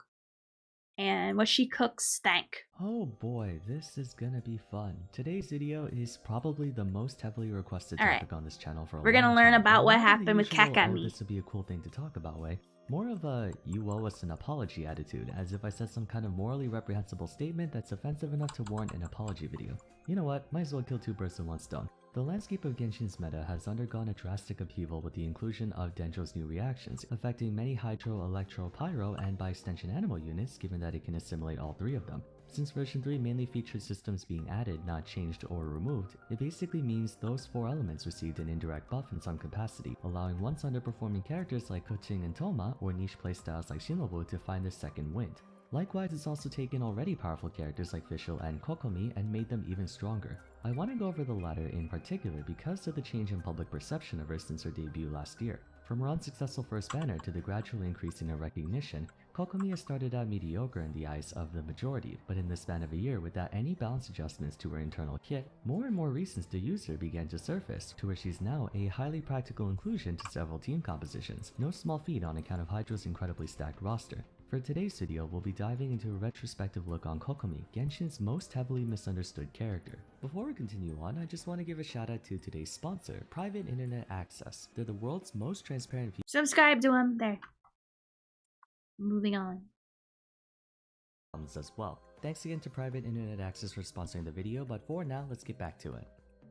It's been a long time since my Why No One Plays episode on her, so to give a short recap, Kokomi's initial poor reception was a result of three factors, which may or may not apply to you, but we're talking about the general public, specifically the ones who chose not to pull for her.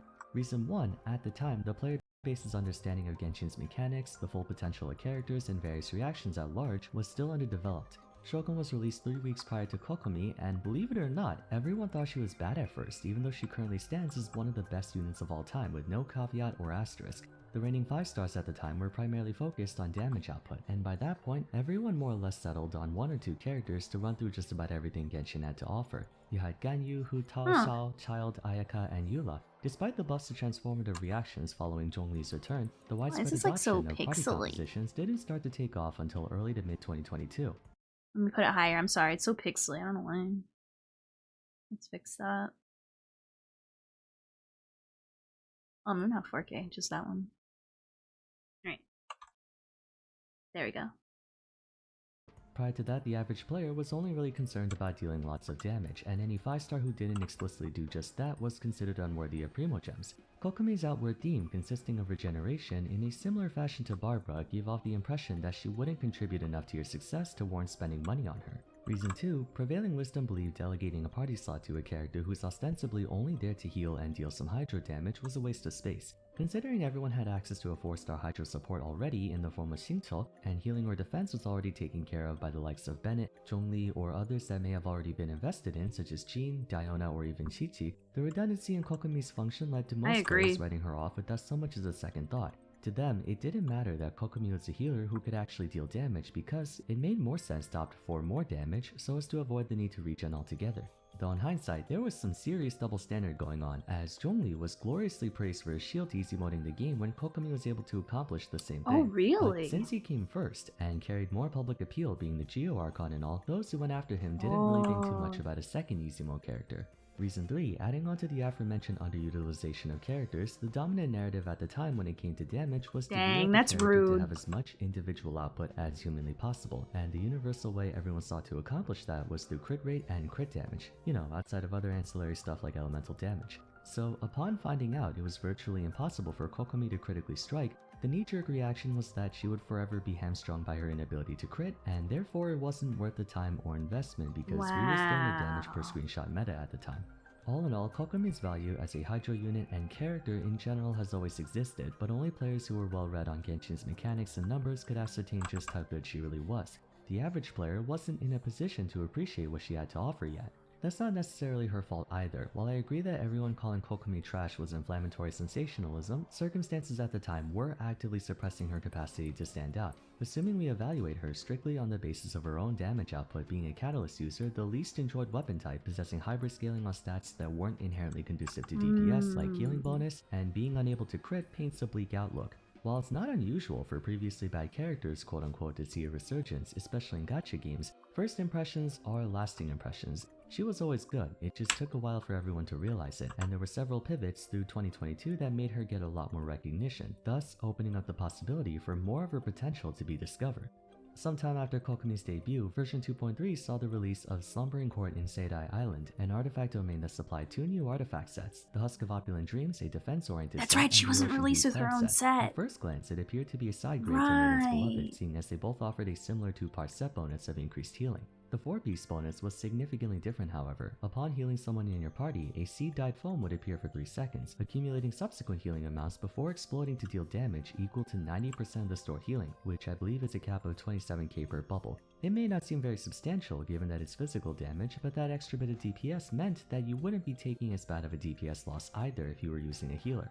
Interestingly enough, Ocean Hued Clam set isn't even Kokomi's best in slot. Well, technically it is, but that's only if you're going for DPS Kokomi. If you want support, you go for Tenacity of the Millilith. But I'm not going to go too in depth on that, I just want to establish it before people go, well, actually, in the comments. The introduction of the Clam set was critical for Kokomi by providing her something else altogether, more exposure.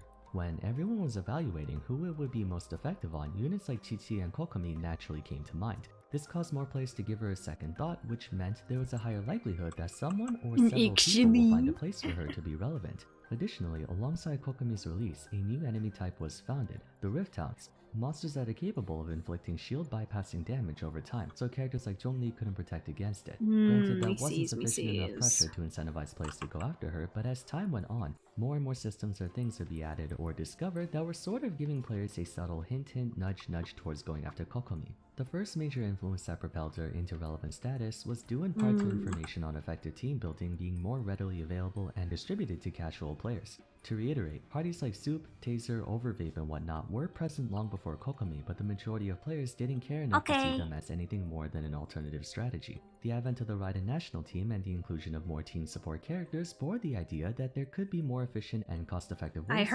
I super heard. Midway through version 2, they're annoying to deal with now. You can't AFK Brain. Instead of being evaluated on their own. I don't like not being able to AFK Brain. Were now under scrutiny for how well they work towards achieving a party's win condition. For example, a popular win con would be Chain Freeze, in which you apply Hydro and Cryo as fast and often as you can in order to stun all enemies in a place indefinitely. To achieve this, you need a sufficient amount of both Hydro and Cryo damage. Conveniently, the Cryo element is chock full of members with off-field pressure. Hydro, on the other hand, can be somewhat tricky. Kokomi's Hydro application is extremely consistent by virtue of her elemental skill, as well as dealing Hydro damage innately thanks to being a Catalyst user. That's not to say you can't pull off a freeze with other Hydro units like Shinto, but she's able to compete in terms of Hydro application. Where she really stands out though is that by providing a steady stream of healing to her party, it frees up another slot you would be using to keep your units alive, allowing you to run more damage. My personal favorite Chain Freeze team is Ayaka, Shunhe, Kazuha, and Shinto, but the one downside to this comp, despite all this damage, is that I can't really tank a lot of hits.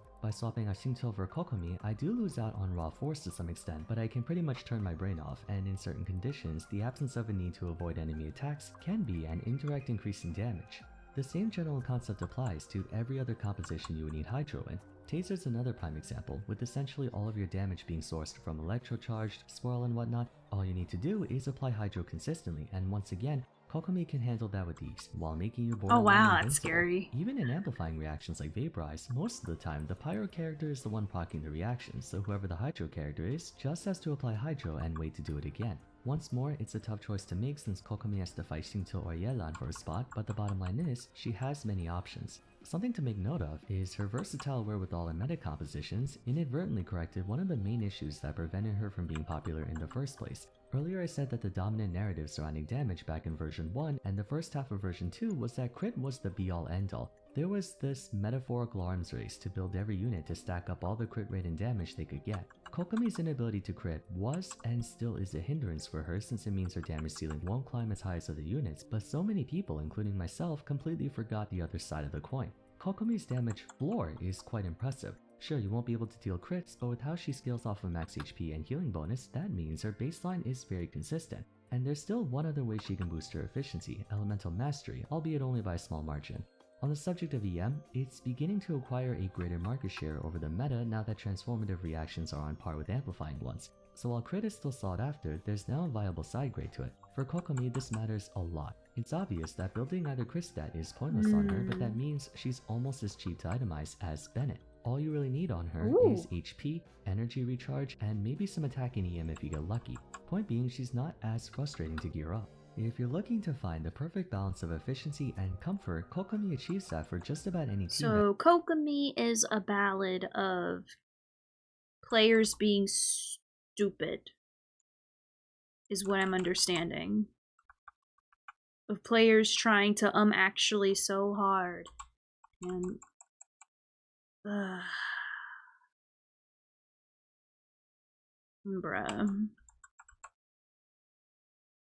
Because no one knew what to do with her? I mean, just because you don't know what to do with a character doesn't make them bad. I mean, you just, it's just not her time yet. It's like Topaz when she first released. When Topaz first released, she, for those who don't know, Topaz is a character that buffs follow-up attacks. There's only like one character that that was good that you used with Topaz, and that's it. Now with Ratio, who I'm using right now, now there's two.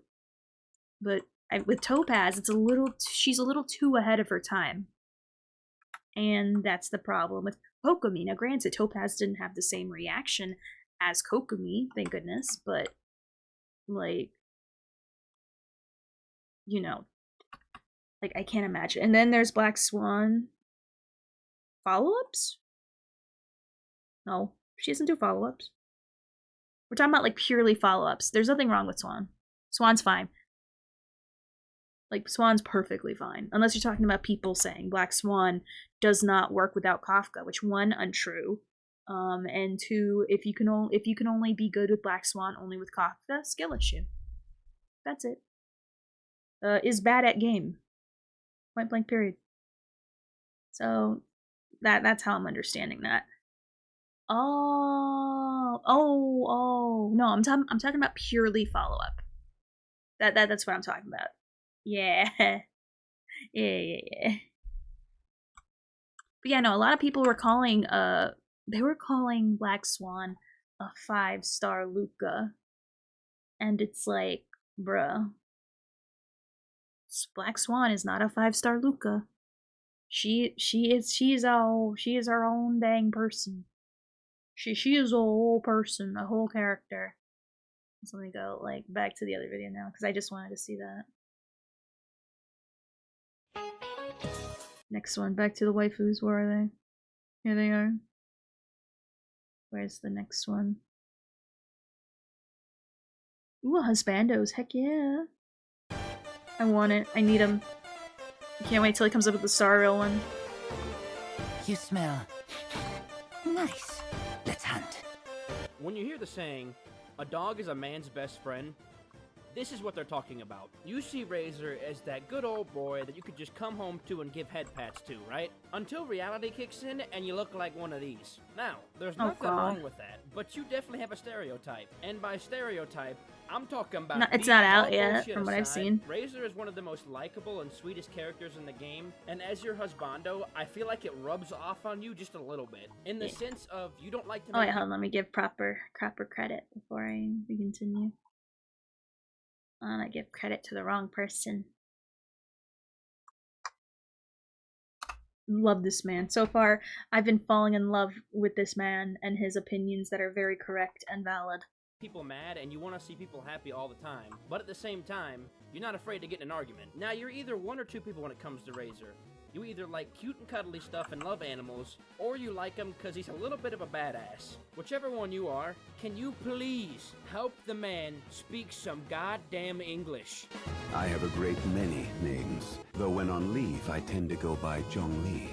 So this is the motherfucker that everybody loves. I mean, I don't blame you. It's a pretty cute-ass man. You got some daddy issues, whether or not you want to admit it, and you like men. And I'm not talking about these men, I'm talking about men. The deeper the voice, the hornier you get. There's no limit when it comes to you. And I know damn well you call him something other than Zhongli, and it ain't Rex Lapis or Morax, if you know what I mean. I bet you wish he'd do a little bit of I will have order on your ass cheeks. Cosmetically wise, he's one of the best looking characters in the game, and I guarantee you, when you heard that voice reveal of his, it was game over ever since then. You were also one of those people in the very beginning that did not think he needed a buff, but when they buffed him twice, it was like smoking crack from then on. You also have one of these located somewhere, and every time you see one of him, you just stay bussin' all over the place. Oh, he does? And sometimes I don't blame you, because I've seen him as a girl, and let me just say, you like everybody to know when you enter a room or when you enter a truck. I'm misinformed and stupid. I'll take the L on that. You throw a whole fucking planet at them. Alright, that's the only one that matters. No one else matters. Alright. No, that's a waifu, not a husbando. Misinformation spotted. Misinformation spotted. Nuh-uh. We're talking about husbandos. We already went through all the waifus. Call out my name. Misinformation. Alright, no, I said husbando. I said it. He doesn't have a husbando one yet. I said it. Husbando. Lord, it's With time all the for wives. you now, bitch. Everybody already knows. You've been through your emo phase. You just love Zhao for how edgy, bland, I can't wait till that one comes out. That's gonna be so to cool. himself and rude he is. You just absolutely love it. And honestly, you want to be just like him. To you, Zhao is more than a husbando. He's a god. He's an idol to you. He's a role model. You want to be just like him. You think he is so cool. You are infatuated with everything he does. Zhao's eating almond tofu. So am I. Zhao's sitting by himself. So am I. Zhao's snorting cocaine in the Oh wrong god, I machine, remember that so am I. quest. There's a big difference. I remember that between quest being too. Scared of people and not liking people. You absolutely fucking despise people. You don't like talking to people. You don't like being near people. You don't like seeing people. You don't like smelling people. You just absolutely fucking hate people. And sometimes that's not the case, but you know what? You gotta branch out sometimes. And overall, you're probably a really nice person if you give yourself a chance. So, trust me. Hey, how's it going? Hey. Oh wait, hold on. Let me... Enough. Hey, how's it going? Welcome, Raiders. I'm Ophelia Sky. I do whatever I want. And right now, I am doing GG challenges. Right now, for those who are wondering what's going on in the background, I'm playing Golden Gears. I am playing... Oh, yeah, sorry. I want to allow it to... I want it to allow raid mess... to allow emotes. But I don't know how to turn on... I don't know how to turn on the setting to allow emotes. I love emote spam. Emote spam is my favorite thing. I love emote spam, but I don't like reading a lot, so, you know, I'd rather not read. Oh, thank you, Hiki, thank you for the shout out. But yeah, I'm a fearless guy, I do whatever I want. Right now, we're doing GG. I am doing difficulty 5. I already beat all the conundrums already, for those who are wondering. I'm just doing the challenges where at difficulty 5, you beat it with different paths. And right now, we're doing the Nihility run of GG in the back. Now, in the foreground, we're looking at an amazing YouTube creator called Goose Egg. And right now, we're looking at a video called What Your Favorite Genshin Husbando Says About You. So, right now, we're just watching it while doing this run. For those who are wondering, I'm using the company dice because it is the most broken and best dice. Also, it is a very IPC dice, and we love the IPC here. If you're not an IPC shell, 1, you're poor. 2, you're broke. 3, you're probably gay, but not the best way. You're gay in the wrong way, and you eat corn long ways. Anyway, those facts being stated aside, if you need to go, I understand. Definitely go. If you want to stay here and relax, get judged based on your husbando, and or watch me be a Chad at GG at the same time. Hey, I gotcha. Finger guns, pew pew. And also Chad energy, aka me. Don't worry, I won't swing my nuts too much. Might cause an avalanche somewhere. And I don't want to make a polar bear die today. So I'll sit down. I'll keep Berman still. Banjo Topaz and the Owl Guy. I love Adventurine! What do you mean? Adventurine's the best character in the whole game. He, as long as you're in my chat, he is canonically your dad now. You officially have a father. Congratulations. If you already have a father, you got 2. You got 2? Well, guess what? You got 3. 4 if you include me. Plus 1 because me. I am also your dad. Nah. I love how smug he is. I love how he's so smarmy and smug, and he's so gay. I love his energy. He has the best energy. I love him. He's too short and too smug. What about me? Bruh. Too short and too smug a-hole? That's me! What do you mean? If you don't like short and smug a-holes, what?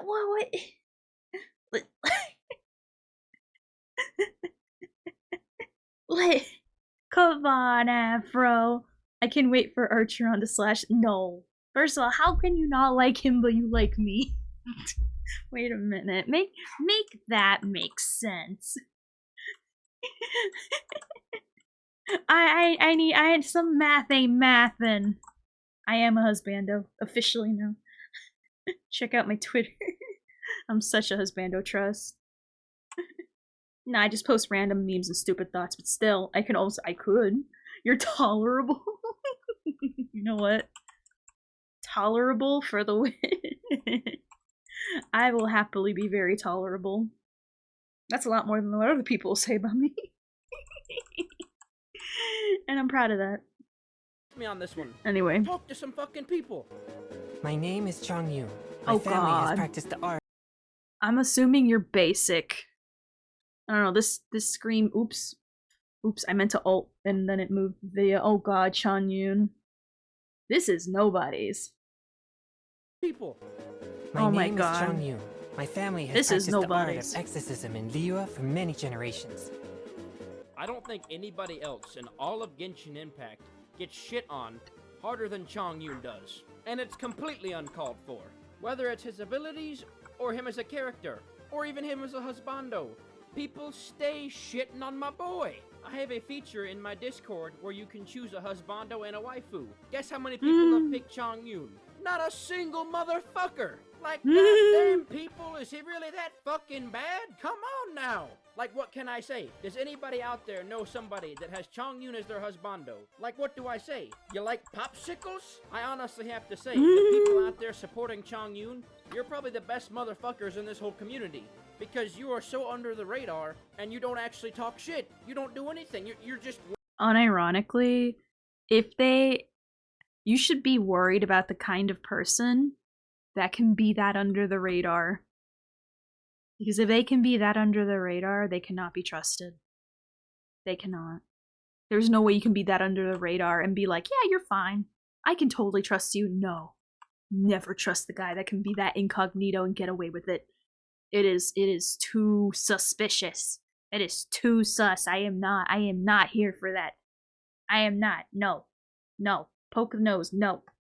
Never trust someone that is that inconspicuous. Because imagine the crimes they can do. Like, jaywalk. Or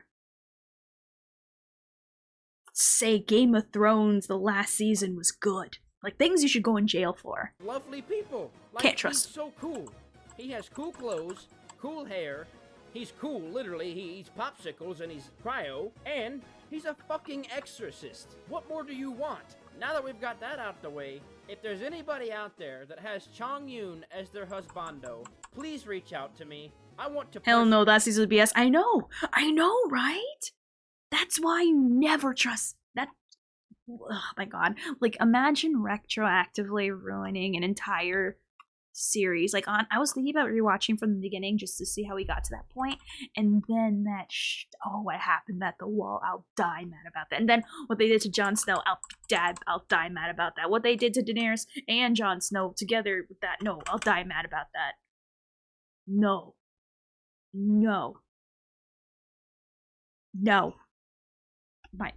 What's my reason? No.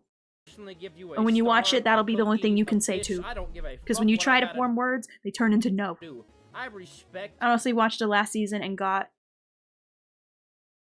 I only watched the last season and thought it was alright. Here's the thing. If you watch it by itself, it's fine. The problem is when you watch it from beginning to end, or at least halfway to the end if you don't want to watch the beginning, it ruins it. Like, the context of everything that happens in the last season ruins everything that happened previously. Now, if you only watched it alone, then of course it's fine. You don't have the knowledge of all the decisions they made that ruined everything that was done before. It's like, for example, I can't think of anything. Because then I just use Game of Thrones as an example again in the example. So, no. So imagine a show you really like. It does all this amazing build-up, and then at the last season, they just do every wrong... Imagine Blizzard. You know how Blizzard does every wrong move in the book, and you're like, oh my god, you built up something so good. Like Overwatch, for example. Like, you built up this thing so well. There was so much potential, and you squander it by releasing Overwatch 2, retroactively ruining the whole franchise now. Ed Sheeran oh yeah, Ed Sheeran was in there. Rip your immersion, bro. Daenerys was not Daenerys, and Tyrion became a dump as a... Oh my god. Tell me about it, Tyrion. Oh god. They really did our boy... Oh my god, just... I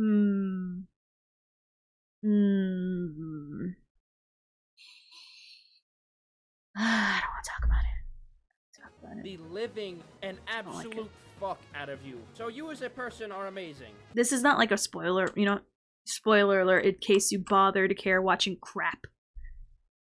Okay, you gone? Okay. They built up the dragon so hard, right? And the White Walkers just took it out like that.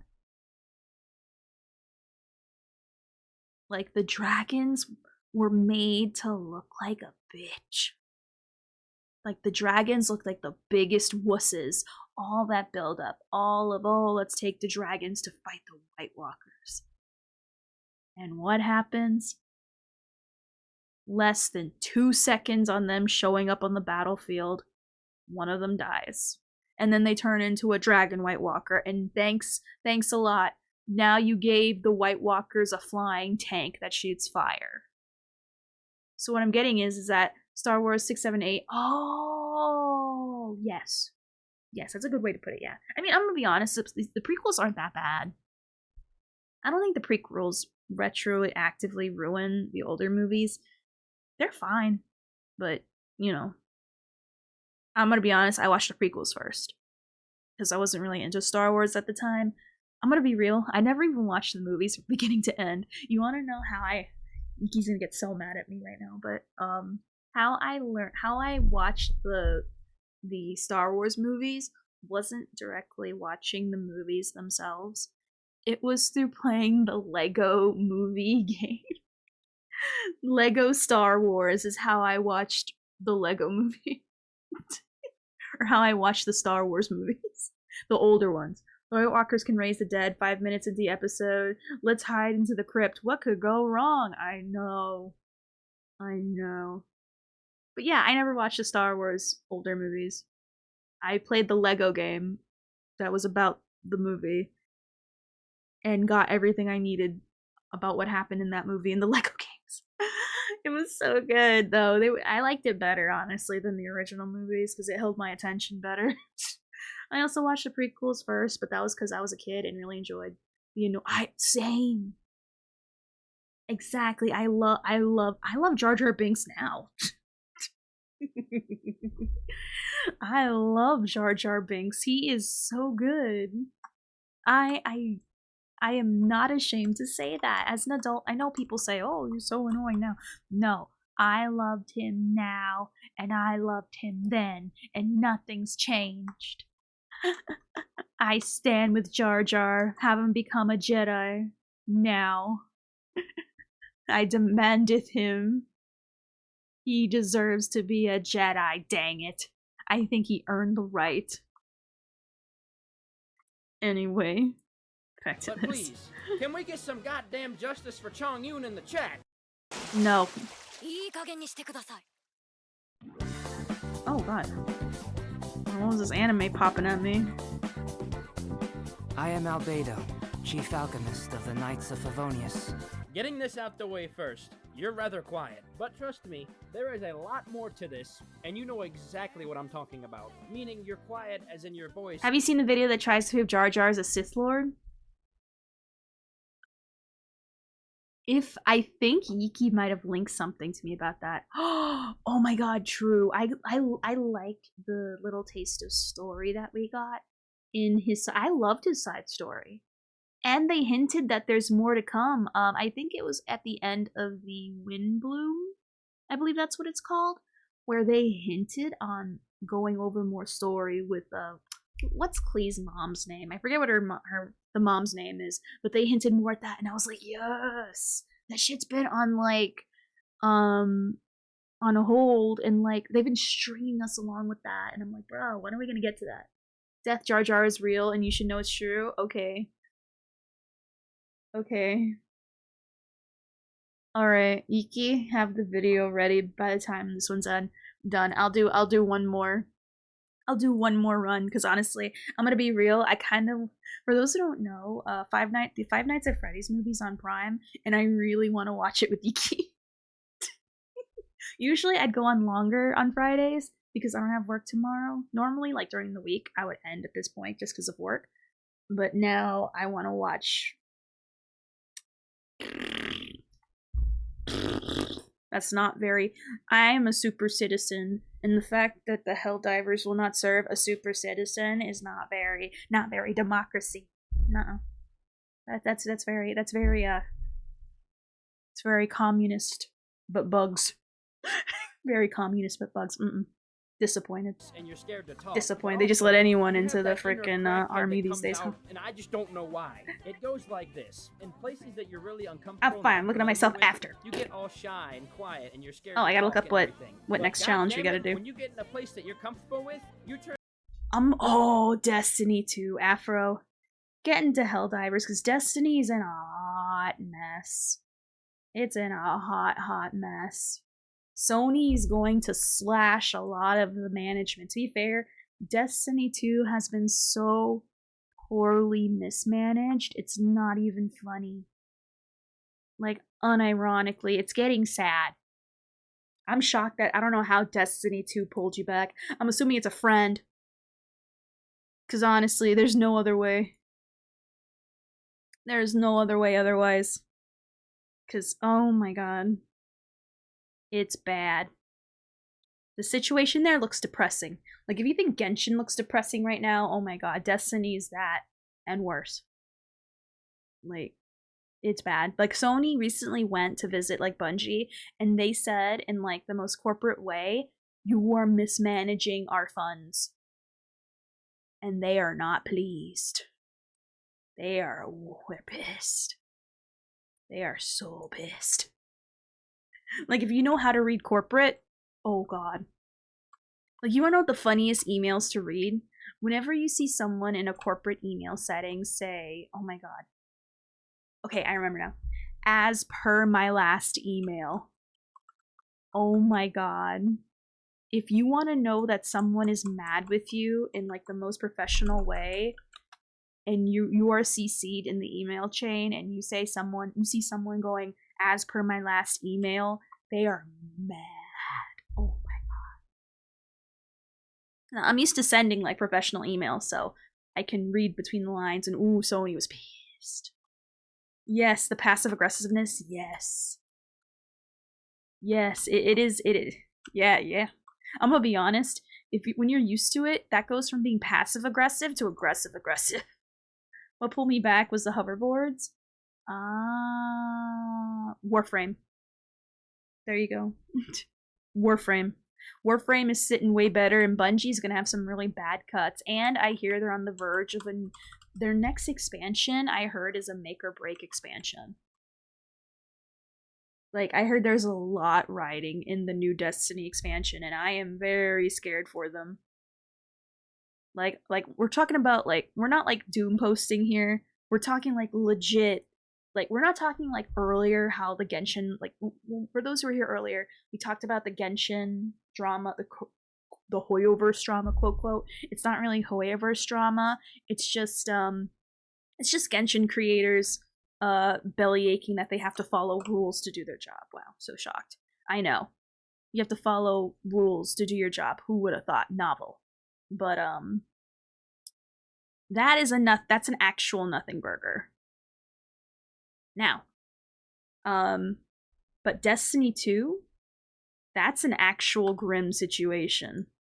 Because Sony, if your boss is looking at you and saying that if things are being mismanaged or the right resources aren't going to the right places, that is dangerous. That is very dangerous. I'm playing Warframe, but not much is keep. Okay, then I can understand that. If you play Warframe and nothing's keeping you there, then okay, I can get that. But still, people who put their time into Destiny, I hope the game continues. I hope the game gets better. Maybe the cuts are necessary from management, but I hear a lot of the leaders. I heard there's like a planned walkout actually from Bungie. There's like a whole thing going on, and it's really sad.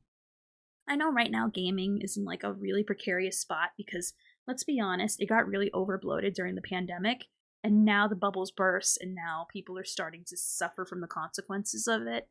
Not that gaming's dying or anything. Hell no. It's just, there's a lot of bloat.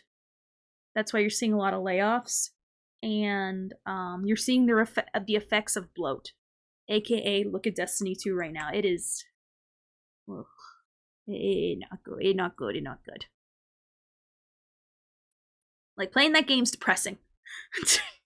Because you hear it from the players all the time. Like, even League, you know what? Even if you play League, at least you know League is fine. You know what I mean? Even though League sucks. The people suck, the game sucks, it all sucks. It's horrible. Horrid in every way. But at least you know it's not having a doom and gloom atmosphere. My, would you look at... Oh yeah, for sure. Thank you for being here, Aloha. And thank you again for doing that skeletal breakdown of Robin and that really weird pose. I'm glad that I'm really glad. I'm first of all, I'm always glad to see you here, but two, bruh, that pose, oh my god. Just that pose, oh my god, I can't. If you want to know what I'm talking about, you can go on the Honkai Star Rail Twitter, and you look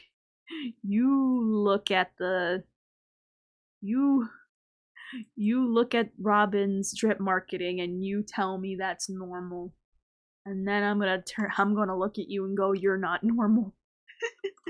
That's why there's not a lot of good content going on with games, except gotcha. True, Thunder, you're not wrong. But yeah. Turn into a maniac, you're bouncing off the walls, you're a crackhead, you just go absolutely fucking crazy. You're a really nice person to a lot of people, unless someone decides to piss you off. But yeah, we're gonna look at the Jar Jar Binks, see if he's actually a Sith Lord. Then you decide to go Bravo 6 going fucking dark on their ass. You're probably extremely heated that his hair in the pictures and his hair in game do not line up, and you will bitch to this day about how he is still the prettiest boy in this game. Everything aside, that makes me you're mad. really nice people, until you have to go Rambo on someone's ass when they fucking piss you off. Diluc of Mondstadt. Not interested in idle chit-chat. One little glance at Diluc, and you were sold. I know damn well, when you first saw him, and you saw this scene right here, where he absolutely shat on that Abyss Mage, it was like, Gib. You thought he was the second coming of Jesus Christ. You just thought he was the best character, the only one you ever wanted. You wanted him so bad. You were ready to throw out the car payment, the house payment, the electrical bill, the dinner tonight. You were ready to just give up everything for Diluc. And as a cherry on top, they called him the goddamn Dark Knight hero. As if he was supposed to be like fucking Batman or something. He was Pick Batman. your favorite characters, waifus, and husbandos based off how cool their abilities are. The cooler they play and the cooler they look, the more of a chance you're going to actually like them. But the last thing I have to say is, you people can be fucking pissy sometimes. The skies here are full of stars, but they aren't the same as the ones seen from my home. Let's be honest here. You're probably really upset you didn't pick him. You started playing this game, and you wanted to have all the waifus, and you realize now that you really wanted him. Whether you call him Aether, I chose correctly. I chose Aether. That's it. or anything the fuck else, we're gonna call him Aether because I see this. You want to know what I would rather have? Like, unironically, I would rather have skins for the MC for every different region to match. That's what I would personally prefer. Before his name. And what does that mean? Thank you. Now, there's either two reasons why you picked him at the start of this game. One would be that you're just a casual player and you like male main characters better than female main characters. Yes. Two would be that luscious blonde long hair got to you and you were like, oh my lord. If you like Albedo, you probably also like him because they almost look the exact fucking same. There's not a lot of you out there that would pick Aether. But if you did, you have my respect to some extent. Because you didn't pick what the majority of people did, but at the same time, who chose why wrong? The fuck did you not choose the waifu? I'm number 11 of the Fatigue because I have taste. Harbingers, codenamed Child, but I also go by Tartaglia. Good fucking god. There is way too much to say about you people. You are the people that have played a lot of video games, and I mean a lot. And you're not afraid to spend any money, and I mean a lot of money. You're always doing something that's in another reality. And by Was that, he I mean actually? Watching a movie, reading a manga, playing a I usually video see game, Lumine in more places, honestly. If you could exist in another reality where you don't have to worry about real people and could live in a video game style life, you would drop everything and do that immediately. You're a huge degenerate, let's be honest here. You're worse than the Diluc people when it comes to getting pissy and worrying about character abilities. Holy fuck. I swear, some of you are borderline sadistic sometimes, and it's fucking weird. Like, if you could sit inside the rest of your life and not do anything, but live in your little world that you've, like, created for yourself, basically, I guarantee you, you would fucking do it. In the end, there's nothing really wrong with that, but god damn it, somebody do something. Now that we have those people out of the way, to the other half of you, you're actually really funny, and you have a great sense of humor, and I love you. All of the child community is split down the middle. It's one half or the other. And you know I'm exactly the funny which side. fucking side you're on. So don't even start with me, motherfucker. Like, seriously, do you know how hard it was to find a picture of Child without him being shirtless or his balls hanging out? At your service, my liege. Oh my god, that's not even the right Listen, picture. we're not about oh to my sit god. here and say Xingqiu does not look exactly like fucking Ichigo from Darling in the Franxx. And I realized I put her picture on this thing. But it's gotten to the point where I call him Ichigo now. I think most people thought he was a girl when we first saw him. So Yes, please leave me alone, me. okay? But back to you. We can only assume that you really love reading. It goes hand in hand with your husbando here. Like, come on now. You're a little bit like a wallflower in the sense of you don't really want to nor like to be noticed. However, you will not tolerate any Xingqiu hate whatsoever. You will step in immediately I will hate without hesitation forever. when that happens. You know why? What Because is that up, your kid? boy. What is and up? you will do anything for your boy. And I love it. This is the community we must protect at all costs. The humble, nice, quiet, and sweet community. We must do everything to keep them intact and make sure they are okay, no matter what. You better like and subscribe or give me all your motherfucking money, bitch.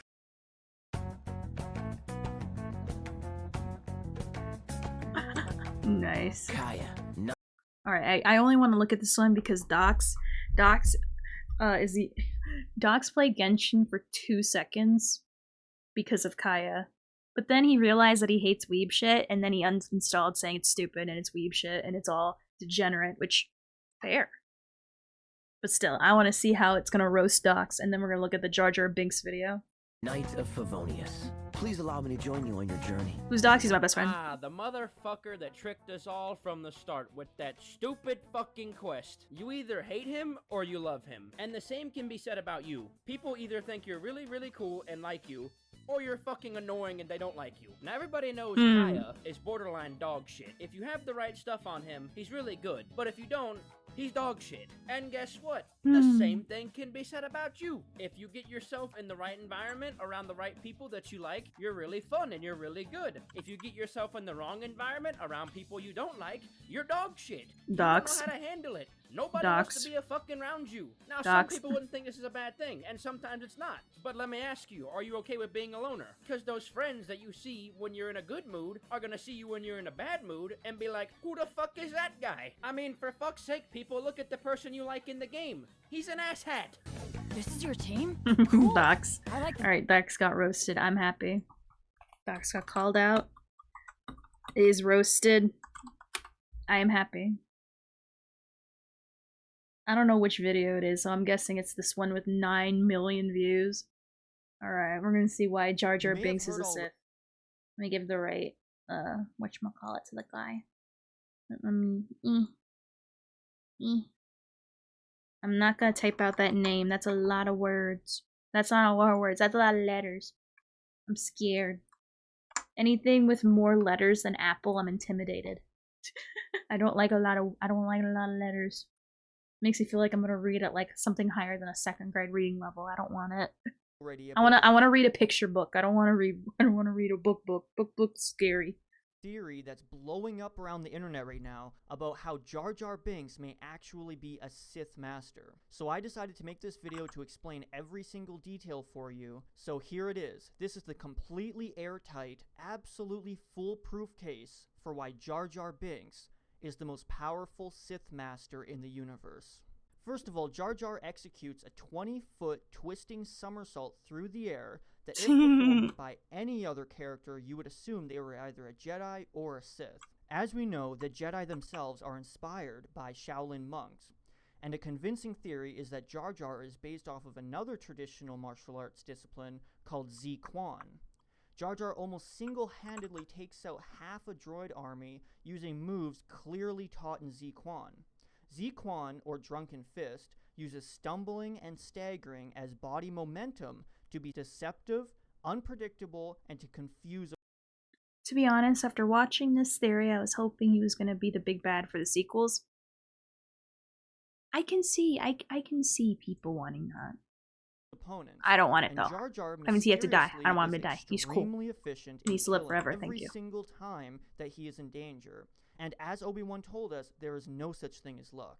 In my experience, there's no such thing as luck. In another scene, Jar Jar seems to fall from a bridge, although we have seen this done on purpose before by Jedi. And Jar Jar also falls in a completely different place than where he was dangling from. We can prove this because droids can be seen shooting at his original location, and their heads even follow him jump to the other side. Jar Jar could have used a force jump, as we've seen multiple times before by Jedi. Jar Jar is also seen using sleight of hand movements and Jedi mind tricks during key plot points to influence the plot and change people's minds. He even uses them when he is promoted to general. I thought it was just because he was really charismatic. I mean, you don't have to be a Jedi, a Sith, to be charismatic and just change people's minds. I do it all the time. Doesn't mean I'm a Sith Lord, even though people... Okay, hear me out though. I did choose Sith when I played the MMO. Let that context be known. I did play Sith. I prefer Sith. Doesn't mean I'm a Sith. Just because I'm a Sith. Just, I'm just that charismatic. Has nothing to do with Sith powers. It's just I'm that likable. So I'm assuming Jar Jar is much the same. When he's promoted to senator, and while he's persuading an entire galactic senate. Along with using the Force via sleight of hand, Jar Jar is also seen in multiple scenes using Jedi mind control to influence what people say, therefore changing the outcome of important events. The Queen wishes it. No, it's not sounding like a Sith, it's just being charismatic.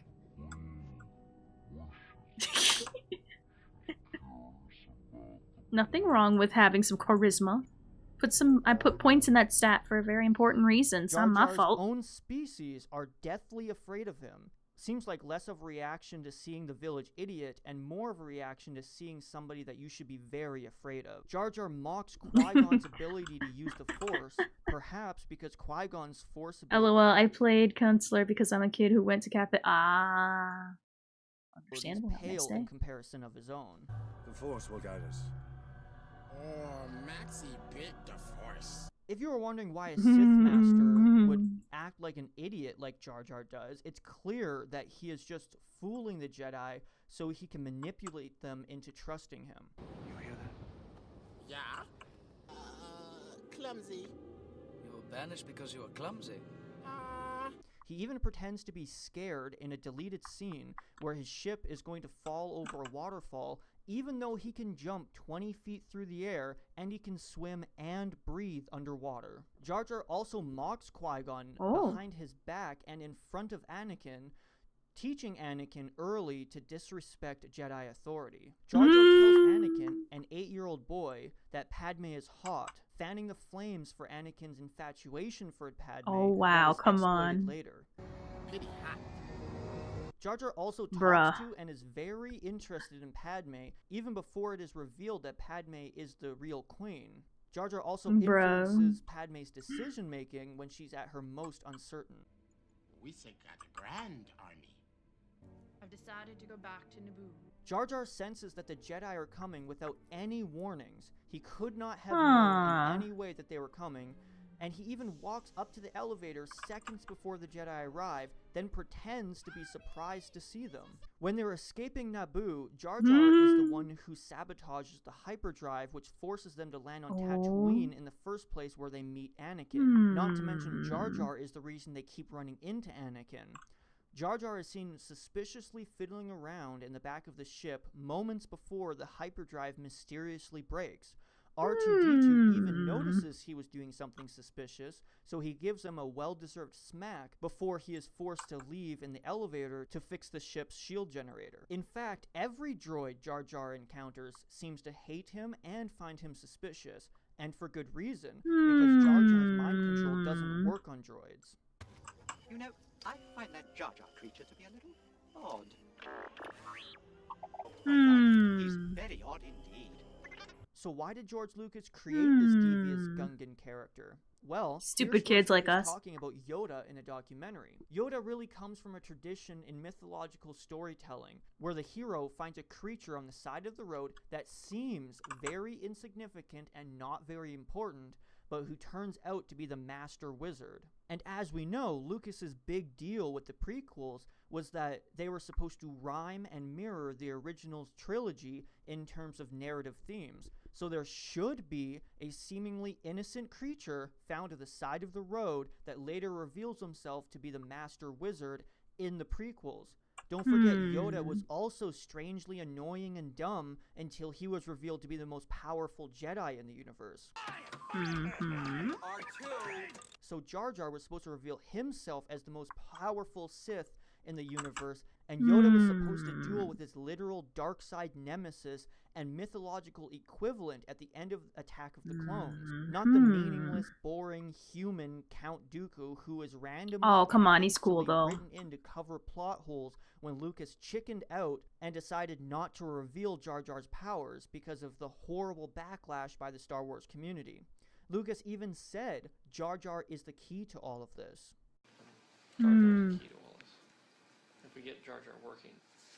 Also, the actor who played Jar Jar even tweeted, "I will say this, it feels good when the hidden meaning behind the work is seen, no matter how long it takes. Hashtag the Phantom Menace." Not only is Jar Jar a Sith, but it's very possible that he may not just be working with Palpatine, but possibly the Sith Master above Palpatine, and Palpatine is really the apprentice and pawn of Jar Jar. You may not have noticed, but Jar Jar follows Palpatine everywhere, and I mean everywhere. Even after Qui-Gon's funeral, seconds after Yoda explains how there's always two Siths, a Sith Master and an apprentice, Jar Jar is seen standing right beside Palpatine before he's even supposed to know who Palpatine is. Not to mention that Jar Jar and Palpatine are from the same planet, out of the millions of planets in the galaxy, Jar Jar and Palpatine both are from Naboo. Jar Jar even convinces Padme to promote him to senator.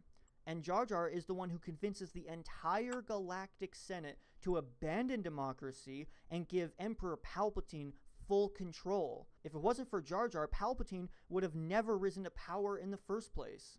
The actor who voiced Jar Jar even explains a deleted scene where Palpatine and Jar Jar walk in secret and Palpatine thanks Jar Jar for putting him in power. He also says that George Lucas made big changes in the prequels because of Backlash. Also, whenever you think a Sith is the master, you always find out later on that there was always somebody controlling the Sith. You think Darth Vader is the Sith master, and then it's revealed that Darth Sidious is actually the Sith master. You think Darth Maul is it, but then it's revealed that Palpatine was actually the mastermind. Even Padme had a decoy queen, and Padme just pretended to be her servant, just in case there was an assassination attempt on the queen. Sound familiar? So from this, we can conclude that the one behind the scenes that was controlling everything, the real Phantom Menace, the real Sith Master, was Jar Jar Binks all along.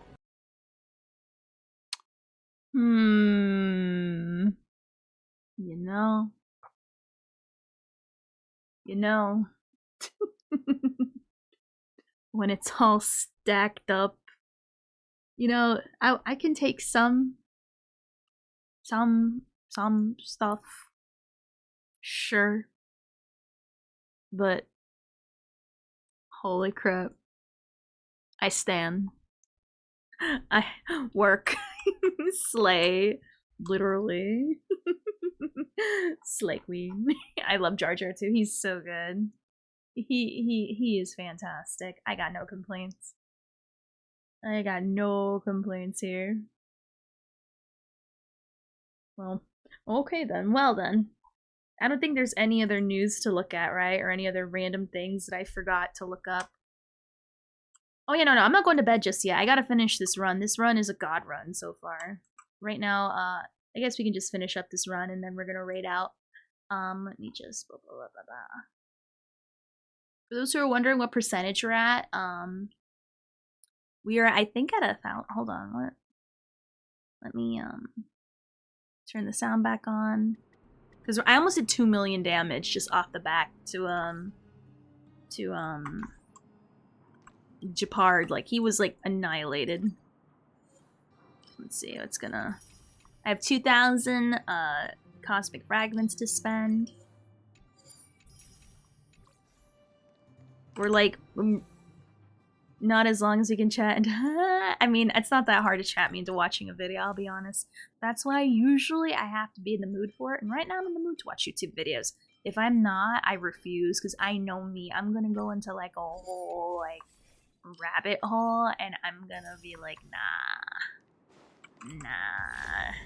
I'm too easily led. I'm too easily led. Alright, we're going to cheat. We're going to use these. Frick. That's not what I meant, but okay. That is not what I meant, but okay. I mean, we're at 1,200 buff plus buff. Oh, I love true crime. Oh my god, it's literally it's murder porn. That's literally what it is. I love murder porn. It's so good. It makes me happy. That and also what do you call them? Body cam videos. I love watching drunk people get arrested. It's like the best thing. And also Karen's getting arrested. That's also one of my favorite things. And people who, like, think they can lie to, like, the police and just say they can, like, give a fake name and expect nothing, no consequences to happen. Yeah, the last thing, like, literally, like, it doesn't matter if you're caught with, like, an illegal substance. You can do anything almost shy of murder. But the moment you give a fake name, your ass gonna be hauled in jail. Like, so quickly. Because most of the times they'll say, just throw it out, give it to me, I'll throw it out, I'll give you a warning. Just, oh my god, there's this one, I'll never forget, there's this one body cam video of this guy. I think he was caught with like a little bit of weed. It wasn't even that big a deal. And he gave an ID that was clearly fake. He gave a fake ID. When the cop asked, are you sure? Like, are you sure this is your ID? You want to try again? You want to give me your ID? And the guy's like, yeah, that's my ID. Yeah. And it's like, bruh, like the cop is like literally asking like so many times throughout the video, are you sure you want to do this? Is this what you really want to do? And he's like, yeah, that's my ID, for sure. It's like, oh my god. Oh yeah, there was a video. I forgot. There's a video we gotta watch explaining that stupid Archeron video that someone mentioned before. Hold on. I just remembered that because we watched the Archeron video earlier and I hated it. All I knew is that I never heard so many weeb words thrown at me that I didn't care about in my life. Archeron, what is it? Honkai Star Rail Myriad Breakdown. Unless you play Honkai Impact, which even then, even the Honkai Impact people are like, this doesn't make sense. I mean, they get it, but it doesn't make sense. Here we are. Someone mentioned it earlier. I need this to be broken down for me because this mostly no one understood what was going on. Watching explanation doesn't change the fact the Honkai trailer for Honkai people, not the Star Rail people. That's the problem. Don't make things for the Honkai people. Unironically, don't make it for them. You're setting shit up to fail. Like, there's a fraction of a fraction. I mean, I'm sure obviously they want to give love to the game because obviously it's Honkai. They share the same universe. They share the same partial part of the name, but like, don't do that. Afro, how many people of you are there? I'm sorry, if I anger the Honkai Impact community, I'm gonna worry about 3 people, maybe 4. Whereas if you anger the Genshin or the Star Rail community, there's gonna be an army at my door. Let's be real. Me and 10 more. Exactly. That's what I thought. I'm more scared of the Jingliu fam. Well, not really scared of Jing. I'm gonna be real. I'm more scared of the Archeron people than I am of Honkai Impact players. Let's be real. Oh no! Don't tell me I have to read it. Ah, come on. Come on, I have to read it? Aw, man.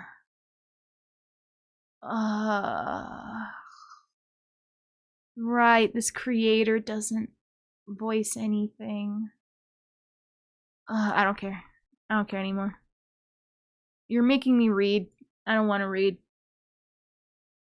They made me read. I'm offended. How dare someone make me read? I don't want to read. It's a video. I don't watch a video to read. If I want to read, I'll read. But I don't read. So I don't read. I look at video for pictures, and voice. Not for read. I was tricked. I was flim-flammed. I was tricked. Which, you know what? Respect. But also, screw you. I hope you lose your next 50-50 to Chi-Chi in Star Rail. Listen.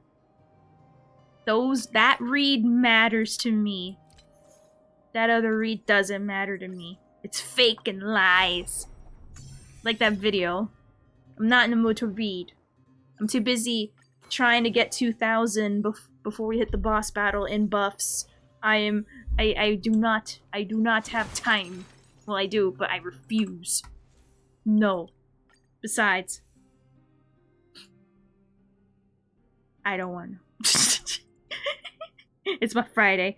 I don't want to read. So there. Also, I like how I love company dice. Company dice is the best dice for GG.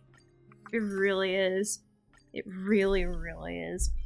And in these runs, I have consistently been getting gossip more and more, so that means I'm making better decisions, which is good. Though I really wish we could like mass, I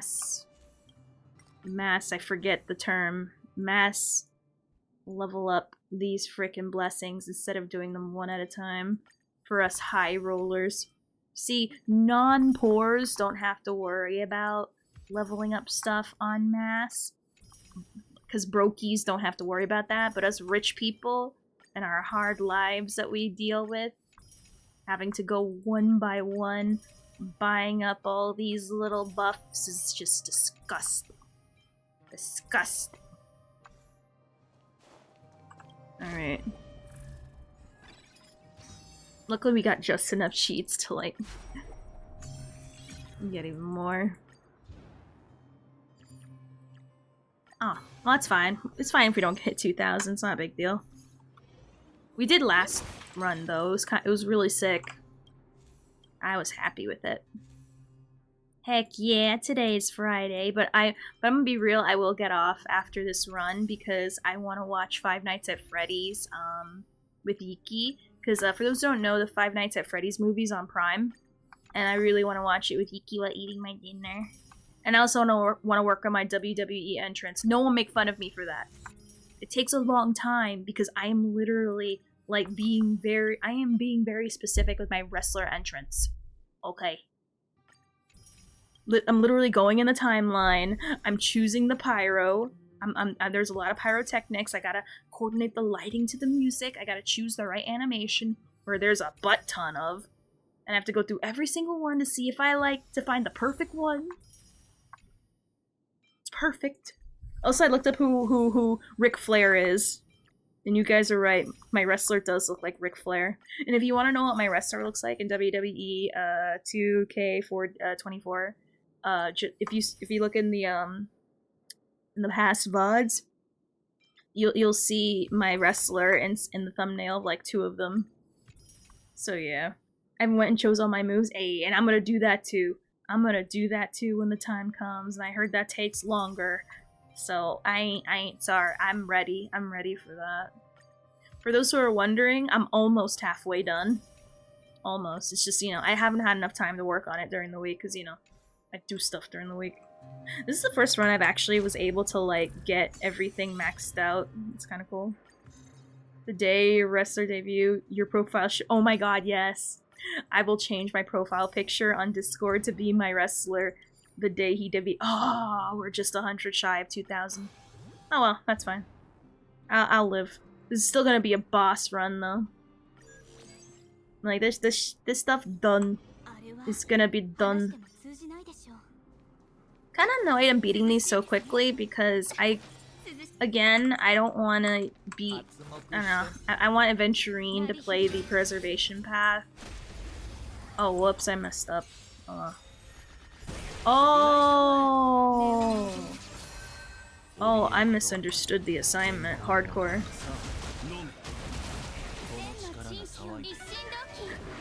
I misunderstood the assignment.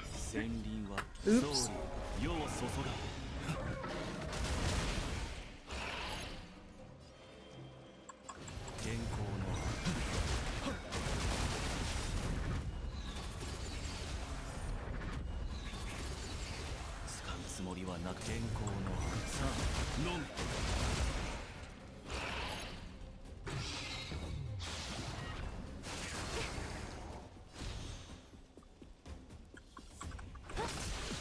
Alright. Oh, yeah, I'm going to hunt.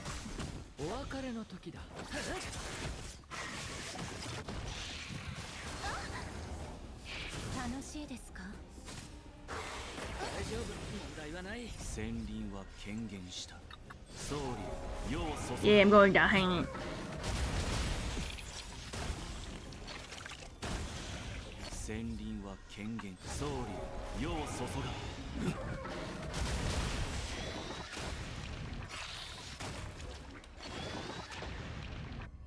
Alright, cool. So casually almost did 4 million. Yeah. Yeah. Yeah. 4 days? Oh, is that when the new... Oh my god. Well, that's when Archeron comes out, not Adventuring, but... Still, though, bruh. So nice. I'm surprised we got so many of these done. Like, literally, while we were watching videos, I got 1, 2, 3 of these challenges done, and now we just have abundance left. I'm gonna save preservation for when we get Adventuring. Oh, I have to start doing these. Ew, I have to play not company dice. I don't like that. I don't like that at all. I'm gonna have to learn how to play other dice other than company. Ugh. I'm gonna be I don't like it. I don't like it. But, you know, it's okay. We'll watch YouTube videos and learn together how to run all these dice. Oh, no, they're level 10. That's fine. The problem is like, you need to learn, like, the moment you know how to play your dice, like, you're golden. But these, you have to play different dice, and that's when things get tricky. Like these, these, all these are easy, because I don't have to change my dice. I just have to change the class, which honestly, like, the company dice is so good, it really doesn't matter what your path is. It's like a literal cheat. But with these, maybe once I learn how to use them, it'll be the same with the company dice, but honestly, ugh. Ugh. Like literal roll my eyes out of my... I'm not ready for this, but it's okay. It's okay. I will try. I will try. Now, I'm going to end it here for tonight. Thank you so much, everyone, for joining me today. I super appreciate it, especially on a Friday night. Thank you so much. Like, for real, like spending time with me means the world. So let me see who is available for me to raid right now. Let me see.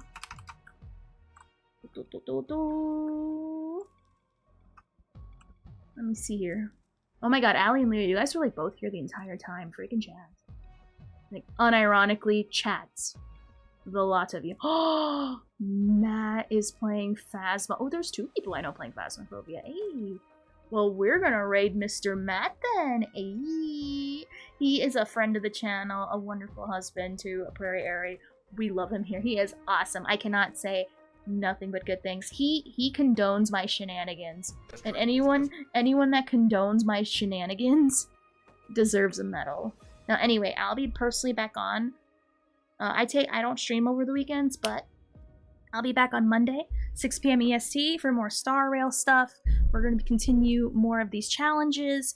Oh my god, I'm going to have to play something other than company dice. I'm horrified, but I'm willing to learn. Follow me on the socials. We have a Discord if you want to join that. We have a Star Rail section, so if you have Star Rail questions or want to continue the Star Rail talk, there you go. We also have a Genshin section, but that section's pretty dead. So anyway, have a great night. Oh, raid message. Shift change. That'll be the raid message. Why? Because Night Crew is, I'm gonna punch out, he's gonna punch in. So anyways, I'll see you guys on Monday. Have a wonderful weekend. I'll see you guys then, and bye-bye.